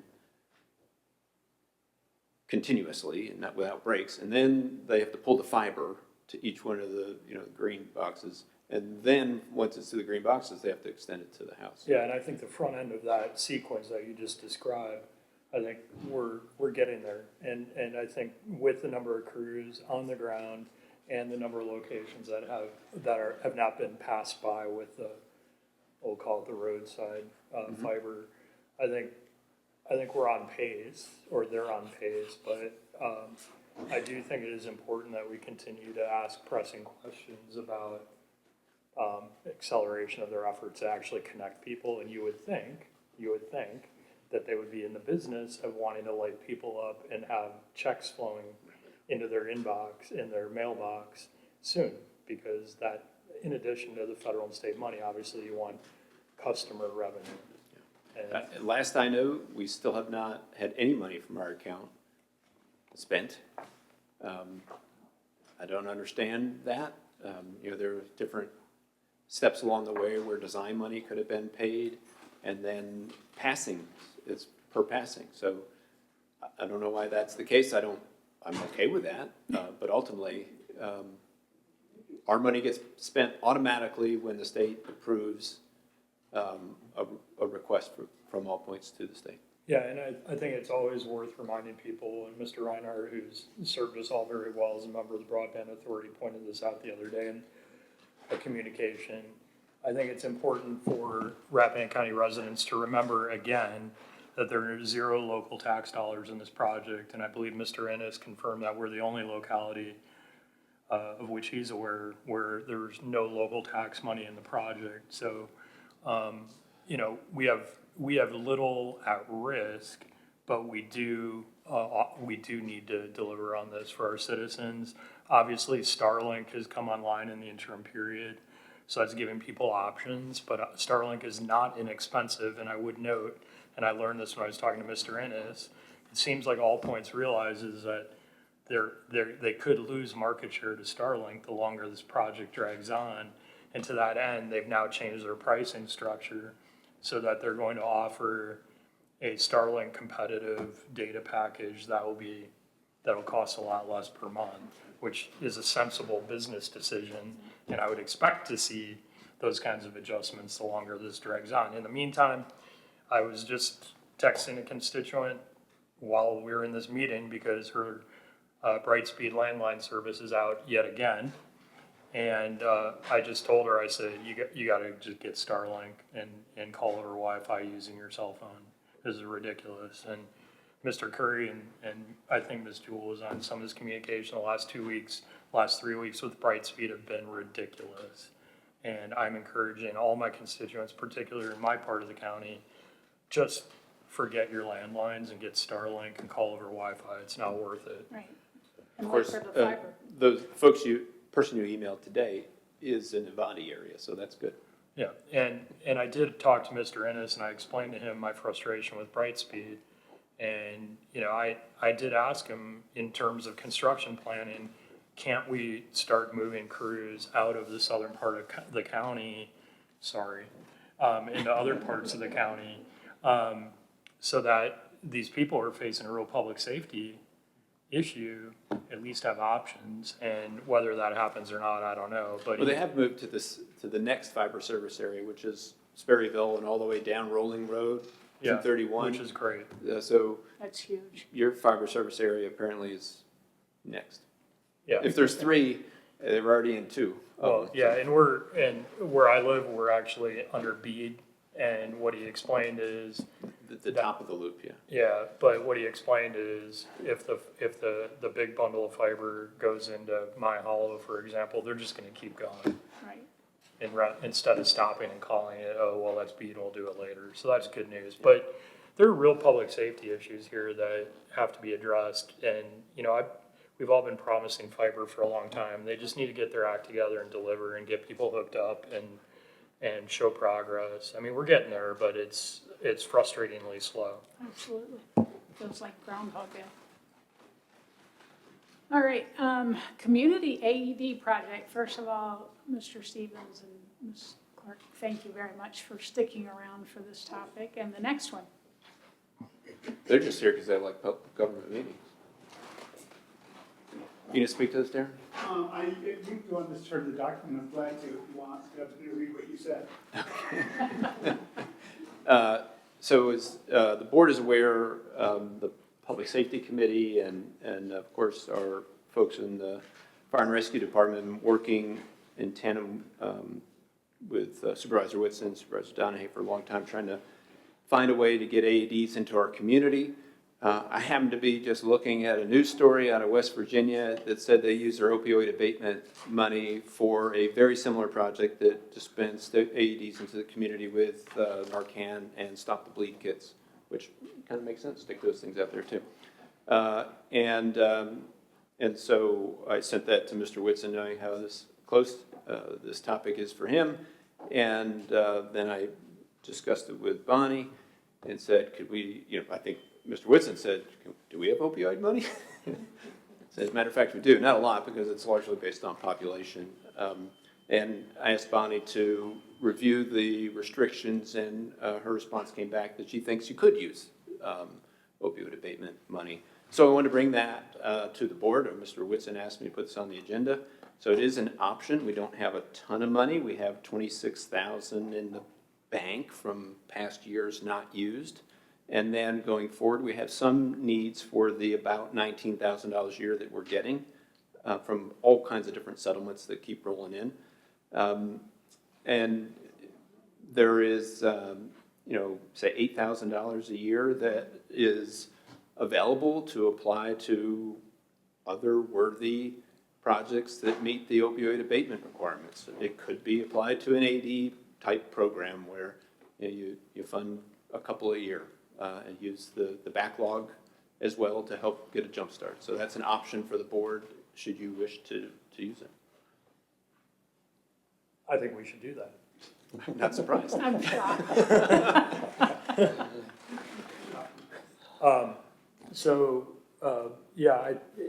We've been talking about this a long time, and as I've said before, I've been shy, especially as with Bonnie's help, as we balance our budget down to literal pennies. I've been very shy to call on our board to just carve this in as a recurring expense year to year through our budget process. I think thanks to Mr. Curry spotting this creative use of the abatement money out in West Virginia, it just occurs to me this makes a lot of sense, and at least it gets us started. And I also have mentioned over the last year or two that there are some very generous members of our community and generous organizations such as Lions Club that I think will bring some private and nonprofit funds to bear on this project once they see that the county's invested in it. And so I think this potentially would, number one, provide some Kickstarter funding for the project, but also two, it would send a good message to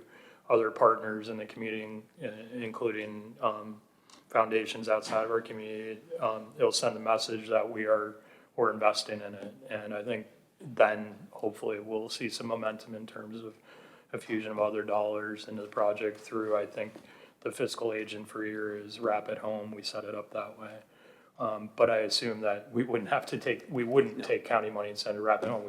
It'd be circular. It'd be a direct spend. So I don't know if a motion is appropriate, but I'll go ahead and make a motion that we go ahead and use the 26,000 in reserves and whatever annual leftover funds in the opioid abatement account remain after other expenditures to which we've already committed, and I believe EMS, drug protocol management, is one of them. So any remaining funds on an ongoing basis go to purchasing AEDs and climate control cabinets for those AEDs, replacement of the community consistent with Mr. Stevens' initial plan.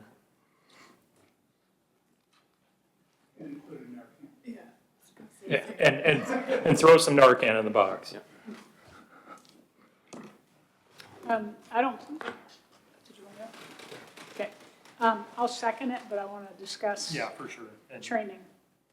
I really love the idea of the AEDs, sorry, too many letters.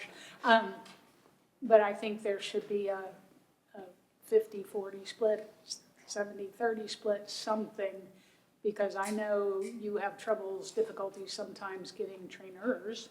And if you have to go outside to get trainers to come in, depending on the number of people you have, it costs money. So I want to make sure that we get an AD, we have at least twice a year training on how to use them, CPR, the whole kit caboodle for anybody in the county. like a regular program, Yep. recurring program, one location.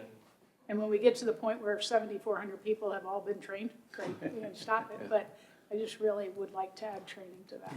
Maybe we do it in conjunction with the shred truck at Flatwood. So Darren, maybe you speak to different types of training that could be available, whether it's results in a certification or simply as a familiarization, and what might be appropriate for different groups of people. If you go into, if a church agrees to host an AED, then maybe training to that congregation makes sense, but maybe not something that ends up with a shiny card for everybody that requires multiple hours to get. So. Well said. Yeah, okay. There are different standards. Healthcare providers have to go through a CPR course, which is about 4 hours every other year for recertification. What most public access AED programs are doing are hands-only CPR, and it's what they're teaching their citizens. It's not a certification course. You don't have to go through a certification program to become a trainer. I think Supervisor Whitson shared an experience he had in Roanoke at a conference. There's a group down there that is doing an outreach to help community members help cost share to get an AED in different locations and then provide the training. They actually have it online. We access the training records. They have it in multiple languages. I think that's why reinvent the wheel. I think they've done a fantastic job. I do think it's probably incumbent upon us to do something locally in terms of having to build a cadre to do that. It doesn't necessarily have to be a fire and rescue responder or law enforcement provider. But, we have a lot of volunteer organizations that may be involved and wanting to get involved in that process, including volunteer fire and rescue folks. It takes about 20 minutes to deliver a hands-only CPR, even with a few minutes of practical training. The idea is, although it may not be perfect and effective as a certified CPR course, doing something is better than doing nothing. Right, so you do the hands-only and the AED combined? Correct. And that's what we'd done in Roanoke at this little church. It was awesome. And I mean, I barely knew what I was doing, and I was there to help. And it was just showing hands only, just the basic technique. So I just want to make sure we're I think we saving probably some money need, for that type of program, we probably need to set aside training dollars in terms of maybe up to $500 just for equipment. And then I would say probably some kind of token regarding a completion, whether it's a certificate we can make up internally and things like that. I think it's pretty minimal spending. I do feel fairly confident we could get a cadre of volunteers to provide these services. on a regular basis. Yeah, I do think so.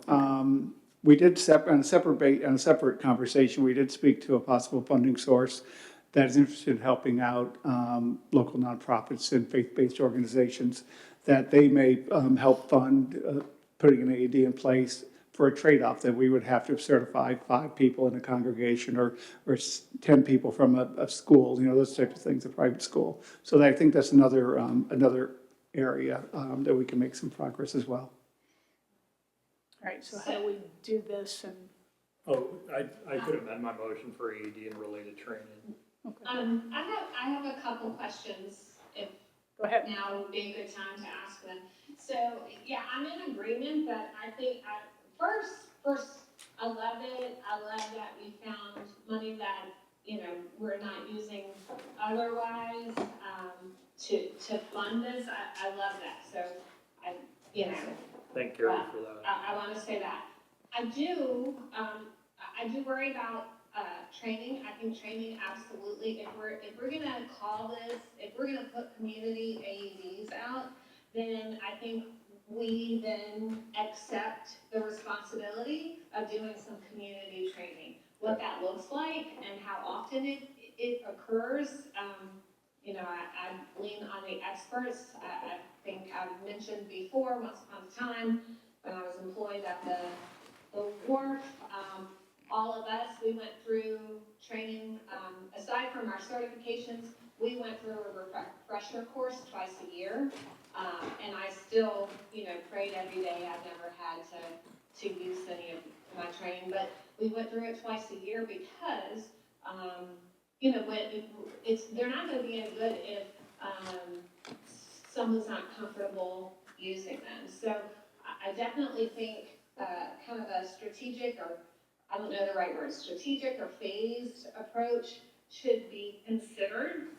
Like, maybe you buy whatever the number of AEDs with this money that Ms. Jewell has found this year, and then next year we use some of that money to pay for training, not only training, but for the maintenance and the care of. I've also heard of stories too, I'm very intimately acquainted with, where an AED has been needed, and when the person went to use it, the batteries have been dead. So if the county is gonna buy these, we need to assume some of the responsibility for the training and the maintenance. And then lastly, I want to understand who are we buying them for? I just want to make sure that that's fully vetted, so to speak.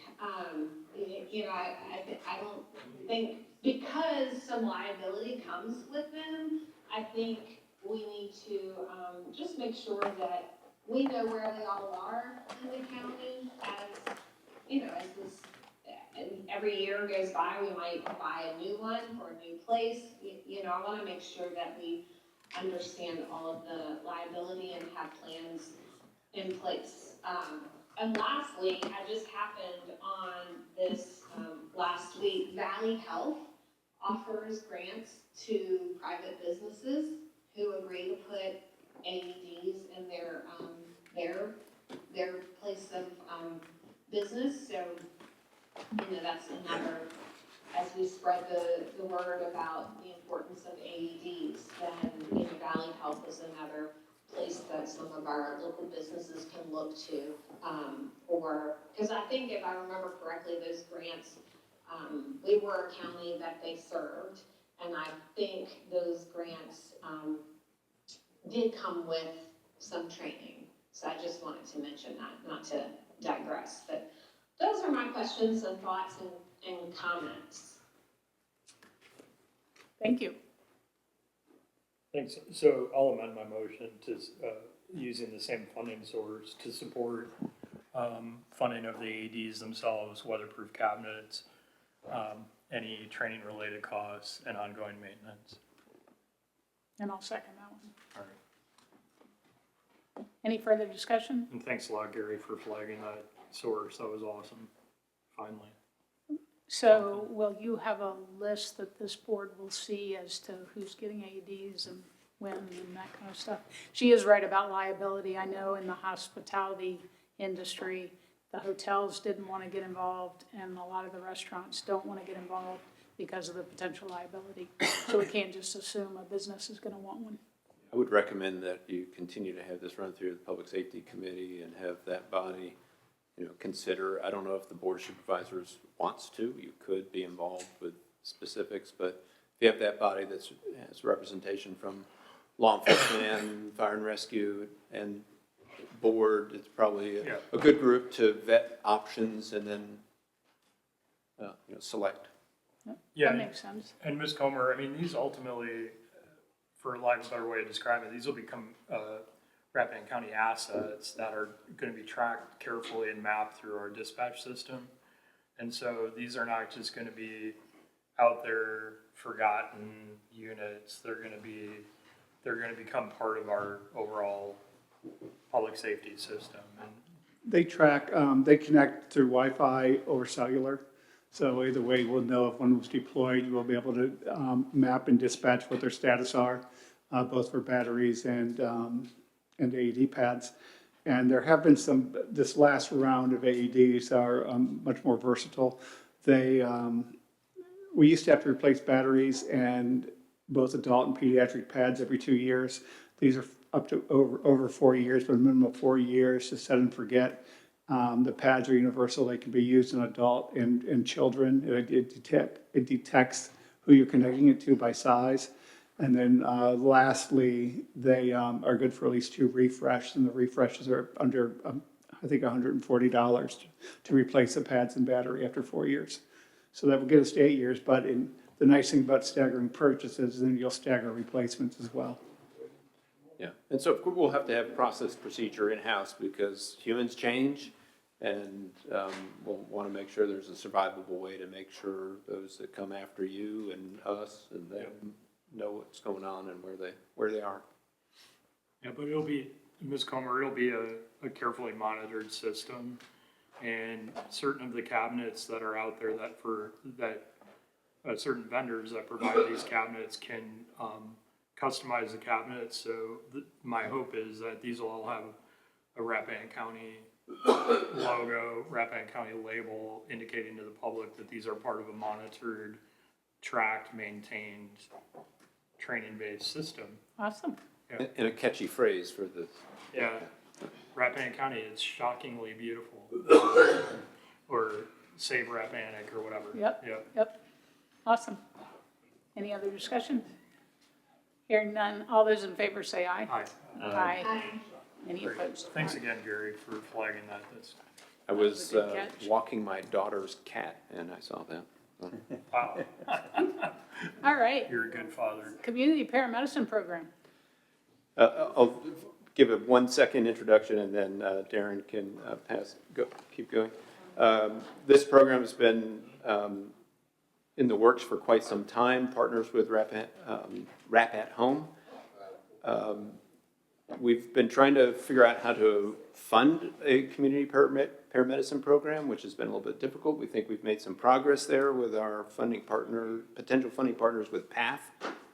Darren's done a lot of work on the funding side. Stephanie's done a ton of work on the program side. And everybody's excited to see if we can advance a community paramedicine program.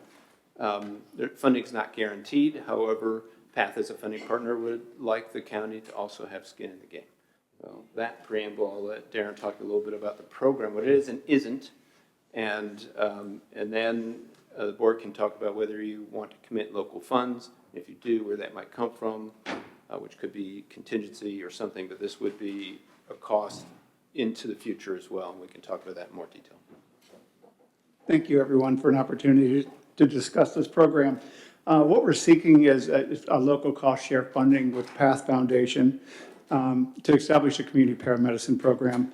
It really acts as an extension of the healthcare system, which brings it into the homes and the lives of the counties for our most vulnerable citizens.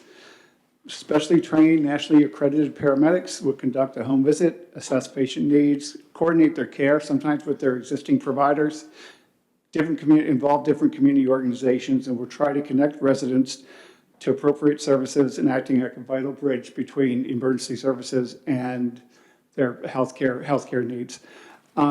Today, if you call 911 and an ambulance comes, there's really only one of 2 options for us to do. We either can take you to the hospital, or you can sign a patient refusal and leave you at home. Obviously, healthcare is the most expensive in the ER. It starts with if you can see your local provider is the cheapest form of healthcare, for access. Then it goes up to the minute clinics, the freestanding ERs, and then obviously the ER cost. Rappahannock County has some unique challenges for it. One, we really only have one primary care physician's office in town or in the county. There's no pharmacy within the county limits. There's no urgent care center, and obviously we have no hospital within our county limits. You're faced with about a 30-minute ride in one of three directions. The idea is if we have a patient referred, and they could be referred from a citizen, a family, or self-referral, or even from a fire and rescue system member that goes out on a patient call and said, you know, I think this is, you don't have to go to the hospital, but I think we can meet your needs. I think we can do something more. One of the really unique things about this county, and Stephanie's learned more about this talking to other people going through the certification program. One of the unique things we have here is such a robust number of organizations that are grassroots and advocate for people being able to stay at home, age gracefully, and remain independent. So, you know, if we go out and do a visit or a fire and rescue ambulance shows up and they notice in the home that they could use handrails in the bathroom. They, you know, they have throw rugs that are down, they could use a home safety inspection. This program will start to be the trigger to get things done. Paramedic will go out, conduct a home visit. They'll be able to identify different needs and connect them with either resources we have in the community that can already help them, or if we have to go outside, social services and other aspects. It can even go as far as if a patient, again, back to the ER or sit at home, if we may be able to connect with the patient's physician's office, and as a competent paramedic, we can give a thorough physical exam with the resources we have available and have a conversation with their provider. And the idea may be that they could call in a prescription, or they could say, this is either a high acuity case, I need to see them probably today, or let's schedule something next week. The idea is to just, again, provide a link. This is a change from our perspective because, you know, for years we've been providing patient care, and this has really changed to just caring for patients. We've become experts in identifying needs and connecting resources. Path Foundation has been very gracious. Our discussions with Mr. Johnson there, we looked for a 2-year program to get this off and running, funding 16 hours, up to 16 hours a week. We designed it to be scalable. We're not going to bill hours or book hours just for sitting around, but if it's needed, we wanted some capacity to expand. They're asking for a 25% local cost share. This program overall, year one cost, operationally, it runs about just under $40,000 annually. It's mostly covering the use of a software program and staffing cost, and then maintaining cellular service through a Starlink connection so we can do telemedicine programs. Startup cost is at $44,000, where our local the past shares, it's 24, local share at 19. That is all of our year one cost for local share. Each operational year goes from 37 to 38 to 39.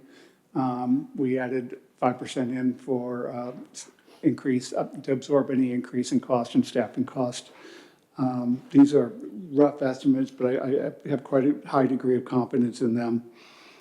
Overall, year one total cost will be $81,000 for startup and operations, $61,000 to path, $20,000 to local cost share. Year two, that's a 25.2% cost share. Year two would be at $38,263 total cost, with path share being $27,995, $10,000 local, which is a 26.8% local cost share.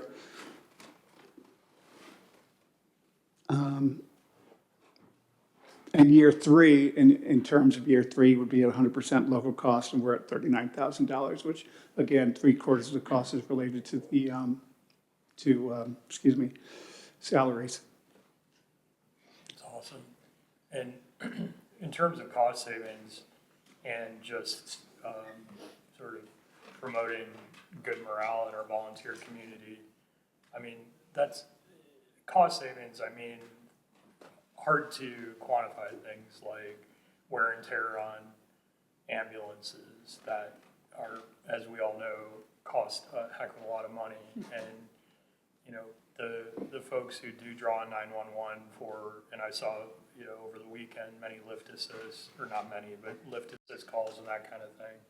Anything that can go to mitigating the costs that are incurred when you roll a big heavy truck out in the middle of the night to someone's house, when maybe you could wall off that frequent call and the related costs through something like this, to me makes a lot of sense. So I want to make sure that as we're talking about the costs we would incur, we're also thinking about the cost savings of implementing this program.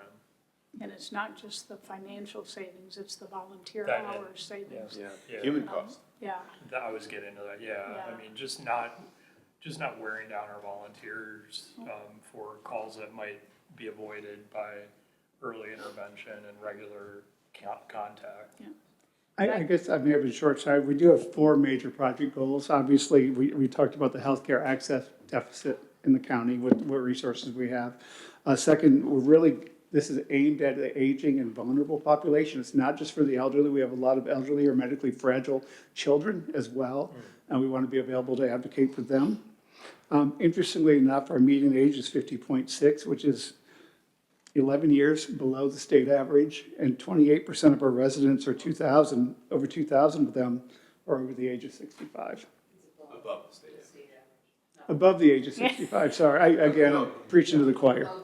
I was 11 percentage points. I was above the excited. state I was average. like, we're a young community, good. Sorry.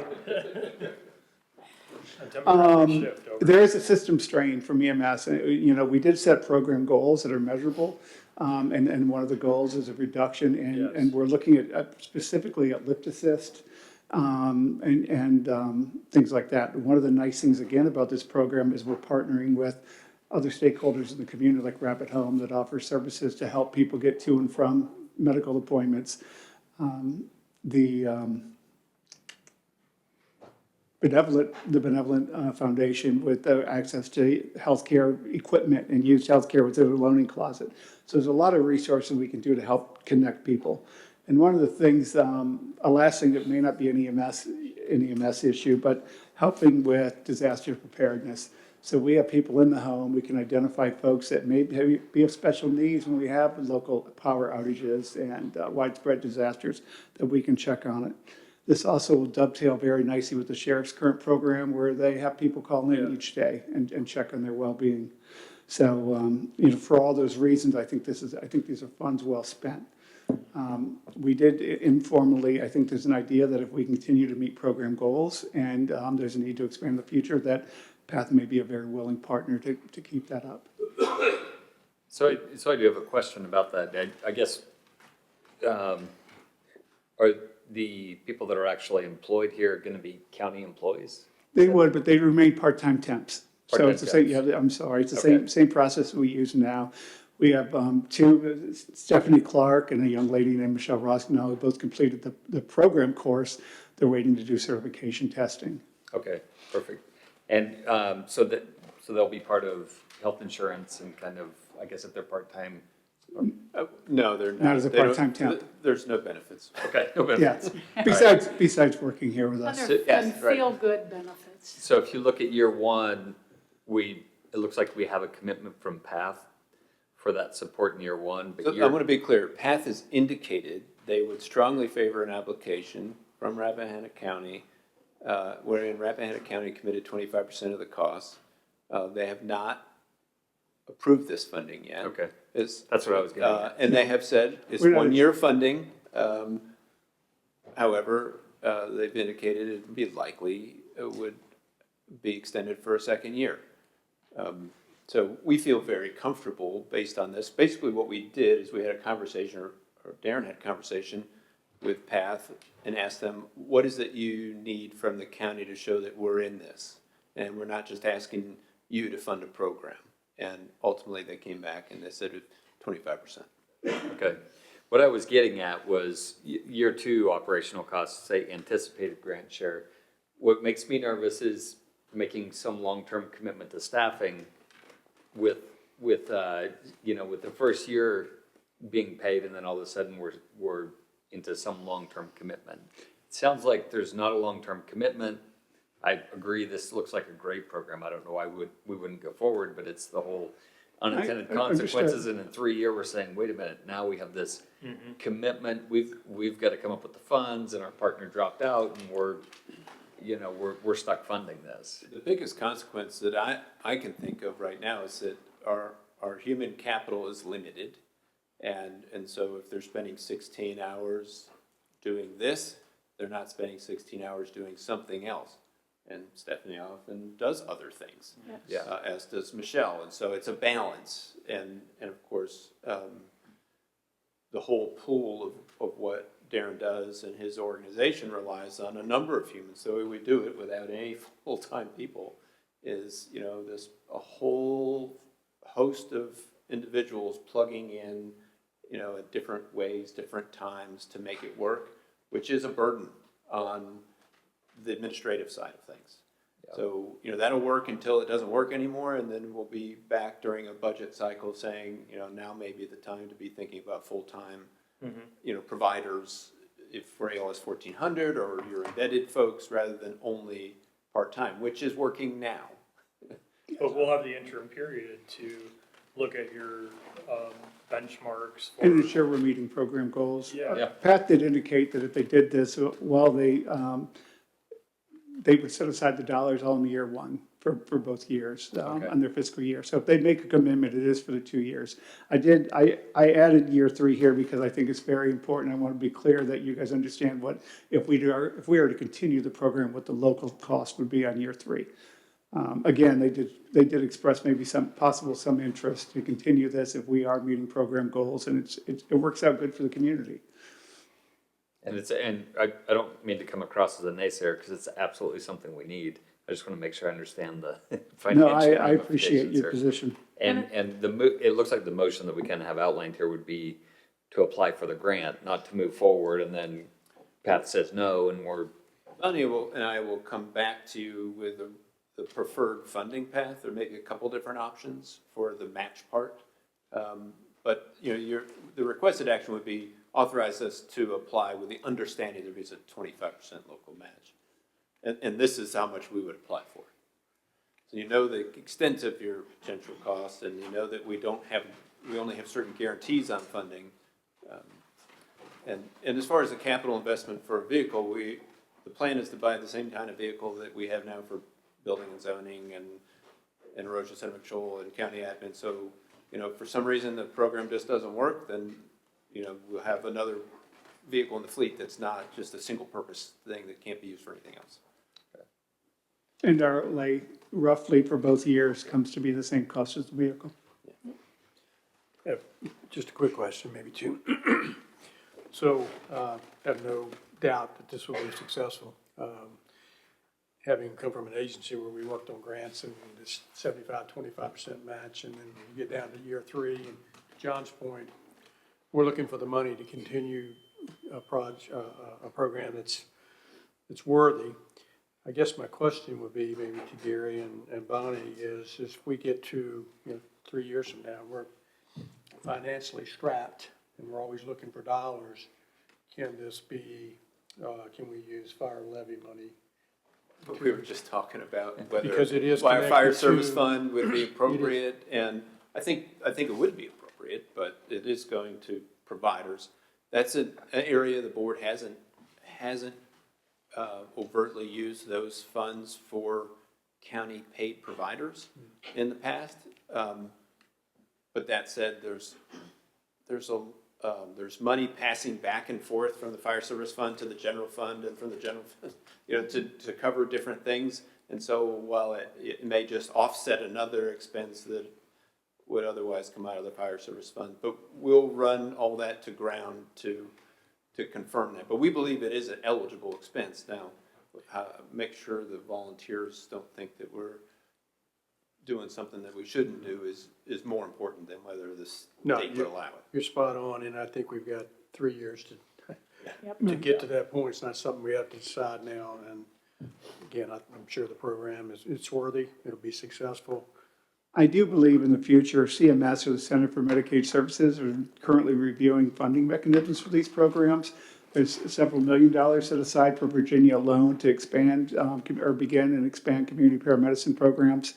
My fear in doing the research and attended a few seminars that a lot of that dollars as a result of funding became available to offset possible hospital closures and things as a result of the some legislative acts earlier in the year. So not sure if they literally materialize and it's passed through funding through the state, how much will actually wind up here. But probably one of the most promising things in the future, CMS is looking to start making this a billable service for local EMS agencies. Right now, currently, the only way we can bill a patient is for transportation. We can bill them at that point for the skills and things that, and the equipment that's provided is implied, but we have to transport the patient in an ambulance. Even if it's less than a loaded mile to a helicopter landing site, we can bill, but they have to actually take a ride in the ambulance. So this is a result of a alternative destination pilot that was done in Virginia a few years ago. CMS is looking, and I think in the near future that we'll get more information, but they will allow us to start billing for these types of services for Medicare, Medicaid reimbursement, and private insurers reimbursement as well. It's now being recognized as part of the tier of healthcare that this is a very cost-effective way to provide it. I can't imagine fire and rescue not looking at this as a positive, and plus taking a little bit of burden off them, lift assist, and some of the other calls you typically go on. To me, it just lessens a little bit of pressure on them. So I'd like to hope too, with a relatively small operational cost share, $40-some thousand on year 3, that we can continue to build relationships with we have 2 hospital systems that serve the majority of our population. Those types of things. We should be that and some local matches. We should be able to find some other source to help keep this and sustain this. If we're meeting our benchmarks, I think it'll be probably easy decisions to make in the future.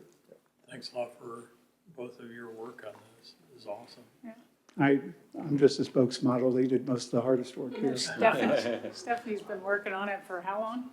2 years. 2 years. And Rapid Home is very invested in the concept, and they're trying to drag us into doing it. And my message to them is we will absolutely do it the right way, in the right pace, at the right time. Good. Thank you all for your support. Thanks a lot. Thank you. Thanks for hanging in there for 3.5 hours today. Yep. I'd move to authorize staff to apply for a PATH Foundation grant for the community paramedicine program in the amount of $61,142 to help cover implementation and first-year operational costs. I'll second. We have a motion and a second. Any further discussion? All those in favor say aye. Aye. Aye. Aye. No opposed. All right. Thank you both very much. Thanks a lot. Yep. See you, Jim. So the question is, do we want to move this next section Sure. to the evening session? Go grab I'd say we keep going. The US is playing great. Yeah. Ms. Comer is not going to join you tonight. Is there anything that she wanted to cover before she drops off? Yeah, Ms. Comer. we could maybe, Portugal and Spain. there are a couple of things that I was hoping to share. Is there any way we could just move matters presented by the board ahead of information reports and correspondence? Sounds like a motion. I'll make a motion that we move matters presented by the board ahead of information reports and correspondence. I'll second that. We have a motion and a second. Any discussion? All those in favor say aye. Aye. I'm sorry, who was the second? John. And Ms. Comer, since you're in cool Michigan, do you want to go first? Sure, I'll go first because I have quite a bit to share. First, I have to give a shout out to all of the volunteers at Company 3 for yet again a wonderful carnival. it's always, I enjoy myself every time I go, and it's always good to see our community in action. Also, I just also want to point out that I've been in touch with VTC, Virginia Tourism Corporation. I connected them with some folks out here in Amosville. She will be out and about in our area on Wednesday, so that's always good. I think when a larger agency like VTC is out in our county and learning all the great things that we have to offer. Also, I want to just share with you all that I have a meeting when I get back from vacation with Supervisor Washer in Fauquier County. His district touches mine, and he and I are both concerned about a new change on the speed limit on a road that goes through both of our districts. So he and I are going to meet next week. I'm looking forward to that meeting with him. But the thing that I wanted to let all of you guys know, earlier in June, there was a letter to the editor titled Common Sense on Trial. And I realize that all of us, we cannot be everything to everyone, and I get that. And normally things kind of, roll off my back, and I just go, and as long as I'm doing the best I can with the information I have, I can sleep at night. For whatever reason, that letter to the editor, it got stuck in my craw. And it mentioned Greene County's courthouse in particular. Said, it was basically in a basement with linoleum floors and low ceilings, and it compared that quote-unquote courthouse to the plans that we are working on. I've already mentioned that in June I attended the Governor's Economic Development Input Session for Planning District 9, and it occurred to me when I attended that session that and not just me, some of you all, I know lots of people from different localities across the state of Virginia. Aside from being a lifelong Virginian, I've been employed in a state agency, if you will, for quite some time. And over the years, I've made quite a few connections, and my network is, it's healthy. Because I consider my network and my connections, I consider them more as people, as resources, I kind of forget that. But because that particular letter had just, it struck a nerve with me, again, for whatever reason, I don't know why, when it was fresh on my mind when I walked into that input session, and there were all these regional people from, as I mentioned earlier, various state agencies and localities. Well, don't you know, we had assigned seating, and don't you know, one of my colleagues, one of my counterparts from, you guessed it, Greene County, was assigned at my table. So I took that opportunity and I said, hey, I want to ask you this, and I showed him that letter.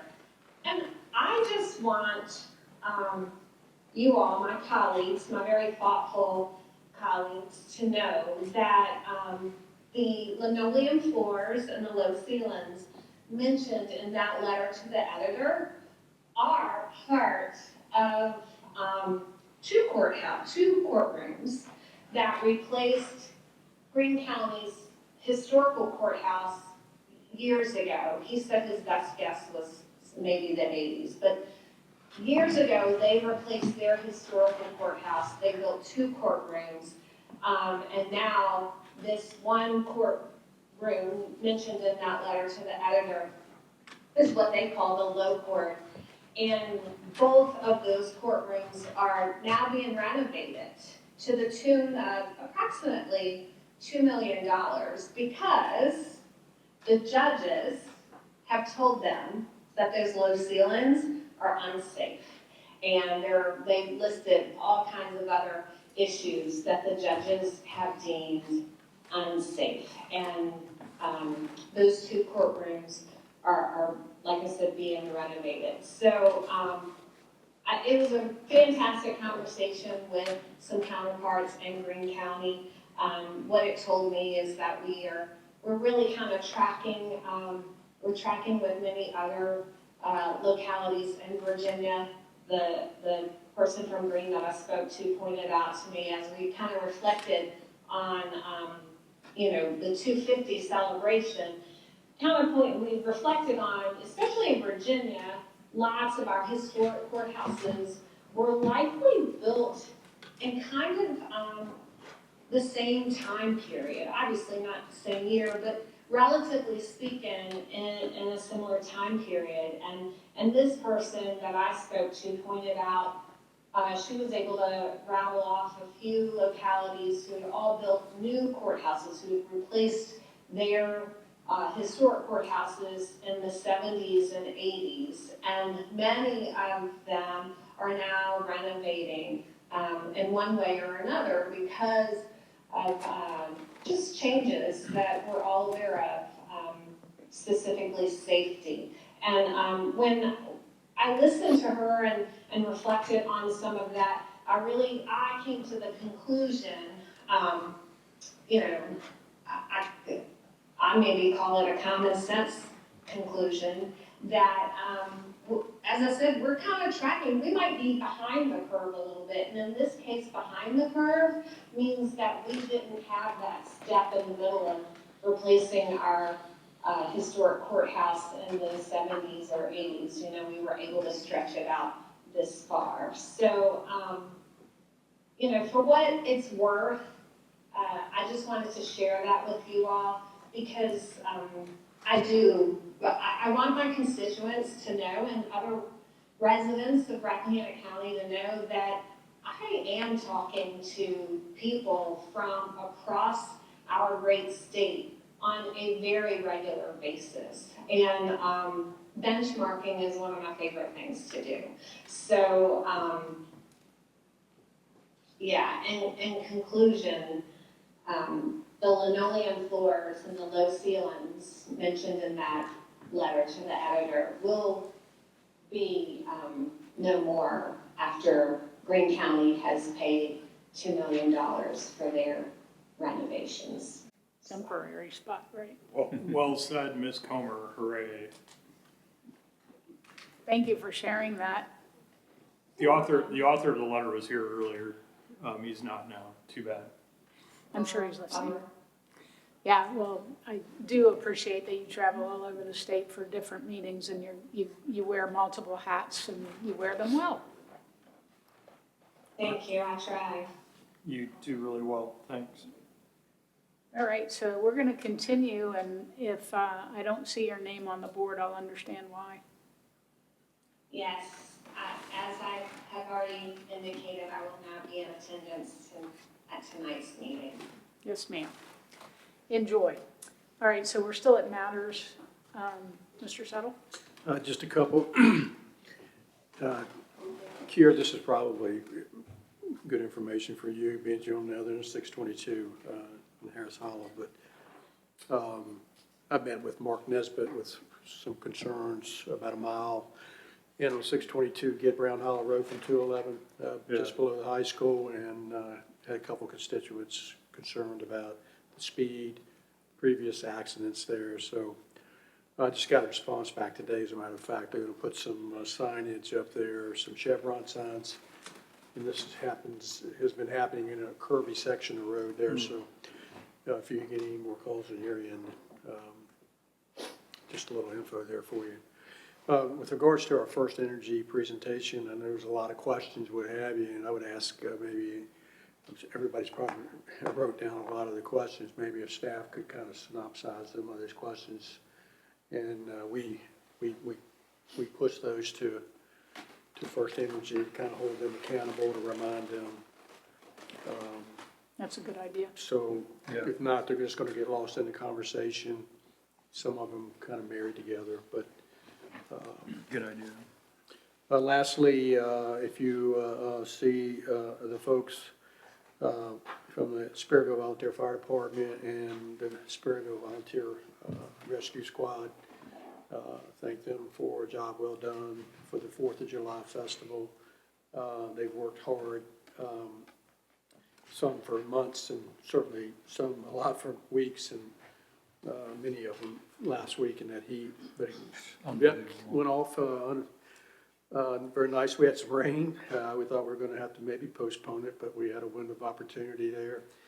And but those men and women did an excellent job, and they all are volunteers. So sometimes we need to remind, much like the carnival Ms. Comer was talking about. But anyway, that's all I have. Thank you. Great. Thank you. John? Yeah, I just had a couple things. The fireworks were great, so thank you for Sperryville for putting those on. I was able to visit with Nelson Lane and his son Phelps Lane to hand deliver the resolution that we passed, I guess, last June. So we sat down for breakfast, and it's a great conversation. And so he was incredibly appreciative.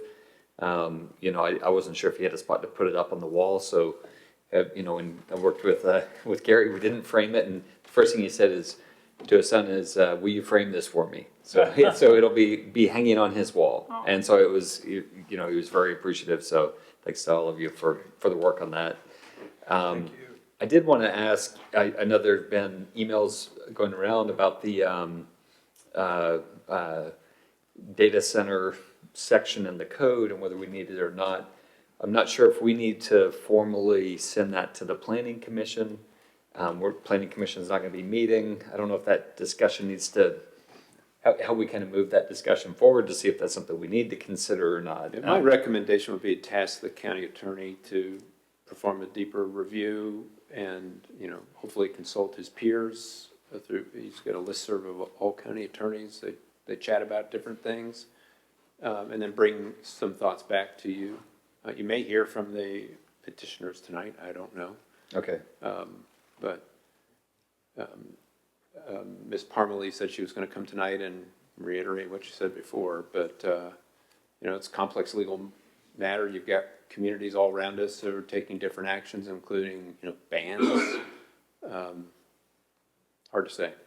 No, I think that sounds like a really good way forward. I just wanted to make sure we didn't leave it, you know, not discussed. It seemed like a great time when we're sitting here in this format. And if my understanding that that's what you want to do, I can task Art with doing that. You don't have to vote during this section or anything. Yeah. Do we need to make a motion or? No.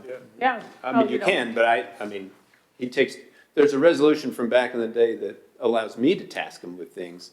And so if I'm here and you guys want this done, I can do that. Yeah, I think I'd rather not have a practice of action being taken in matters presented by the board. Okay. Yeah, was there a presentation to the Planning Commission back in the day? Yeah, and so staff recommended that you change one line in your code, basically saying that no use, you know, defined in the code shall be interpreted to mean data center. And that's where we thought we'd leave it. So somebody could come in and say, well, by warehouse, you really mean data center, right? I'm like, oh, no. 17038, you know, whatever, Z says this. Now, the, you know, legal arguments that Mr. Connick has made are, you know, complex and bear some review.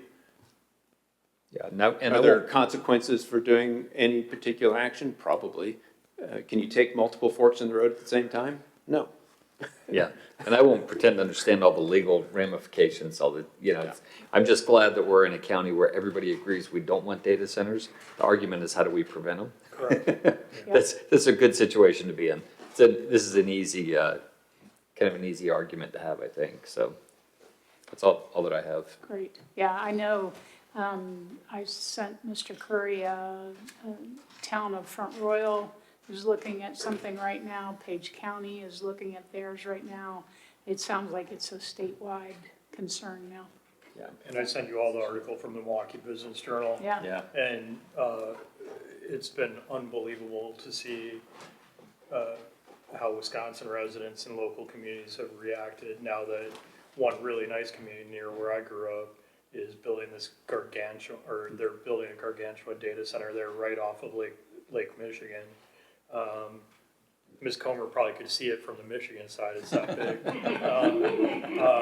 But it is such a shame, it is such a shame. They aggregated a bunch of open farmland in high yield dairy production country, and basically they're building a huge data center, and finally people are waking up to it. So yeah, I think it's happening everywhere. Yep. And as John very eloquently said, it's kind of a good situation to be in where we have a community like this that rallies around even the possibility of a threat, let alone a real one. I read an article, and it may have been pushed by staff, I think it was Loudoun County, where subdivision there, data center comes in, and we're talking about the noise. Oh. And went on and on about it, and that there's a group recommending these should be pushed to the rural areas, which, you know, where there's a buffer, not next to a subdivision, obviously. So Yeah. we could be very vulnerable. It's a really important point. Yep. Thank you. Mr. Whitson, you're good. I wanted to thank Sperryville because, boy, I know any outdoor activity that you plan on holding for a 6-month period of time, and you're meeting and getting everything ready, and then you look on the weather forecast for the week and it's 100 degrees and chance of thunderstorms every day. That just hurts your heart. So just so thankful that you guys got the fireworks off, and it sounds like people enjoyed them, and like I said, I could see them kind of, but Fog Mountain got in the way. But thank you for that. Also, I am remiss, Mr. Curry is due his annual review, and he shared a document with me just giving some background on how other county administrator reviews are done in other counties. Do you remember the name? ICMA model. Yeah, so I'd like to share that with each of you. I've also asked for the first time for Mr. Curry to do a self-review. We've never done that, so he can blame himself because that's part of this document. So I will send it out to everyone. I'm hoping we can have the closed session in August. I don't know what your travel's like, but does that work with your schedule as well? Should. Okay. Yeah, I'll be gone, but maybe I can call in or something. Yep, that'd be great. So anyway, just plan on seeing some documents, or at least one document, well, it's actually two, the review document and the document he shared with me, so. I think that's, July 1st was the first paid provider at Flint Hill. And just want to make sure everybody knows that it's volunteers that are doing the driving.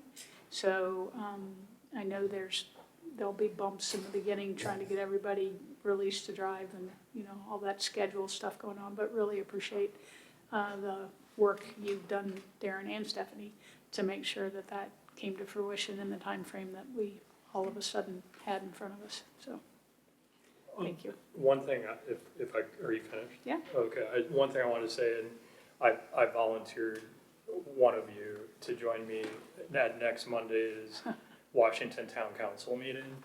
And the idea there is, I feel a lot of times like the residents of the town, which is the only town in the county, don't understand the EMS landscape. And so I was hoping that one of you or both of you, probably don't need both of you, could join me there. And the mayors agreed to add us to the agenda to talk not only about staffing a company for, but also ALS 1400, because I think that's a concept that is not super clear in the minds of town government, and explain how all of that additional support bolsters emergency services for residents and visitors to the town, including, of course, the great volunteers at Company One. And then finally to talk about our AED program, which is now especially ripe for discussion. And the idea being that I want the town to understand that we will either fund, manage, coordinate AED deployment in the town so that it's all part of the same system. But I just kind of want to hit those touching points. That would be next Monday evening at the town council meeting. Well, then, Sherwin, is First Energy going to be there? Let's do it. Well, then, Sherwin. Thank you. Given that we only have a half an hour before the next session begins, shall we just keep going? Let's just keep going, because we want to watch USA soccer. Absolutely. Starts at 8. I don't want to push, I'm not going to make it home anyways. I agree. Yep, all right. Board committee reports, I don't remember who's first. Why don't we do, has public safety met, or you're getting Yeah, we ready did. to? We did have a public safety meeting recently, and we did it jointly at Company 4 in Thank you. Flint Hill. Thanks a lot. Company 4 with, in conjunction with the chiefs meeting. And I think it was a pretty good meeting. There was a representative from Company 9 Chester Gap there that wanted to raise questions about our withdrawal from the Warren County agreement and pulling paid into Flint Hill. And I want to thank the two Garys for their very helpful contributions to that discussion. And that really dominated the public safety meeting, I would say. And we briefly touched on AEDs, and then we adjourned, and the chiefs went on from there. So Great. yeah. Well, I'm glad you're continuing to meet before the chiefs with the chiefs. Yeah, I think it's pretty that's productive. important. It's something I think Gary Settle was part of earlier in the year and thought it worked well, and I agree. And one thing that came out that J.B. Carter raised, and I think it's an important point, is that ALS 1400 has become a very key piece of our EMS system. And he did mention there have been some staffing gaps at ALS 1400, and so I was very happy. I very happily agreed with JB on this point that we really need, and I don't know how to ensure more consistent staffing, but there have been some staffing challenges with ALS 1400, and to the extent that our volunteer companies are relying on ALS 1400 as a backstop. Operationally, I think we need to prioritize making sure that ALS 1400 is staffed up at all times. And it's more often that there's an announcement that it's unstaffed on a particular day on the weekend, and then subsequent to that message, it gets filled. Staffed, yeah. Because we rely on part-time but part-time work as required people.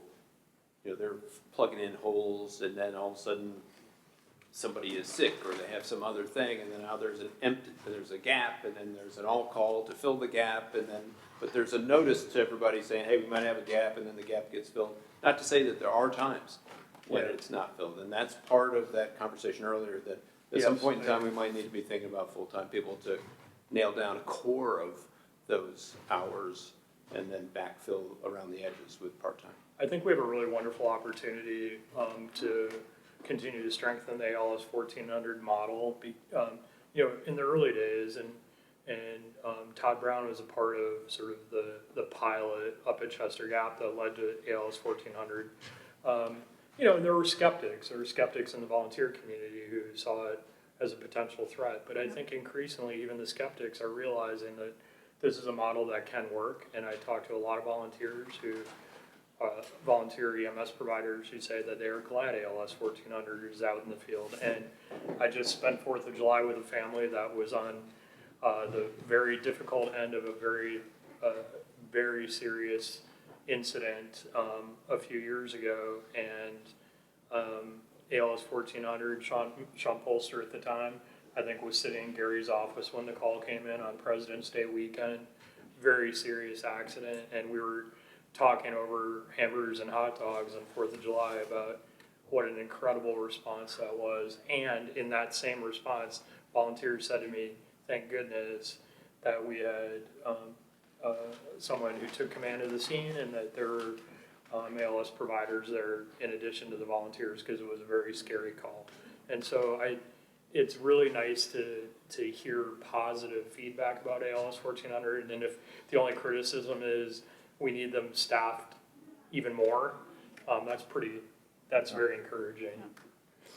The other part that I've seen recently because of the advanced EMT class is the ALS 1400 paramedics came and helped us with some of the skills training and stuff like that. So there's really a positive interaction going on with the volunteers and the folks for 1400. And now that you've got a paramedic at Company 4, I mean, I had my first shift yesterday, I think it was. But anyway, the paramedic that was there said, if you need anything, you know, if you want to go over some skills, if you want to do anything, let me know. And that is music to my ears because it's so easy to forget what you've learned if you're not doing it. That's great. So, yes. So while we're on the Public Safety Committee meeting, the chiefs, they meet once a month. I think they do meet monthly. Yeah, I'm Possibly every other month. pretty sure. I'd like to get on a rhythm with the Public Safety Committee meetings. And maybe it's every other month we have, you know, a joint meeting with them. What I did hear after the meeting that we had with them last time at Flint Hill was there were some issues that came up. Most of it was like dispatch. Of course, the sheriff was there. She could have probably answered it, but once we left, some other talking points came up, and that meeting got a little sideways too, I believe, just because of the residual from the previous conversations in our meeting. And of course, you were very clear when is there anything else we need to stay for? So we were willing, but I think we need to bridge that gap, and I think it'll get better if we get in a little bit of a cadence. Okay. So it would just be my suggestion. It'd be easy to say, hey, we're going to skip a month if there's nothing.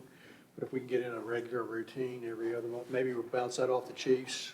Sure. I think they would like that. Yeah. I think you're right. So there's less of there's that way you have less of a disconnect between us and the fire and rescue companies. Yeah, I agree. So where they feel comfortable bringing those 2 or 3 other issues that should be discussed in the Public Safety Committee meeting versus them just having a round table and kind of bouncing it around and their frustrations. Yeah. So Gary, maybe you and Darren and I can figure out a plan. Not at the same time, but Yes, good point. so it'd be a meeting. So I attended the Fire and Rescue Association meeting because it was in Sperryville and easy to get to, but it feels like there's a lot of different meetings sort of circling around and same conversations being had, not everybody in the room all the time. Yeah, I think that dovetails to what we were just talking about. I think that will trickle over eventually. I'd like to see, and I think at one time years ago, there was maybe a more of a close list, or they weren't operating in such silos. It just has, but I think we got to bring that back in and to some degree. Yeah, I think you're spot on. Yeah, that was quick after one meeting. That's what they told me. That's incumbent on the companies to build themselves together. You think with a common foil of the county, they could do it, but. I agree, but I think leadership starts at the top, and we're here, and I think we provide that example of it, not that we aren't trying or haven't tried or what have you. We need some consistency. Yeah. I believe it breeds communication. We've got some characters, obviously, that do a great job, but just have gotten away from the importance of working together. Yeah, we made a small change to the Public Safety Committee in the bylaws to have, it used to be a representative from the association, but Richie Burke served really well in the Public Safety Committee, and it occurred to us that having one of the chiefs as kind of holding one of the positions on the public safety body was a really good idea. So that was a small step toward sort of closer coordination, and I guess that gave rise to the idea that now we overlap with, we are starting to overlap with the chiefs meeting. So I think we're getting there. But Gary, I like the idea of meeting more frequently. We've got some real operational fiscal challenges that we're going to face, no doubt, on the EMS system generally. So I'm all for it. So let's figure out a plan. And then maybe the idea, just in terms of the practical carrying out of those meetings, is we just meet jointly for the duration. Yeah, I like the idea where we go first because we get out of there, and because they have probably a lot more to talk about than we do, and it gives them their free time as well. All right, I'm going to keep going. Recreational Facilities Authority, I know they had the fishing day. I hear it went extremely well. I was not able to attend. But again, we need to fill 3 positions, so please help us find people that enjoy the park, that want to be on the authority. We talked Public Safety, Planning Commission. I was not able to attend the June meeting, and July is going to be canceled, so I think the next report will be when we all meet together in August. How did you get the easy committee? I think the work's coming. Yeah, I think you're right. Yeah, and Gary Suttle's volunteering me for weekly meetings in public safety. I mean, this is a raw deal. Fire Levy Board, did it meet? No. No, it won't meet again for a little while. Okay. The jail, RSW? Mr. Whitson? We're meeting this month and hopefully making a decision on the true-up. Yeah, I think we met prior to our last board meeting here, so I think we updated that on that. Okay. And of course, we'll have another new person from Warren County. Oh, is that, because of the county administrator position? Yep. Virginia Career Works, Ms. Comer, I see you're still on there. Yeah, they talked a lot about talent acceleration, talent accelerator programs, all that kind of stuff. But more importantly, they were at that economic development input session, where many topics were covered, too many to list this evening, certainly. Well, thank you. All right, so let's roll through these reports. Treasurer's report. Is there anything, I always have the same ones I like to look at, but. The reports are all there for you to look at. The most important thing for you to take away, these are not the end of fiscal year reports. While it is through June 30th, there's a lot left to happen for closing those books. So it looks like we're a couple million under in the general ledger compared to last year. I don't know if there's. So cash, you're investing those dollars, and where we stand on some of those grant reimbursements that are still hanging out there. Yeah, still hanging out So there. we've got some grant money coming to, we'll close the gap a little bit. Okay. It'll close the gap, all else being equal, it'll close the gap considerably. Well, there you go. Oh, I Trying like to that. undersell, always undersell. Yeah. Anything else folks would like to talk about? All right, let's keep going then. Legal matters, anything new? I think you're familiar with the most recent, with the Williams Flint Hill case. Right now, I think last I heard, we heard it'd be maybe August. Is that what we heard?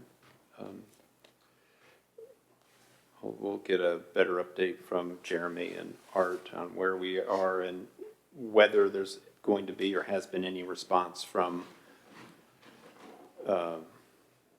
the petitioners on the board's offer to continue settlement discussions and enabling your attorneys to do that on your behalf. Okay. County construction, anything you want to cover? Not other than the historical building envelope restoration is just, it's an albatross that I need to get moving, and more so now because we still have bats issues, and the only way to resolve them is to try to do this work, so that's fun. The Keystone server is our financial server, is aged, needs to be replaced, and we're gonna do that, and I just say that here. Is that a standalone server, so this is not in the cloud? This is like... That is correct. We looked at potentially pushing this to cloud, and that looks like it'd be more expensive. So we already have a good backup server that we've just bought for the computer-aided dispatch, and so we're gonna enhance that backup server and use it as the backup for this primary server for finance, and then actually back it up to the cloud. Much more robust way than what's happening now with the primary 7-plus-year-old server and its backup server, which is the server that preceded that 7-year-old server. Yeah. That sounds like you're headed in the right direction. Yeah. If we had a data center in the county, you would. Oh, come on. There was still a lot of work at Scrabble that we're trying to wrap up. to improve ADA. The doors need to be replaced. They're all custom sizes, so I'm working on that. And then the animal shelter, I don't even know if I put that on here. Number 8. Oh, number 8, yeah. Still a lot of work going on down there after state inspections to make sure the dogs are safe. So, yeah. So these other things pop up and then, side burners turn into back burners and then eventually back to side burner, front burner. I know you're going to be very excited. We're going to recess until 7 now. Okay. Gee, thanks. You're welcome. Thanks. Oh, yeah, Spain snuck it out. Yeah.